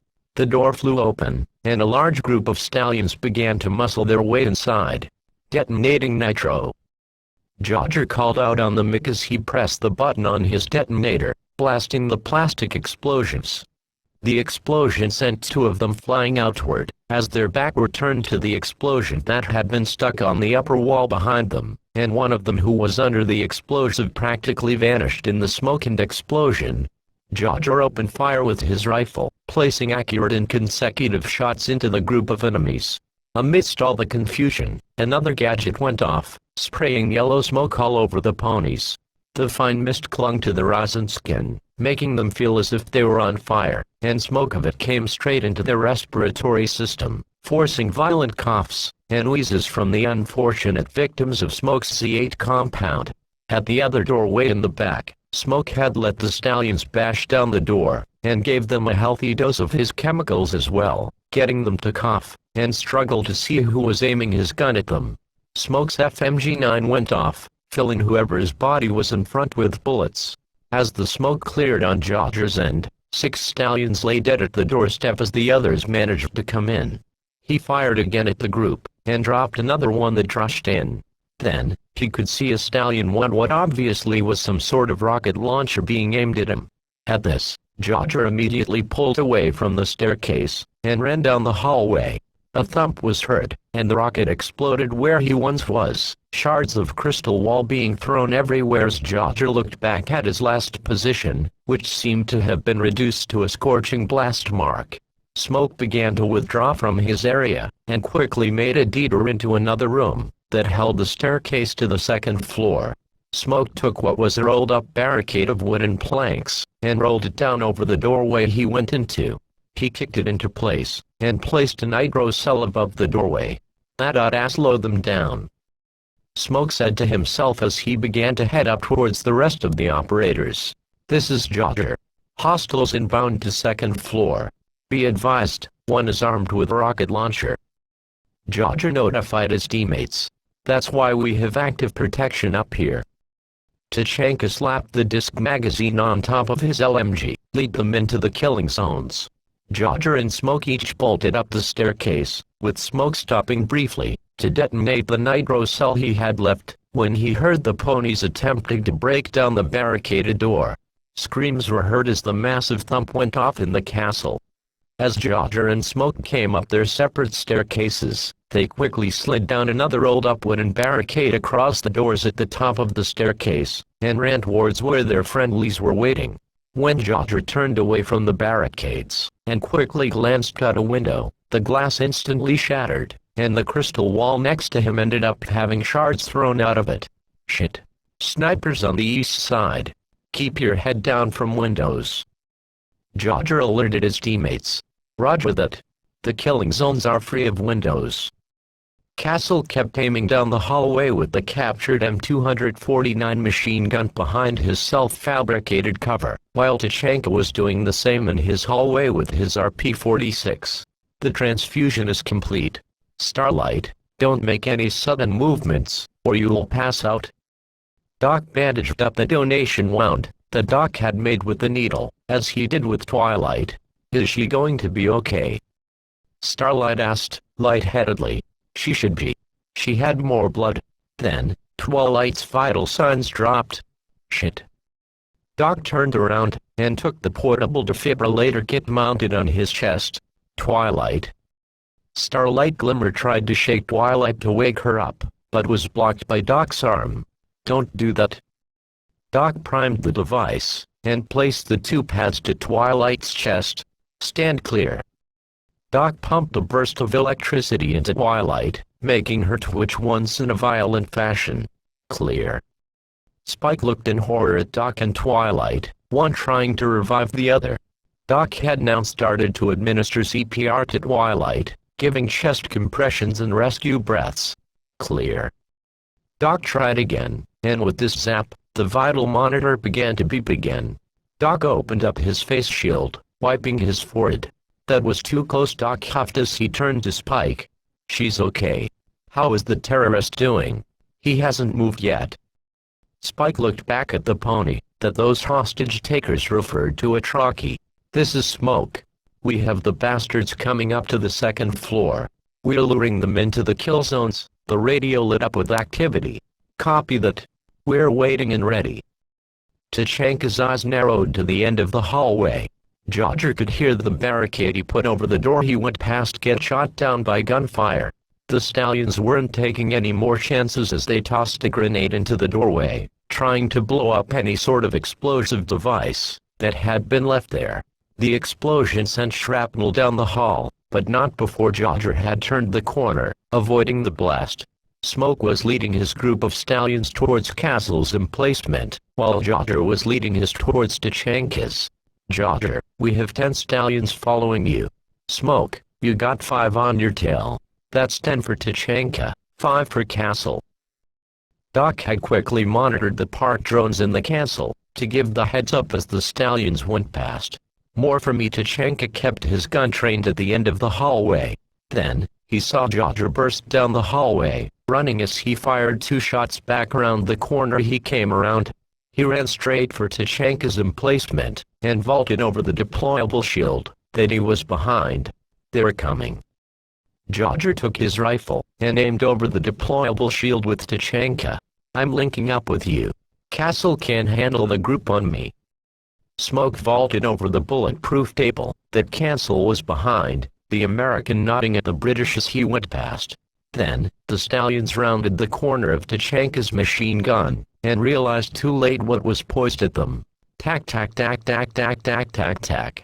The 2 stallions in front met a grisly demise as their bodies were pumped full of machine gun bullets from the mounted gun. Blood sprayed all over the walls behind them as Jodger began to fire back. Bullets sailed back and forth, with the shield stopping the enemy's bullets from doing any sort of harm to the operators. Jodger shoved his head to the side as he felt a rifle round sail past, and pressed a button on his detonator, exploding the nitro cell that was hidden under the carpet the group of stallions were on as they fired back. Castle unleashed his own hail of gunfire on the armed ponies coming for him, his M249 literally tearing an arm off of one stallion as the operator gunned him down. The gun spewed forwards a massive amount of smoke, bullet shells clattering around him as he squeezed the trigger down in long bursts. Suddenly, Castle's machine gun went dry as he had slain another stallion, giving his kill count 2 so far. Fuck. Castle cursed as he quickly got behind cover as the terrorists, taking advantage at the pause and fire, suddenly turned the corner, and began to fill the table with gunfire, knowing all too well that their rifles could penetrate the wooden furniture. What they didn't know was that Castle's tactical panel mounted behind the table absorbed all of the bullets effortlessly, bulges being made in the solid layer of pure Kevlar ceramic armor. He hid behind the table, taking out his M1014 shotgun, loaded with buckshot ammunition. Castle waited for the right opportunity. Then, the gunfire stopped, and Castle heard clicks on the other end. The stallions' magazines had run dry. Amateurs, Castle remarked, burst from the table, and fired a blast at the stallions. One of the ponies' throats instantly poured red as a pellet had torn straight through it, and the other 3 dropped the magazines they were attempting to load into the gun, to hide back into cover out of panic. Castle looked over the barricade, and began to fire towards the stallions who were behind the corner of the hall. As he did, he took out a nitro cell, and simply flung it to the end of the hallway. He got back down, and hit the button right as it landed at the end of the hallway, right around the corner of the stallions who looked at the tape-wrapped Semtex that had landed at their feet. The massive explosion was heard as Castle braced behind the table. Looking over, a massive black scorch mark was where the stallions were, as well as a massive plaster of red all over the walls. He then hopped over the barricade, and advanced down the hallway. This is Castle. My hostiles have been dealt with. I'm flanking around to engage Tachanka's enemies. Roger that. Tachanka gunned down another stallion who stupidly tried to peek past the cover. Rocky's eyes were beginning to come open again. He had a throbbing pain on his chest. His hearing still had that incessant ringing inside of it, but rapid and ample thumps were among the other sounds he could discern. He looked over, and found a human. They were here. How? And why? He wasn't expecting the white masks themselves to come already. Then, he looked closer, and found that the human was dressed in black armor, and was tending with the hostages that he had already taken before. It was a counter-terrorist. Rocky suddenly tried to get up, but found that his hooves were bounded by cable ties, just as he had done to Twilight and her friends. He could see a purple silhouette standing above him. It wasn't very tall, and he soon recognized it. It was Spike, Twilight's assistant. Spike found that Rocky had began to move again, and quickly called to Doc. He's moving again. Spike pointed to the dazed Rocky. Give him the injection. Don't delay. Rocky heard those words too well, and knew all too much what was coming to him. He struggled to somehow break free of the cable ties. He grit his teeth, and yelled as he tried to thrash about. Then, he felt a sharp pain enter his side, and everything began to slow down once again. Spike kept squeezing the plunger down. He couldn't look away from the eyes of the terrorist. Spike in his life had never seen a look of such hatred and horror in another living being's eyes, like what he had found in Rocky, just as he slipped into unconsciousness. Tachanka was now standing in bullet shells as he quickly reloaded his machine gun. Jodger covered him by firing his rifle again at the stallions, who were well in cover. Done. Tachanka once again opened fire at the stallions down in the hallway. Collectively, the operators reduced the ponies' numbers drastically, as now only 6 hostile ponies remained inside of the castle, with the sniper threat located outside at the east side. Then, one stallion quickly rounded the corner, and aimed up his small rocket. Jodger got behind cover, knowing exactly what was going to happen next. He tried to pull Tachanka down with him as well, but his hand slipped on Tachanka's shoulder. Tachanka tried to pull himself down, but the rocket had fired out. Immediately, Jodger's active protection system detected the incoming explosive, and fired out its intercept projectile. The two collided in the middle of the hallway, and a massive blast erupted, sending a huge shockwave at both ends of the hallway. Tachanka was blown clear off his feet from the blast, as well as Jodger, and the shield had toppled over. The blast yield in that rocket was no joke. Jodger groaned as he turned around on his back, and fired back at the stallion, dropping him. Because the terrorist was phased by the explosion, it was an easy kill. However, Tachanka wasn't moving. He had been knocked out. Tachanka's down. We need backup in the north hallway. Jodger radioed in. Suddenly, the stallions turned towards another side of the hallway as Castle opened fire with his shotgun, flanking the enemy, and taking them by surprise. This allowed Doc and Smoke to come into the hallway, with Smoke tossing his gas grenade into the middle of the hallway. Detonating it, the noxious smoke was so thick that it blocked view of the downed operator, just like a traditional smoke grenade. Doc unholstered his stim pistol, and fired the syringe into Tachanka's back. Almost immediately, the Russian was violently awakened by the chemicals, and pushed back into the living room by Jodger. Smoke rushed through the gas cloud, his mask preventing any of the fumes from getting in his system, and emerged right in front of the remaining 5 stallions behind the corner of the hallway. His submachine gun roared to life, filling the stallions with 9mm ammunition. Taken by surprise, they fell one by one, with the last 2 standing as Smoke had his weapon empty by now. The British operator, one who reveled in battle and quite possibly had the most questionable psychological profile of all the operators, immediately engaged in close quarters combat, drawing his knife, and punching one stallion in the face. The pony dropped his rifle as he recoiled and dropped to the floor as Smoke sliced his throat with his blade. The other stallion aimed his rifle, and tried to fire, but Smoke grabbed the barrel of the AK-74 and pushed it against the wall. Bullets ran alongside the hallway as the stallion let go of the gun, after exhausting his magazine, and headbutted Smoke. Smoke purposely fell flat on the ground, knowing what was behind him. Right as Smoke was out of the way, Castle blasted the last stallion inside the cancel with buckshot, throwing him back against the wall, and killing him instantly. "We're not out of the woods yet. We got snipers." Cancel was cut off as a window he hadn't put a tactical panel on blasted open from a bullet coming from outside. Fuck. Then, Doc got an idea. The stallion that had the rocket launcher. Doc rushed over and took the launcher from the stallion. Examining it, the launcher was still able to be operated. The French operator was thankful of American construction that wasn't cheap for once. Smoke. Get a drone to locate the enemy. Castle, get the crowbar. Meet me at the windows in the living room. Doc took the launcher and scavenged the body to find that he had 2 more rockets. Only one would be needed. Roger that. Smoke knew immediately what Doc planned to do. Jodger. Get our hostages out of the back blast zone. On it. Jodger rushed into the living room. Upon entering, he found that the panels that had been placed over the windows of the hostage room had a few bulges in them. The snipers had been taking shots. That's not a good idea. I think the sniper has their eyes at these windows. Jodger pointed out. The 3rd floor turret. Upstairs. Doc motioned for Castle to come up with him. On the 3rd floor, Castle had also barricaded the windows of the turret in case they had to further fall back from the living room. Smoke drove the drone outside and began looking up at the various houses. The night vision aided in him locating 2 ponies up on the roof of a house, with very noticeable scoped rifles in their hooves. Marking. Smoke painted 2 digital dots on the ponies. The HUD came online, and Doc took the rocket launcher.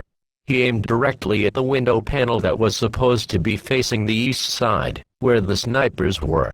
He lined up the iron sights with exactly where the dots were located, ensuring that when he fired, the rocket would find its mark. Count of 3. 1, 2, 3. Castle wrenched the armored panel off the window with his crowbar. The ponies with the sniper rifles noticed light emerge from the turret, and aimed their rifles up. Unfortunately for them, Doc and the Smaw had already known where their targets were. The entire room and its debris from before whooshed into the air as the back blast shot backwards. The rocket flew out, and almost immediately found its destination. The snipers never knew what was coming as the entire roof of the house was blasted into pieces, along with them. Roof tiles fell from the sky, and Doc could swear that he saw a wing come down too. One of them must have been a Pegasus. Doc dropped the rocket launcher on the floor, and nodded to Castle. "This is Castle. We are seeing no more enemy activity. We can prepare for extraction now," he radioed in after a few minutes of the operators casing out the town with their drones. Clark breathed a heavy sigh of relief. He knew that even after this, Rainbow Team's job would be far from over. Chapter 9 Departure. Twilight brushed her head against something soft. She felt like she was wrapped in a bed, but it wasn't her own. It felt smaller, and more restricted. The ambient noise of some ponies walking around her then broke the illusion of her being back at home.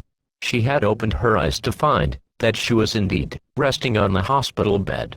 The Ponyville Community Hospital was tidy compared to the one in Canterlet, but that was because not many ponies got seriously injured, despite the strange and dangerous occurrences that often happened around town. The ponies that were walking around were speaking in muffled voices, but most likely from the fact that Twilight still hadn't had her senses fully adjusted. The princess is waking up. The familiar voice of Nurse Rudyard came from Twilight's left as she trotted over and looked over her. "She seems to be okay." The nurse smiled and nodded to a group of ponies waiting in the doorway. "You all can come in, but take it easy. She's still a bit tired from what happened earlier." Twilight felt all of the happiness in her life return when she saw her 5 friends walk into her room. "Guys," she looked up, a tear forming in her eye. "Hush now, Sugar Cube. It's all over now." Applejack patted her mane. "You're a real tough pony for overcoming all of that. I'm glad that you're okay now." All of that must have been horrifying. Flutter. She brushed her mane to the side of her face. I'm not sure if I'm really the brave one here.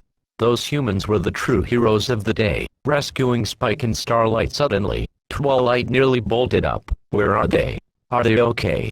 Yeah. They're in the next few rooms. We stopped by yours first, before we saw them. Pinkie Pie smiled and leaned on her bed. I gotta throw a welcome back Twilight, Spike, and Starlight party. Or is that name a bit too long? Rainbow Dash chuckled. Leave it up to Pinkie to throw a party now. Honestly, I think it's what we kind of need after all that happened. Twilight then looked back at the group of friends that were before her. Where did the humans go? From what I last heard, Celestia and Luna were talking to them before they were going to return home, as well as taking that prisoner with them. Rarity spoke up, trotting around to Twilight's other side. Honestly, I hope a pony like him would never show his face in Equestria again. But what do y'all think those humans are gonna do with him? Applejack rose an eyebrow and thought, maybe it's best if we don't really pay much mind to it. I'm very certain that those humans will just transfer him back to a prison here. They seem to work on the side of the law, and with these terrorists, as they call them, they must believe that they deserve process of the law. Twilight replied back, ugh, why did this conversation become so boring? Twilight, Spike, and Starlight are fine. Rainbow Dash hugged her friend around her shoulders, being sure not to disturb her bandaged injury. Aw, you guys. Specially cautious group hug. Pinkie gleefully called this her friends as enveloped Twilight around her shoulder area. Move it along, buddy. Tachanka nudged Rocky along back towards the open portal that led back to Russia. As he did, Rocky once in a while squirmed into Tachanka's grip. You really think you've done anything good here? The white masks will only come in greater numbers, and help achieve my image of a male-ruled Equestria. Rocky spat back. The Canterlatroyal guards that were lined up in salute to the departing Rainbow Team members never changed their stoic and stern faces as they walked past them. Look at all of you. You are nothing more than bitches for Celestia. Bitches. Rocky was about to say more, but Tachanka shoved him forward and gripped the back of his mane. You think these soldiers are bitches for their leader? Fucker, I shot up your little buddies. I saw their arms and legs blow off as I mowed them down. You want to know what a bitch is? I will make you my, and the rest of this team's, bitch. Tachanka roughly muttered into Rocky's ear as he kept him moving along. Doc had recently finished up by telling Celestia that Starlight and Spike had no substantial injuries, and Twilight would be making a full recovery. However, Starlight would need a minor blood donation, since drawing her blood for Twilight left her pretty drained. On the other hand, Luna had to be told about the whole situation from Cancel, and with each word and description he made, she seemed to be filled with more and more guilt. I should have been there. What kind of princess isn't even in her own country when this happens? Luna looked down. You had duties, and you still came back despite them. That truly shows your loyalty to your country, and the citizens within it. Castle patted her shoulder. Then, Jodger came over. Castle, it is time to get going now. In a minute, kid. Jodger then walked away, fuming a bit. Kid. Twitch and like you are younger than me. Castle chuckled a bit, and so did Luna. Well, I hope you all take care. Best of luck to all of you, and hopefully, nothing like this happens again. Castle smiled and waved to the two princesses as he took up his supplies, and rejoined the rest of the crew. Smoke was standing by the energy field that drew connected to Earth, and watched as each one of his team and Raki entered through the portal. He waved briefly to the ponies watching the humans disappear, then walked through the portal. Fucking horses, he chuckled to himself as he walked through the portal. When he arrived back there, as well as with the rest of the team, he was greeted by the tons of other familiar faces already there, applauding the defensive team. When they stepped through, Thatcher nodded to Tachanka, taking possession of Rocky as the other operators gave their congratulations to everyone of each other, as all of the operators here in the compound played a vital part to the success of the hostage rescue. Then, Clark looked back at Ding, after he was done clapping, and ushered him to follow. They walked back into the portal that led to Equestria, emerging behind the grassy hill like before. Celestia quickly noticed the two approaching her. "Oh, hello Clark and Ting. What brings you back so early?" Celestia asked. Clark began to speak up. "All right, we have possession of the terrorist that seemed to be leading the other stallions. However, we've run into a problem with returning him to you." Luna rose her brow. "A prisoner?" Celestia nodded to her sister. "One of those stallions was apprehended by the Rainbow team. But what seems to be the problem? You see, we are going to have to destroy the portal that is in Russia currently, as we don't want these sorts of devices being discovered by anyone else on our world. It would only spell disaster for both of our universes if our governments found out about this technology. Wars would break out over it, and from the scale of what these portals have to offer, it might be our last war." Ting sighed dreadfully, and not in a good way. "So we are going to interrogate that stallion to see what he knows about the other portals, where they are located, and so we can go on a hunt for them. Hopefully, there won't be too much.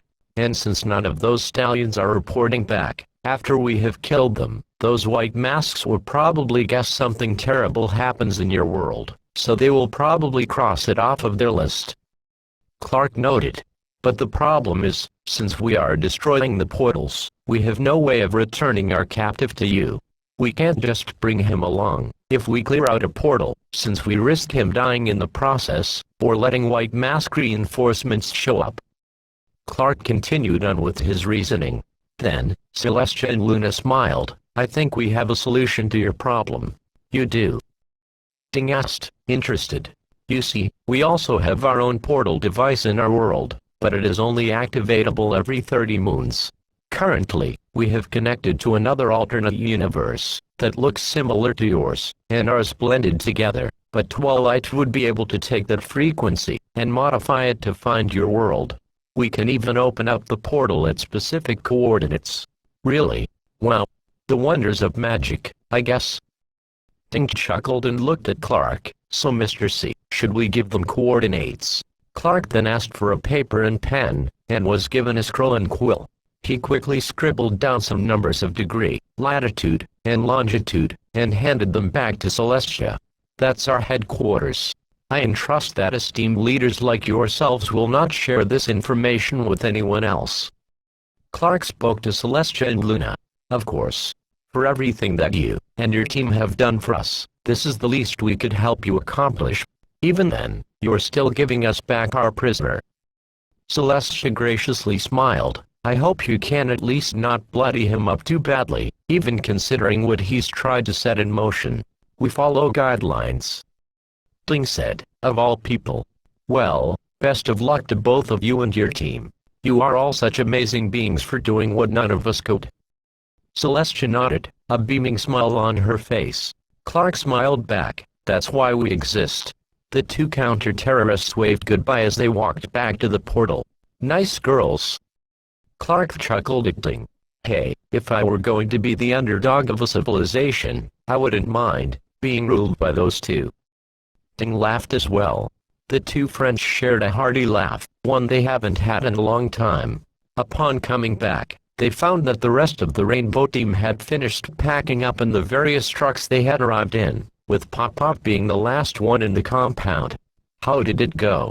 "Besides the hostage rescue," the Russian asked. "Well, now we have to go on a hunt for the rest of those portals around the world. Need to destroy every one of them we can find, and hopefully, the white masks will get the message." Clark stretched himself. At this, Pop-Pop sighed with relief. "I've never thought I would hear myself say this, but thank you. Thank you all so much for what you and your team are doing." Ting cracked a little smile. "Funny coming from you of all people." Then, Ting shook his head. "You know what? You're okay.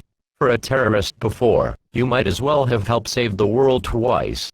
I think that's a pretty appropriate redemption. Nah, you still have to cure cancer." Clark chuckled as the three men walked out of the compound. When they hopped into the truck where Thatcher was waiting inside, as well as Rocky in the back seat, Clark got into the passenger side, Pop-Pop at the driver's seat, and Ting flanked Rocky in the back with Thatcher on his other side. "This is Thermite. All ready to go," Thermite called, as he was ready to drive the attackers back. "Jodger here, good to go." Jodger also noted, starting up his engine with the defensive operators. This is Pulse. Let's head home, everyone. The preparations operators all nodded inside their truck. Then, Thatcher clicked the trigger on his detonator. The compound blasted apart as the C4 detonated, blasting the roof from the entire structure, and vaporizing the contents inside. The bright explosion got the operators to seal drives as they turned away from the blast in their trucks, and began to drive off. In Equestria, the princesses watched the energy that the portal was sustaining flicker, then disappear altogether. Well, that portal is gone. I guess we should be working on ours now. Luna noted. We will wait until Twilight makes a full recovery before she gets to work. Celestia nodded back. In Russia, Ding tapped the back of Popov's shoulder. Hey, Mr. Russian Spook. About those plane charters. Popov sighed and at the same time, groaned. Chapter 10 Interrogation. This is going nowhere. Bandit grumbled behind the see-through mirror as he looked at Truckee, who was sitting in the only chair in the poorly lit room. He's a fanatic. Devoted. Zealous. Corrupted. He's not going to cooperate until he's rotting in a landfill. Doc tapped a syringe in his hand. Perhaps another dose is in order. Bandit shook his head. If this pony wasn't going to cooperate with Doc's cocktail of truth serum, then he didn't know what else to do. I'm getting tired of this fucker. I'm going to get my car battery and give him a jump start he will never forget. Bandit turned towards the door, looking back at the pony. Things like that pony make me sick. Then, the door opened before Bandit could exit. Standing in front of him was a very well-dressed elderly man who looked past Bandit. The prisoner is in here, the man asked. What are you doing here, men? This area is restricted. In fact, this entire building is restricted. Bandit narrowed his eyes through his balaclava. Rainbow Six had called me in. He knows me, the man nodded. Popov, is that you? What are you doing here? Doc broke away from viewing the pony, and walked up to the familiar Russian. I was called in by Clark to help interrogate the prisoner here, considering my background. Popov tightened his sleeve. KGB. Fantastic. Only thing worse for interrogation would be the CIA. Bandit shook his head. Popov chuckled a bit. I'm afraid shocking him with your car battery wouldn't have made him very reliable in anything he spilled. Doc looked over at Bandit. He wasn't really going to go get it. This pony has been a frustrating one. Popov then looked over the subject in question, taking a deep stare at him through the one-way mirror. He looked over his physique, and the way he sat. He stared back at the mirror, as if he knew that he was being watched, and seemingly exactly where each human behind it stared back at him. How long have you had him? Popov questioned. About a week by now. Nothing yet. Doc replied. Drugs? What about that? Popov asked another question. His physique and body seems to resist them pretty well. This thing is very sturdily built. Bandit admitted, not to mention, with how much he spews on about his male lead vision, I don't think he's in any place to betray those who nearly helped him make it come true. Funny. The white masks would have just fucked him off after that. Doc mentioned. We could use that against him. Popov noted, these sorts of people, or in this case, ponies, the ones that are full of themselves, and what they believe, in should be slowly put into uncomfortable situations. You have to keep making them more and more surrounded by the opposition, and slowly make them become it. I don't really follow. Bandit popped his neck by tilting his head. We should first try and tell him that he was abandoned, forgotten, all part of some scheme that would have turned out bad for him in the first place. Then, we make him a bit more uncomfortable. Get him a stable. A horse belongs in one. Saddle, bridle, bit, and maybe some saddlebags. He should get welcome to what we see in horse. And if that fails? Bandit asked Popov. Ever heard of a sensory deprivation chamber? Popov looked back at the German. Plenty. Doc nodded. What is that? Bandit asked. Popov began to explain what the chamber was. A wonderful technology it is. It's a pod that can surround your body in water, and more or less, intoxicate you so you can achieve what many people call a perfect hibernation. It's often used for therapy, but I've heard that Japan had used one to interrogate a criminal, and the information they got was very accurate. And besides, even the KGB has used them in the past, and we were pretty successful. Then, Popov spoke again, not to mention, the criminal in Japan was a foreigner detained abroad. Well, I'm sold on the plot, then. Doc nodded, but they cost a fortune to transport. That's why we will start from the ground up and use the pod as a last resort. Popov looked back at the two men. Shall we set forth the plan? Let's try it. Bandit nodded. I'll tell Jodger and Cancel to construct a stable. They've been having a lot of free time lately. Good. You. Popov snapped his fingers, trying to figure out the French operator's name. Gustave. But call me Doc. The medic patted his medic insignia on his shoulder.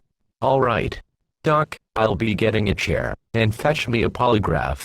I'm going to talk with the prisoner. Good luck, mon ami. Doc nodded and watched outside of the mirror. Spasibo. Popov thanked him. How does that make you feel? Popov asked the subject in question. The pony only chuckled. It feels good, because you simply don't know what the white masks are capable of. Right now, they are getting together to come right over here and slaughter you all like the shit you are. The pony smiled. I wouldn't count on that. You obviously know the deal they had with the Taliban. What about the one with the IRA a while back? Popov leaned back in his chair. Well, they got the guns, ran with the money, and returned to shoot them all up. The pony looked back at him, not at all convinced. What about you? You get those hostages secure, and you clear out that town you took them in, and what happens next? I'll tell you, they will come and kill you and your friends, then just spread over Equestria. No pony will rule, male or female. Only the white masks will. Popov kept talking. You don't know shit about them. The pony grit his teeth. I know more than you do, my friend. Stop calling me that. Fuck that word. Fuck everything that word stands for in Equestria. Popov looked back up. It would appear that he had found a trigger. Interesting. I hope you would tell me more, but I'd like to know your name first. My name is, up your ass. The polygraph scribbled its needle around, indicating the fib. Not that Popov would have needed that. All right, ass. Let's start from square one again. Popov smiled again. He had been doing this for the past 5 hours. Then, Doc came in with a glass of water for Popov. Here. Thank you. Popov's noticeable Adam's apple bobbed as he downed the glass. The pony kept looking at the glass and the water as it disappeared down Popov's throat. He could obviously tell that the pony was thirsty. Would you like a glass? Popov asked the pony. He didn't respond. Tell me your name, and I'll fetch one for you. Popov offered. Again, there was no response from the subject. Silent treatment. Classic. Popov nodded to Doc, who exited and still monitored the two behind the mirror. The stable had been finished, and painted pink for the extra measure. Hello, we got something for you here. Popov walked into the door, where the stallion still was. He could easily tell that he was getting tired of seeing his aged face and hearing his thick accent.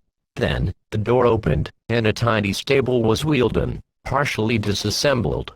Jodger and Cancel screwed in the planks, so it was fully assembled inside. Seeing that you are a horse in our world, which are often utilized as old-fashioned transportation, or as a pack animal, we thought that you should feel a bit more comfortable as one. So some of our wonderful soldiers here have built you a shelter. Popov explained. Are you fucking kidding me?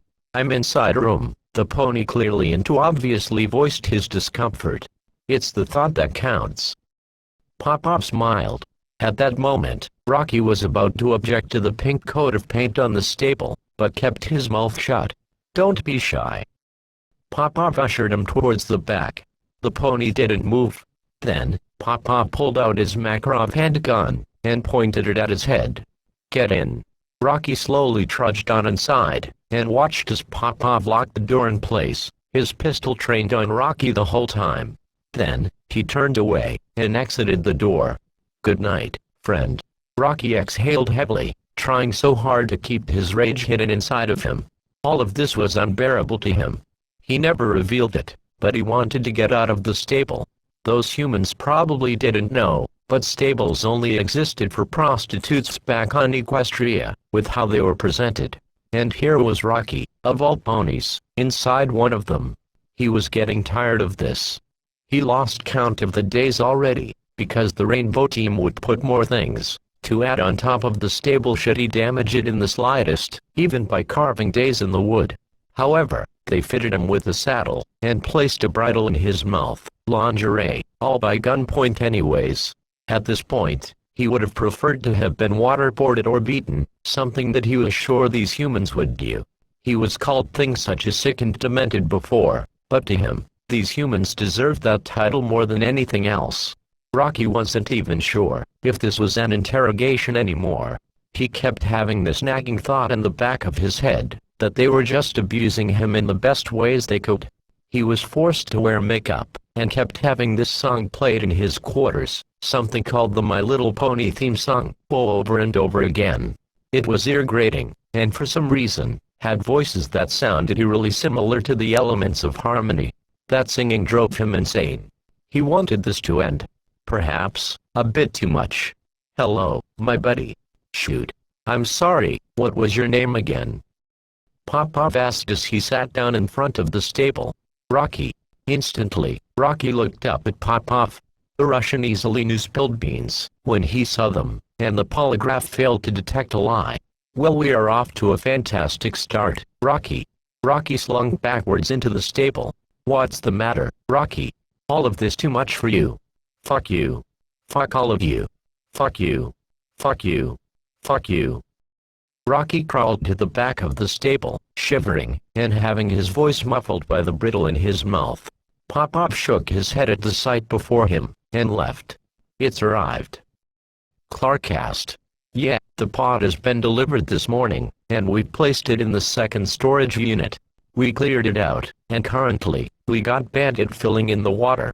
It should be ready for use in a few minutes. Ding replied, putting his tablet away. We should go get the prisoner. He really is a sight to see. Oh, I know. Clark nodded as he walked down towards the lower levels of the compound. One of the cells, the largest one, held Rocky inside of it. He just kept staring down at the floor as the men observed him behind the mirror. Wow, Popov. You've really done work. Ding took a closer look. I have. Recently, I managed to get a hold of who planned the mission. Shabir Assad. Wanted terrorist mastermind in the Middle East, ex-ISIS and Al-Qaeda. He was identified as one of those killed at the building in Afghanistan by two of your operators. Popov went off. That checks out. The photographs that Valkyrie and Blackbird took confirm plans of invasion using the portals. Clark scratched his chin. What else? Tells us that most of the weapons were from the IRA. How he would know that beats me, but that can be a clue that he knows far too much for the White Mask's own good. Popov chuckled. Think about it. All of this information would be useless to the ponies. But the White Masks never would have suspected that we would stop their plan in Equestria of all places, let alone catch a stallion. Clark nodded. He must be filled with so much secrets. Oh, and the chamber has arrived. We were planning on using it now. Popov turned around. I have done a lot here to break him. He's in a prime situation to be subjected to the sensory deprivation chamber. Maybe insert a bit of drugs into him afterwards, and we should be able to get what we need. Exactly. Let's get him out right now. Ding opened the door and unlocked the front of the stable. All right, let's get going, Buttercup. We're gonna take you somewhere where you can forget about all of this. Ding took rope that was attached to the bridle and tugged him along like some donkey. Rocky just kept having this blank stare in his face. He knew they were going to kill him now. To be honest, he was thankful for that. He was led blindfolded through the headquarters for a fairly long time. He knew that others were watching him, seeing what he was wearing, seeing how he had been locked up. Then, he heard a door open, and he was brought inside. They made him walk up to something. He couldn't tell what it was, until his blindfold was removed. Before him was some sort of white pod, completely smooth to the touch. Then, Clark pressed a button, and the pod opened up to reveal water inside, with an eerie blue light making the water glow inside. "What is this?" Rocky asked, a slip of the tongue. "You're going to take a bath. This is how our bathtubs look like here." Clark spoke up. Rocky hadn't cleaned himself in a very long time, he must have figured. He had no other choice, anyways. He climbed in, and got affixed with a specially designed breath mask with a tube attached to it. So drowning him in it as an execution seemed to be out of the picture. When he climbed in, he noticed that the water was salty. He laid back, and the water encased him everywhere, except for his face. "Get clean." Ding spoke as the door was lowered, trapping Rocky inside of the pod. In the initial closing of the pod, Rocky's heartbeat began to accelerate, and thumping was heard on the inside of the pod. "He's attempting to break out," Doc noted, who was at the controls of the machine, beginning accelerated sleep. Then, Rocky started to feel elated. It was a fall of what had happened earlier just seemed to disappear into an ether. The water felt soothing. His breathing slowed down. The machine didn't hum inside. The glow slowly died down in the interior, calming every muscle, and putting his mind to rest. "He's going to hibernate. We will give him 2 hours max, and we will bring him out," Doc stated as he worked the controls on his tablet. "Wow, his dopamine is off the charts." Rocky felt at ease through this.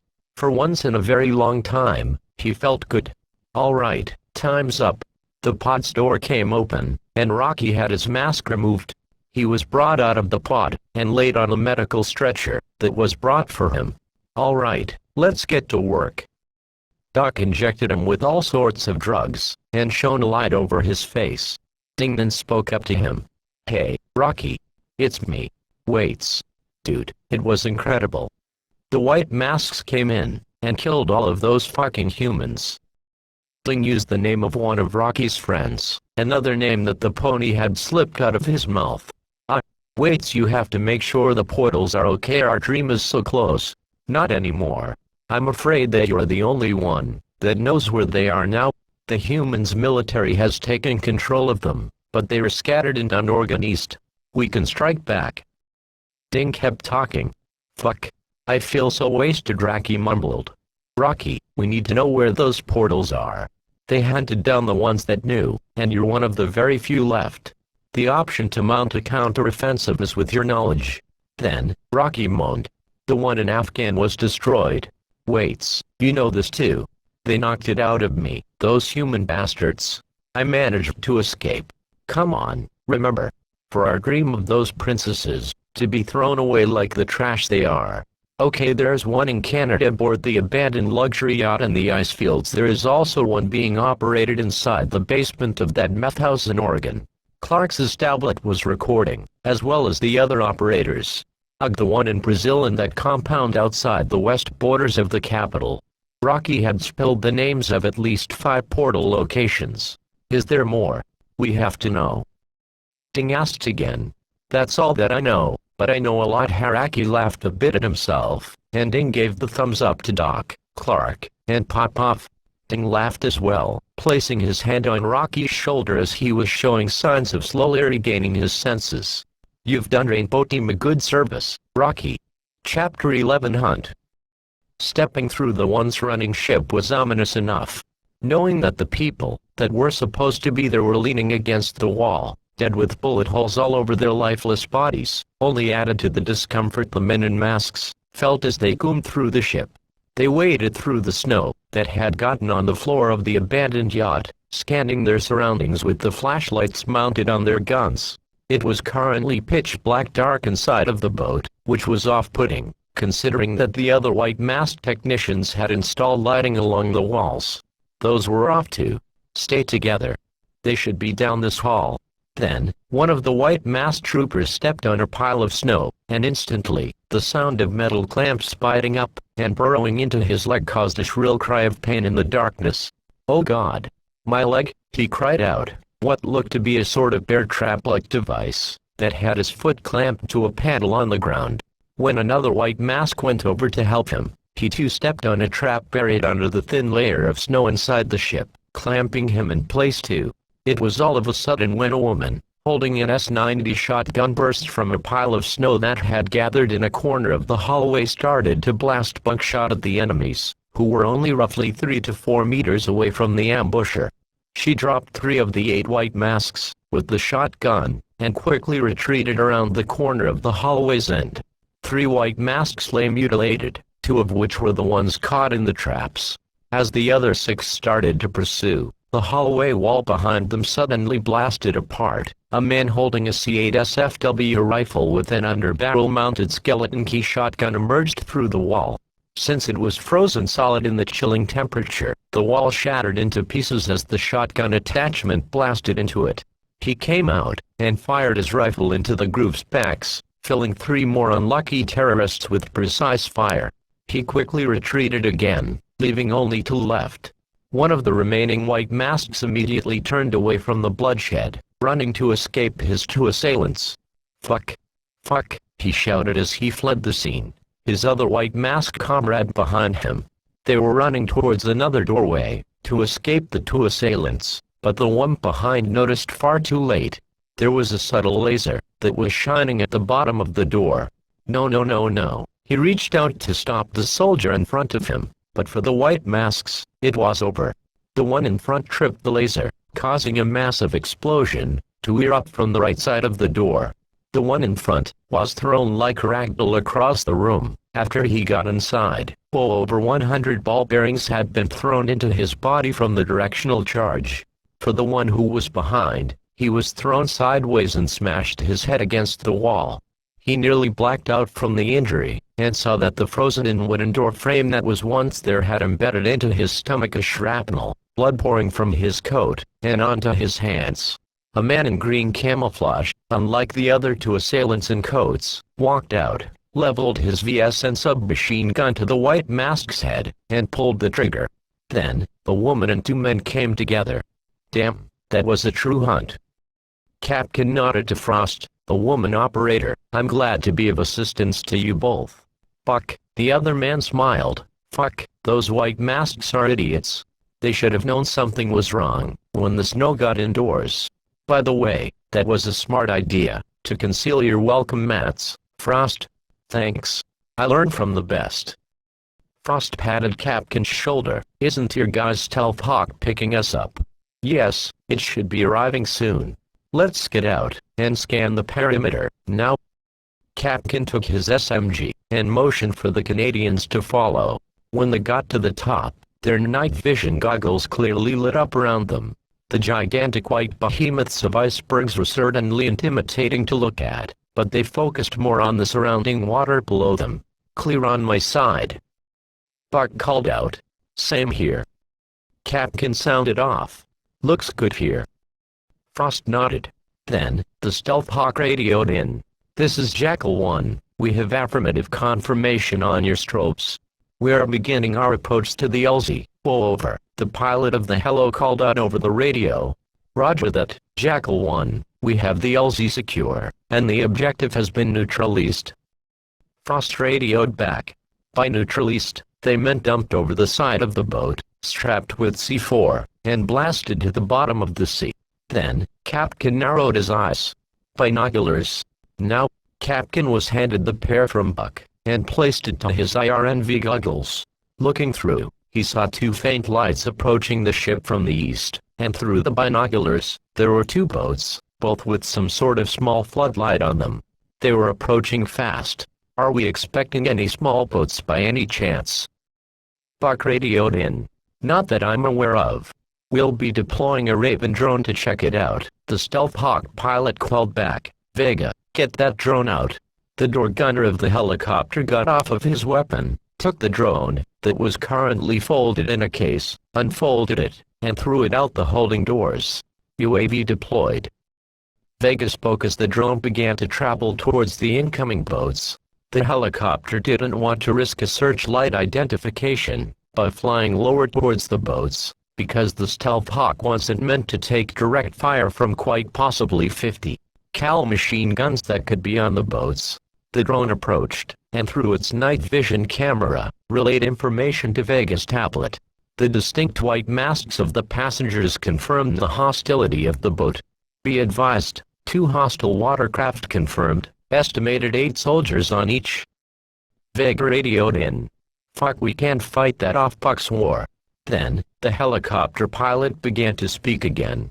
This is Jackal 1, we're fully loaded, and ready to engage any hostiles. The pilot gave the announcement after Vega flashed him the thumbs up, indicating that his M134 minigun was spooled up, and ready to fire. Roger that, Jackal 1. We got a plan. Get that helo behind an iceberg, and we will start to fire at the enemy at the top of the ship. Once we do, you are clear to engage the hostiles. Capkin and his team were already repositioning. Copy that. Changing position. The Stealth Hawk moved away, and flew over towards an iceberg, putting it in between the enemy boats and the helicopter. The floodlights from the boats shone onto the ship, and the operators all fired their guns.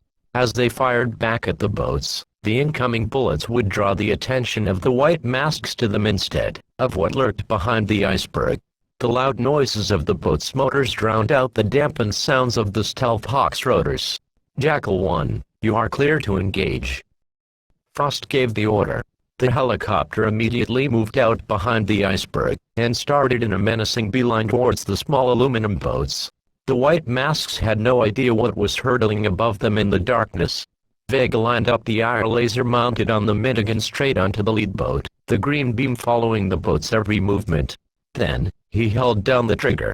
The minigun's 6 barrels immediately spun up, and started to spit out 7.62mm tracer ammunition at an astonishing 100 bullets every second, completely decimating the first boat in a 3-second burst, crumpling the aluminum like paper, and blasting the gas tank of the motor in a fiery display.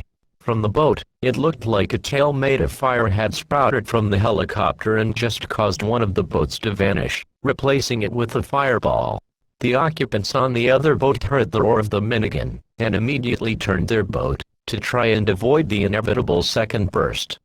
Vega simply aligned the laser ahead of the boat, and pressed the 2 buttons down, sending forth another decimating hail of bullets, letting the white masks simply run into the maelstrom of lead that rained from above. At once, the boat split apart into 2, now seeing that it had been made of gray painted wood. The splinters caught fire from the tracers, and the minigun stopped firing, the incessant buzzing noise ceasing. Vega smiled at the turreted gun, and patted it. Damn, screw the M60, I'm sticking with this one now. Breach.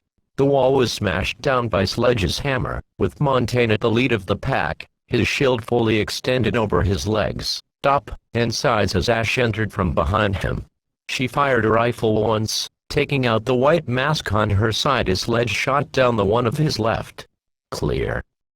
Montaigne called out as he moved into the hallway, a hail of gunfire pelting against his shield. He quickly retreated back in the room. Fuck. We're pinned down. Sledge cursed. No, we're not. Ash took her Specialist M120 Crem, or a compact rifle entry munition breaching grenade, and slid in a fresh round into the launcher. She immediately held it up, and aimed at the wall, that would take them away from the hallway. She fired the launcher, and the grenade stuck into the wall. A brief second was given for it to drill itself in, and blast the wall apart. This way. Ash motioned for the operators to hurry through the opened wall away from the killing zone in the hallway. Upon doing this, they entered into a shower room, and proceeded to flank their way through the many rooms of the meth house. Coming around behind the riflemen in the hallway, they shot them down onto the floor. Then, they approached the second floor of the building. Seeing a camera mounted on the wall light up, Sledge immediately shot the device. They know we're going up this way. Sledge shook his head. Other way around. Glass, what do you see out there? The sniper called over the radio. I see 2 on the second floor, both aiming where you once were. Still an unknown amount more. Roger, we're flanking again. Montaigne spoke again. Marking enemies with the drones. Rook called out as he was currently operating the drones that were inside the building with his controller, planting red dots all over the second story. The team came around to the second staircase, and stopped at the base. Sledge, you stay with me. Ash, get outside and breach from the east windows. Glass, sniper support on the west. And Rook, don't stop marking those enemies. Montaigne ordered. On it. Ash quickly exited out of the building, while the other two operators acknowledged as well. Once Ash rappelled up to the balcony of the second floor, she got her grenade launcher ready with another breaching round. Ready. Drones are marking. I have eyes. Montaigne looked back at Sledge. Breach. Sledge knocked the door straight off its hinges with his sledgehammer, allowing Montaigne to proceed, and Ash had blasted the window open with her breaching round. The red dots showed every enemy's location. Their gun sights tracked the dots as they slowly moved around the corner, putting a shot into the white masks' chests and heads, when they rounded each bend, clearing out the second floor in amazing time. Glass blasted one's head into a bloody pulp through the poorly maintained wooden wall of the house with his sniper rifle, and shot another one in the neck as he was moving away from the other three operators wreaking havoc in the house. Clear. Clear. Sledge and Ash called out at the same time as they rounded a corner, and met guns. The operators wasted no time running down to the basement where the only location for the portal's whereabouts were left. Sure enough, it was barricaded up through a hallway. Montaigne didn't have to say anything, and neither did Sledge. Ash had her launcher ready, and she fired. The wooden barricade was reduced to splinters as Montaigne's extendable shield deployed its armored panels to fully protect him, and whoever was behind.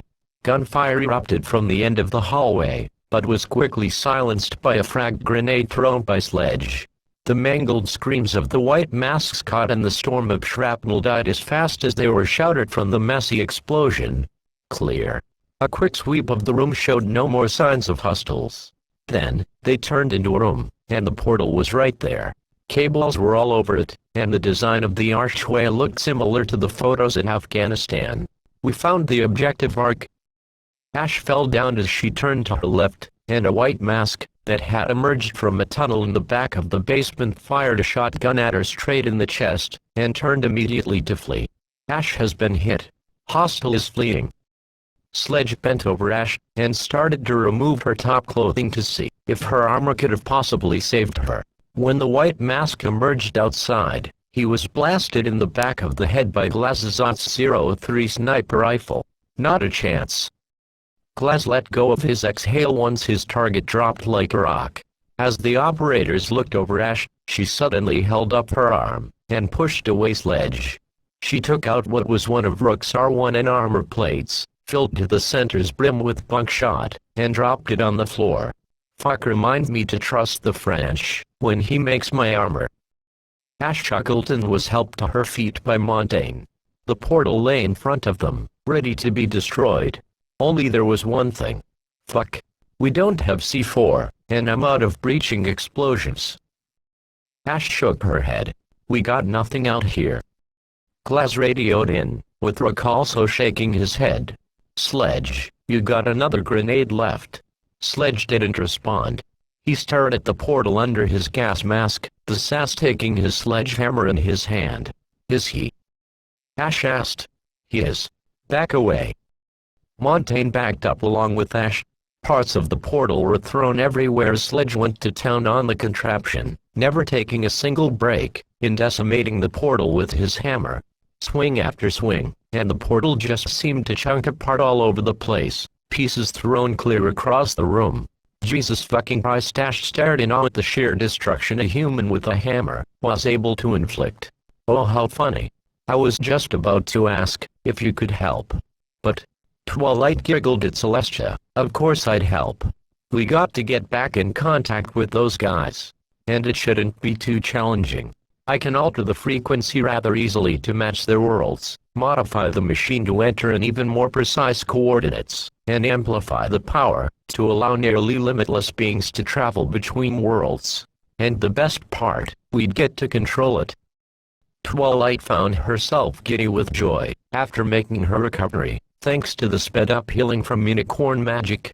Isn't science and magic amazing? Twilight beamed to her former mentor, earning a laugh from her too. All right, let's get to work on this portal. Celestia placed her hoof on Twilight's shoulder. Together. Chapter 12 Closing. It had now been a month after the two assaults that were made against the abandoned yacht in Canada and the meth house in Oregon. Both had been successful in dispatching the terrorists located at the sites, and in destroying the portals that had been built. Soon afterwards, the Rainbow team had sent their numerous operators to the other locations. One in Brazil, another in China, and another one located in the state of Wyoming. Every time they had arrived, the supposed structure that had been snapped photos of by satellites or drones had been burned to the ground, and sifting through the rubble by the operators, had found charred and destroyed pieces of metal, very similar in shape and composition of the gateways constructed by the White Masks. To Clark, it seemed that the White Masks suddenly realized that they were being hunted from both the world that they had made contact with, and the world where they originated. They must have feared either more of their scientists could have been captured and interrogated, revealing the other portals, or another military force stumbling upon them, revealing the technology to the numerous governments of Earth. To the White Masks, they feared that the countries could do far more destruction than they could over gaining the power of access to an alternate dimension, leaving no Earth to cause chaos in, and no world they could flee to. In that point, they had to have abandoned the project, and destroyed any remaining portals to keep the secrecy of the operation. The terrorists would either let themselves be hunted down due to a pony that had been captured, or risk spilling this secret to the government. Neither option was good, so they decided to abandon the whole project. This theory that Clark made was still a long ways off from being proven, but from the almost half-monthly attacks that the White Masks enacted, the past month and a half showed nothing happening in their name. Rocky was still being held in his cell inside of the Rainbow's headquarters, him now being freed from additional interrogation. He offered to tell everything he knew, as long as they would keep him safe from the White Masks. Apparently, the torment had turned him from ruthless and unrelenting fanatic to a pony, scared for his life. From the things he told, future attacks, how the White Masks said they would help him, and his stallions achieve his vision, and even how they managed to get the stallions out of prison. Apparently, they had actually been imprisoned for rather low-end crimes. Burglary, fights, and public disturbances. They had their bails paid by an unknown source, and were told to eventually meet at a certain spot in the ever-free forest. Once there, a human emerged, and offered a new life and a new country, under their ideals. Once they had agreed, the White Masks learned of what the stallions wanted. Collectively, they wanted a male-led civilization, with females being at the bottom of the barrel. After this, Rocky explained that the terrorists riled them up, exposing them to drugs, weapons training, and exercises. They supplied them with the guns, and went into hiding, with the human terrorists still committing their attacks, to draw attention away from a possible cross-world plot. Then, they were transported to all sorts of different locations, the White Masks disguising them as small horses, since they only chose stallions with a believable coat's color. Rocky's had been brown. They were transported, and then prepared for the assault once the portals were ready. When Pop-Pop questioned how the old and nearly forgotten program of the portals had been discovered by the White Masks, Rocky said he didn't have the answer to that. The polygraph had agreed with him, detecting no lies. Well, it was good to talk to you, Rocky. Pop-Pop nodded with Clark sitting next to him. Okay. Rocky could only muster up. They left, and then began speaking to each other. That really worries me. That intelligence is still out there about the portals, and someone's going to screw with it again. Pop-Pop shook his head. My country should have destroyed those records the first chance they got. Clark nodded. Some things will slip by. And thankfully, nothing on the internet exists about those machines. You've done a lot of good work keeping people silent about it in your KGB times. Pop-Pop chuckled. I'm a mixed bag. I'm nearly responsible for destroying civilization, but I've helped in saving the world twice. To be honest, that doesn't excuse for what I've done. Rainbow Six nodded. It really would have been something horrible that you nearly did. Thank God you went back on your actions, or those eco-terrorists 16 years ago would have actually succeeded in their biological attack. Now, you've saved the world from two things: unstoppable terrorism from another world as a staging base, and quite possibly World War III. Had any of these countries found out about the portals? Well, I guess we wait for those ponies to finish up modifying their own portal. Clark looked back at Popov. You really think they were trustworthy with that kind of technology? For our sake? Popov asked back. You've really only seen the bad of them. As far as I know, I've seen the good too. Their leaders, Celestia and Luna, are the actual fairy tale kind-hearted leaders that you'd want making the most important decisions. This time we needed to take control for a couple of days. The men continued to walk down the hallway, discussing more topics that eventually strayed from the ponies and back to the White Mask's possible plans in the future. All right, test number 27. Twilight pulled the lever, and the portal suddenly hummed to life once again. The brilliant multicolored energy formed from around the arch, drawing to the center of the mirror. The whining of the machine's restored power echoed through Canterlot as the 27th attempt to connect with the Rainbow Team was made. However, there was a reason they hadn't succeeded on the first try. Once the portal connected the bridge to both worlds, a massive plume of water erupted from the portal, blasting all over the floor of the testing room. Twilight was knocked clean off her hooves as the torrent of ocean water swept her away, but not before she quickly pulled the lever in the opposite direction, cutting off the portal's power. "Cat!" she yelped as the water smashed into her. Immediately, Celestia went over to her side and asked if she was alright. "Yeah, I'm fine. I guess I gotta work on those coordinates again. The machine's pretty stubborn with how precisely it can lock on." Twilight chuckled, and she looked over towards a fish flopping in the middle of the mess. "Oh, let me get that." Twilight's horn lit up, and all of the water suddenly reformed off of the floor, and into a massive sphere of water above her head, with the fish swimming inside of it. "I think it will do okay in the aquarium. Let me take care of that." Celestia smiled as she took the sphere of water and teleported off. "Well, let's try again. I've managed to actually get on the right world, but I just have to find the right location." She tried again, but only found herself in some sort of dark tunnel. The air inside seemed to feel extremely cold, but something else was coming into view. Two lights, both incredibly bright, and rapidly approaching. Twilight had no clue what it was until a horn blared from the incoming object. Painted yellow and white, and traveling at an incredible speed was what looked to be the front of a train.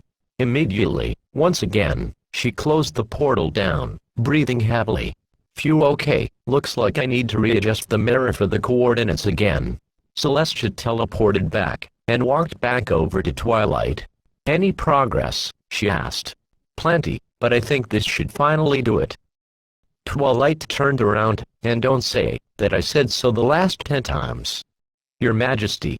Celestia chuckled at the red-faced Twilight, and patted her shoulder. "Let's try again." The mirror lit up for the 29th time, and the glow filled the room. Clark and Popov were just about to enter into Clark's office, when a massive swirling vortex of yellow, pink, and blue magic formed right in front of the doorway, just as Clark was about to unlock the door and enter. What the Popov stepped away from the energy, nearly putting his hand on his Makarov. Clark looked at the portal, and suddenly, a figure was seen on the other side. Two, to be precise, with one being shorter, and sporting a lavender color, while the other was as white as snow, and much taller. Then, they heard a voice as the image cleared up. "Clark." Celestia suddenly smiled and stamped her hoof with joy. "Celestia." Clark couldn't believe his eyes, and neither could Popov. "You got your portal working?" Popov pointed at them, a bit stupefied, and stating the obvious. "Yeah, it took a couple of months, but we never gave up until we got to you." Twilight gleefully explained, overcome with joy at a successful result. "So how are you all doing?" Celestia giggled again at her former student's behavior. "How has the stallion been doing?" "Well, we've gotten a lot out of him. He's been a great asset, even if we had to play our little dress-up to do so. Do not worry, we haven't harmed him physically." Popov nodded back, "and maybe not too much mentally." Celestia's eyebrow raised. "Well, I'll be the judge of that. Shall we take this stallion back now?" "Of course. The hallway is a bit confined, though." Clark looked back. "Don't worry. Since I've homed in on your location, I can direct the portal to another room. Twilight explained. Try the planning room. It's literally right below on the 3rd floor. Clark suggested. Got it. The portal vanished, and the two went to get their prisoner. Thatcher, this is Clark. Get all the operators here in the meeting room. Clark radioed in. Rocky was brought into the wide room. The tables and chairs had been moved aside. He was being escorted by Ash, and was brought up to the portal where a squad of royal guards awaited. He's all yours. Ash let him walk through the portal, and Rocky was immediately whisked away by the guards. 27 humans stood in the meeting room, 4 people in 5 groups, 2 and 2 more groups, 6 of them a different nationality, and Popoff, Clark, Ending stood in front of them all. When Celestia looked over all of the operators, she whistled in awe. What a sight. Then, she did something that gave a little surprise to the operators, and the 3 other men. I invite all of you to join me inside Canterlot Castle. I would like to thank all of these courageous individuals for the heroism they have presented not only to your own world, but especially to ours. Celestia graciously offered. Clark was taken aback. From the beginning, Rainbow Team operated as a blacker-than-black organization. Only a few souls knew of their existence, and as such, they were hardly ever directly congratulated for anything. Then, Clark looked back to all of the operators, who were all awaiting Rainbow Six's response. Clark turned back to Celestia. I think that would be great. It's time that we got ourselves a celebration for all the work each and every one of you have done. Clark smiled, a rare sight for the other operators. All the operators either smiled, nodded, or shouted their enthusiasm. And don't worry, we've amplified the power so all of you can cross over. Twilight beamed at the humans. All right, Rainbow Team. And Popoff. Let's go. Not one operator could stop gawking at how high they were up. It was literally a castle built onto the side of an enormous mountain. The architecture seemed hundreds of years advanced for this feat to be accomplished. Oh my god. I would give up my entire life savings to come back here. IQ stared at the massive view. I wish I brought my easel. I have to paint. Glaz looked at the marble sculptures that were around the castle. Beats the outpost. Ivanbach whistled as he once again looked out over the mountain. Clark was currently speaking to Celestia and Luna. This is all amazing. Every ounce of it. How did you manage to get this done? Clark asked Celestia and Luna. They both replied at the same time, magic. All 3 shared a laugh as the team followed close behind, each of them either chatting amongst themselves, or bombarding Twilight with questions. Oddly enough, Tachanka asked the most, and were very specific. Your guards only use spears and shields around here. Tachanka asked. Well, I don't know too much about that, but the armory does have crossbows and swords. They end up going around with spears when they are on guard duty, she answered to the best of her abilities. Come on Tatch, give her a break. Soon, you'll ask if she's single the way you keep pressing yapping with her. Ash chuckled at the Russian. Let him talk, if he wants to. Twilight seems to be having a good time. Mute patted Tachanka's shoulder. Funny coming from you of all people. Rook chuckled from the side.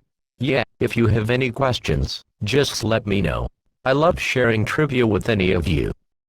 Twilight giggled and kept walking alongside the operators. So about this place called Saddle Arabia. Blackbird, the ex-Navy SEAL, spoke up. Then, Celestia turned around to face the entire group. All right, I'd like to treat you to a royal dinner. My treat. I'm sure that you'll love our selection of yes. Celestia pointed to a hand that was raised from Sledge. Do you eat meat? Sledge asked.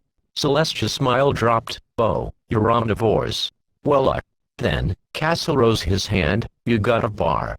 We already ate pretty recently, and we'd love to try what kind of drinks you got here. Oh, we don't have a bar in Canterlot. The only tavern had recently burned down from an accidental fire. Celeste rubbed the back of her head. Then, Twilight walked up. Actually, I think I might know a place. Flying in a horse-drawn carriage, in midair. How is this not a damn dream? Ash chuckled as she kicked her legs up inside. How do they even do this? Thermite looked out the window at the Pegasus guards that were pulling the carriage through the air. Inside another carriage, Bandit had the window open, and was sticking his head out. "Holy shit guys. This is fucking crazy," he said, looking down at the moving ground. "You're telling me. This is amazing." Blitz looked out of his own window. The carriages soon found their way heading over towards a barn, surrounded by acres of apple trees. "A barn? What is this, Iowa?" Castle chuckled, ignoring Ash's remark about her just being there. "Huh. Reminds me of my parents' farm. Glad I got out of there."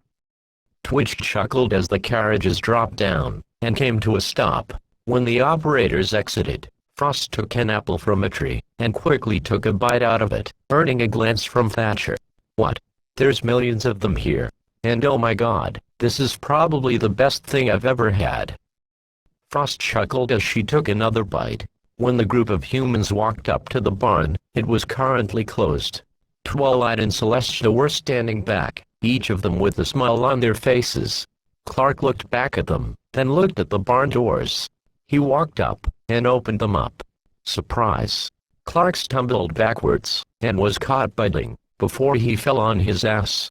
The other operators either had their eyes widened for a sec, jumped back, or laughing and saying, "You have to be kidding me." Inside were Twilight's 6 other friends, and Spike, each of them holding up a banner proudly saying, "Rainbow Team welcome to Equestria and saving Twilight, Starlight, and Spick. We ran out of space." Pinky nervously smiled, "But this is your Rainbow Team welcome to Equestria and saving Twilight, Starlight, and Spike and looking cool while doing it party." Rainbow Dash smiled and rolled her eyes, "Just saying, we could have kept it simple at Rainbow Team party." Then, the operators noticed kegs on their sides with spigots in them. Next to them were wooden mugs. "Is that rum?" Thatcher asked. "Not really, Sugar Cube. That's apple family cider. And I'll guarantee that it'll be the best thing you'll ever drink," Applejack proudly stated. Then, Glaz stepped forward. "I'll see about that." He filled the mug 1/4 full, swished the liquid inside a bit, smelled it, looked down into the cup. "Oh my god, just drink it." Valkyrie threw up her arms. Glaz took a sip of the cider. He took another sip to be sure. He swallowed what was left. He filled up the mug halfway, and chugged down the rest of the cider. "So how is it?" Ding chuckled. Glaz turned back to the team. "This is the best thing I have ever drank." The party had kicked off a good 15 minutes ago, and already, the operators were all doing various things, grouping up together, and conversing with Twilight, Celestia, Luna, and all of her friends. "Are you kidding me? I love animals. I have 2 dogs and a cat back at home." Montaigne looked at Fluttershy's bunny, Angel. "Oh, they must really be so happy to live with you. And what about you, Angel? Are you going to say hi as well?" Fluttershy smiled down at a rabbit, who held up one of his individual paws. "I've been drinking a lot. That bunny just flipped us the bird." Twitch pointed at the rabbit. "The bird." Fluttershy rose her brow. Meanwhile, there was chanting and cheering going on as Valkyrie and Tachanka were arm wrestling each other. Rainbow Dash was at the head of the chanting, pumping her hooves in the air. Suddenly, Valkyrie slammed Tachanka's arm down on the table, and suddenly got up from the seat. "Yeah, that's right. Beaten by a bitch. Fucking suck it." Valkyrie looked around. "Who's next?" Then, Rainbow Dash got on the opposing seat. "Bring it on, sister," she cockily smiled. "Oh, well, if you insist." Valkyrie chuckled and wrapped her fingers around Dash's hoof. "I'll go easy on you the first round." Thump. Rainbow Dash had slapped her arm down against itself, taking the victory. "Oh boy, you shouldn't have done that." Pulse pursed his lips as Valkyrie rolled up her sleeve. "All right. Got me while my guard was down. Ain't gonna happen again." As the 2 arm wrestled, Applejack chuckled as the other Russians, Glaz, Fuse, and Capkin kept downing the cider, as well as the other Americans, Thermite, Ash, and Castle. "Wow, you must really like my family's cider. Hey, when y'all head back home, take a keg or 2. On the house air barn." Applejack nodded to them. "Really? My god, that would be awesome." Ash finished another mug and quickly poured herself another one. Hey, don't get too fucked up. Thatcher called from the table, where he was sitting with Clark, Ting, and Popoff. Let them have some fun. We deserve it. Right, Mr. C? Ting patted Clark's shoulder. Yeah. Hey, I'll get you guys some more drinks. Clark was about to get up, then Popoff stopped him. Let me. He got up, filled up 4 mugs, then brought them back to the table. When he got back, he took a flask of vodka, and poured a bit into the cider. I should start a new brand. Clark chuckled. You'll get sued. Not in Russia, old friend. Popoff smiled. Each of them ended cheers with their mugs, and drank. Meanwhile, Rarity had struck up a conversation with Glass as he moved away from the bar. So you're an artist? She asked with great interest. I dabble. But my job application comes off a sniper, he laughed. I'd love to see your artwork someday. If we meet again, give me one of your pieces. I'm sure it would be fantastic. Rarity nodded. Then, Twilight came over, having fun. We sure are. Oh, I think Pinkie Pie needs you. Rarity saw Pinkie Pie on top of Valkyrie, who was on all fours with the saddle on her back, and Pinkie on top of her with the cowboy hat. Yeehaw, she giggled as she threw the hat in the air. See what happens when you try to take on the champ. Rainbow Dash chuckled in her face. Be a bit smarter when making your bets. Then, music started playing from a phonograph. The Western-style tunes got Mute to get up from his seat and walk over to IQ. Wanna dance? IQ chuckled and got up, taking his hand. They began to do a sort of slightly drunken, but mostly horrible square-style dance to the music, earning groans from the Americans. Oh my fucking god, Blackbird put his hand to his forehead. Leave it up to a German and Brit to fuck this up. Pinkie excitedly joined them, as did Applejack. Twitch was drunk enough not to care about dancing with Pinkie Pie, and Jodger shrugged, dancing with Applejack. Pow! Blitz's P-250 went off. The apple that was sitting on the fence bursted into chunks. Boom! Even with a shield. Blitz was holding a keg in his other hand, to put more weight in front of him, that he had to carry. It was later in the evening, and the operators were now sobering up, or drinking lightly. Thermite got up, took his M1911, and blasted another apple to pieces after quickly drawing his pistol, and blowing the gun smoke after he shot. Easy. Then, another pistol shot was fired, and an apple, that was set up at twice the distance exploded, the bullet coming from Glass's GSH-18 handgun. Still a sniper with the sidearm. All the while, Starlight was talking to Twilight. They are really amazing, aren't they? These soldiers that saved us act like us afterwards. They just want to have some fun and downtime after all of their hard work.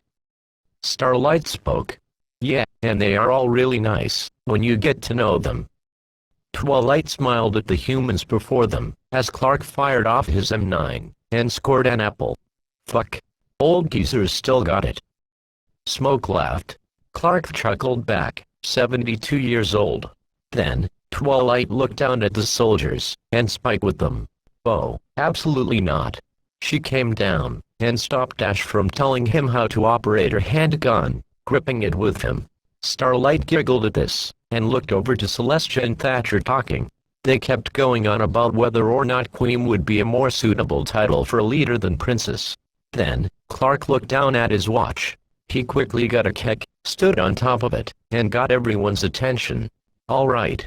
All of you, you have done absolutely amazing work. You have shown the best of your abilities in what has probably been our most daring mission yet.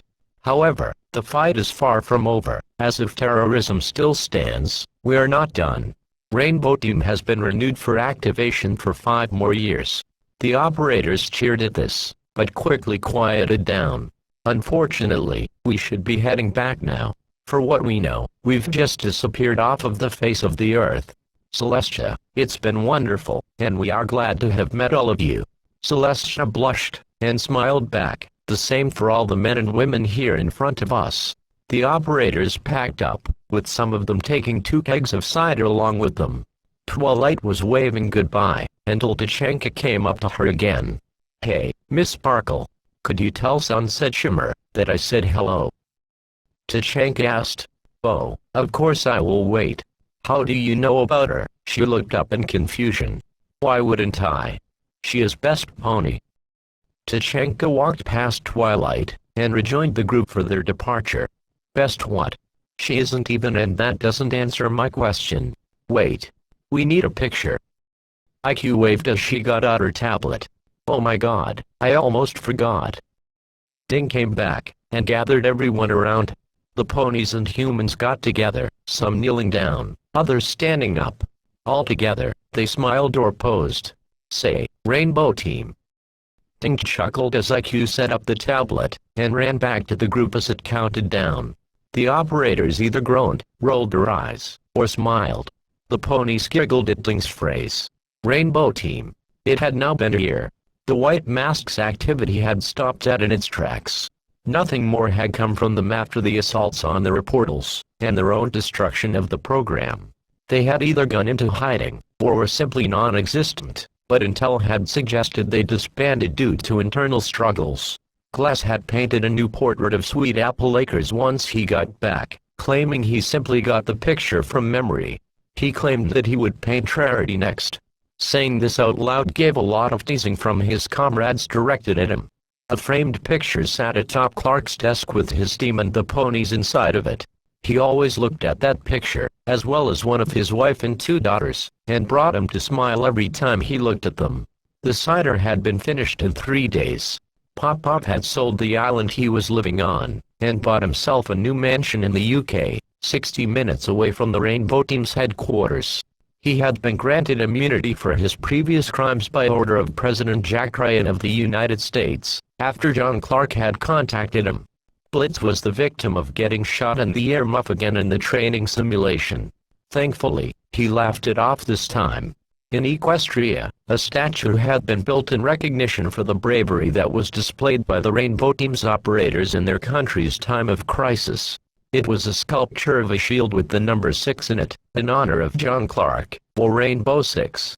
A plaque was implanted at the statue's base that read, Equestria is beyond thankful for the heroism displayed by those humans that have helped save Twilight Sparkle, Starlight Glimmer, and Spike the Dragon.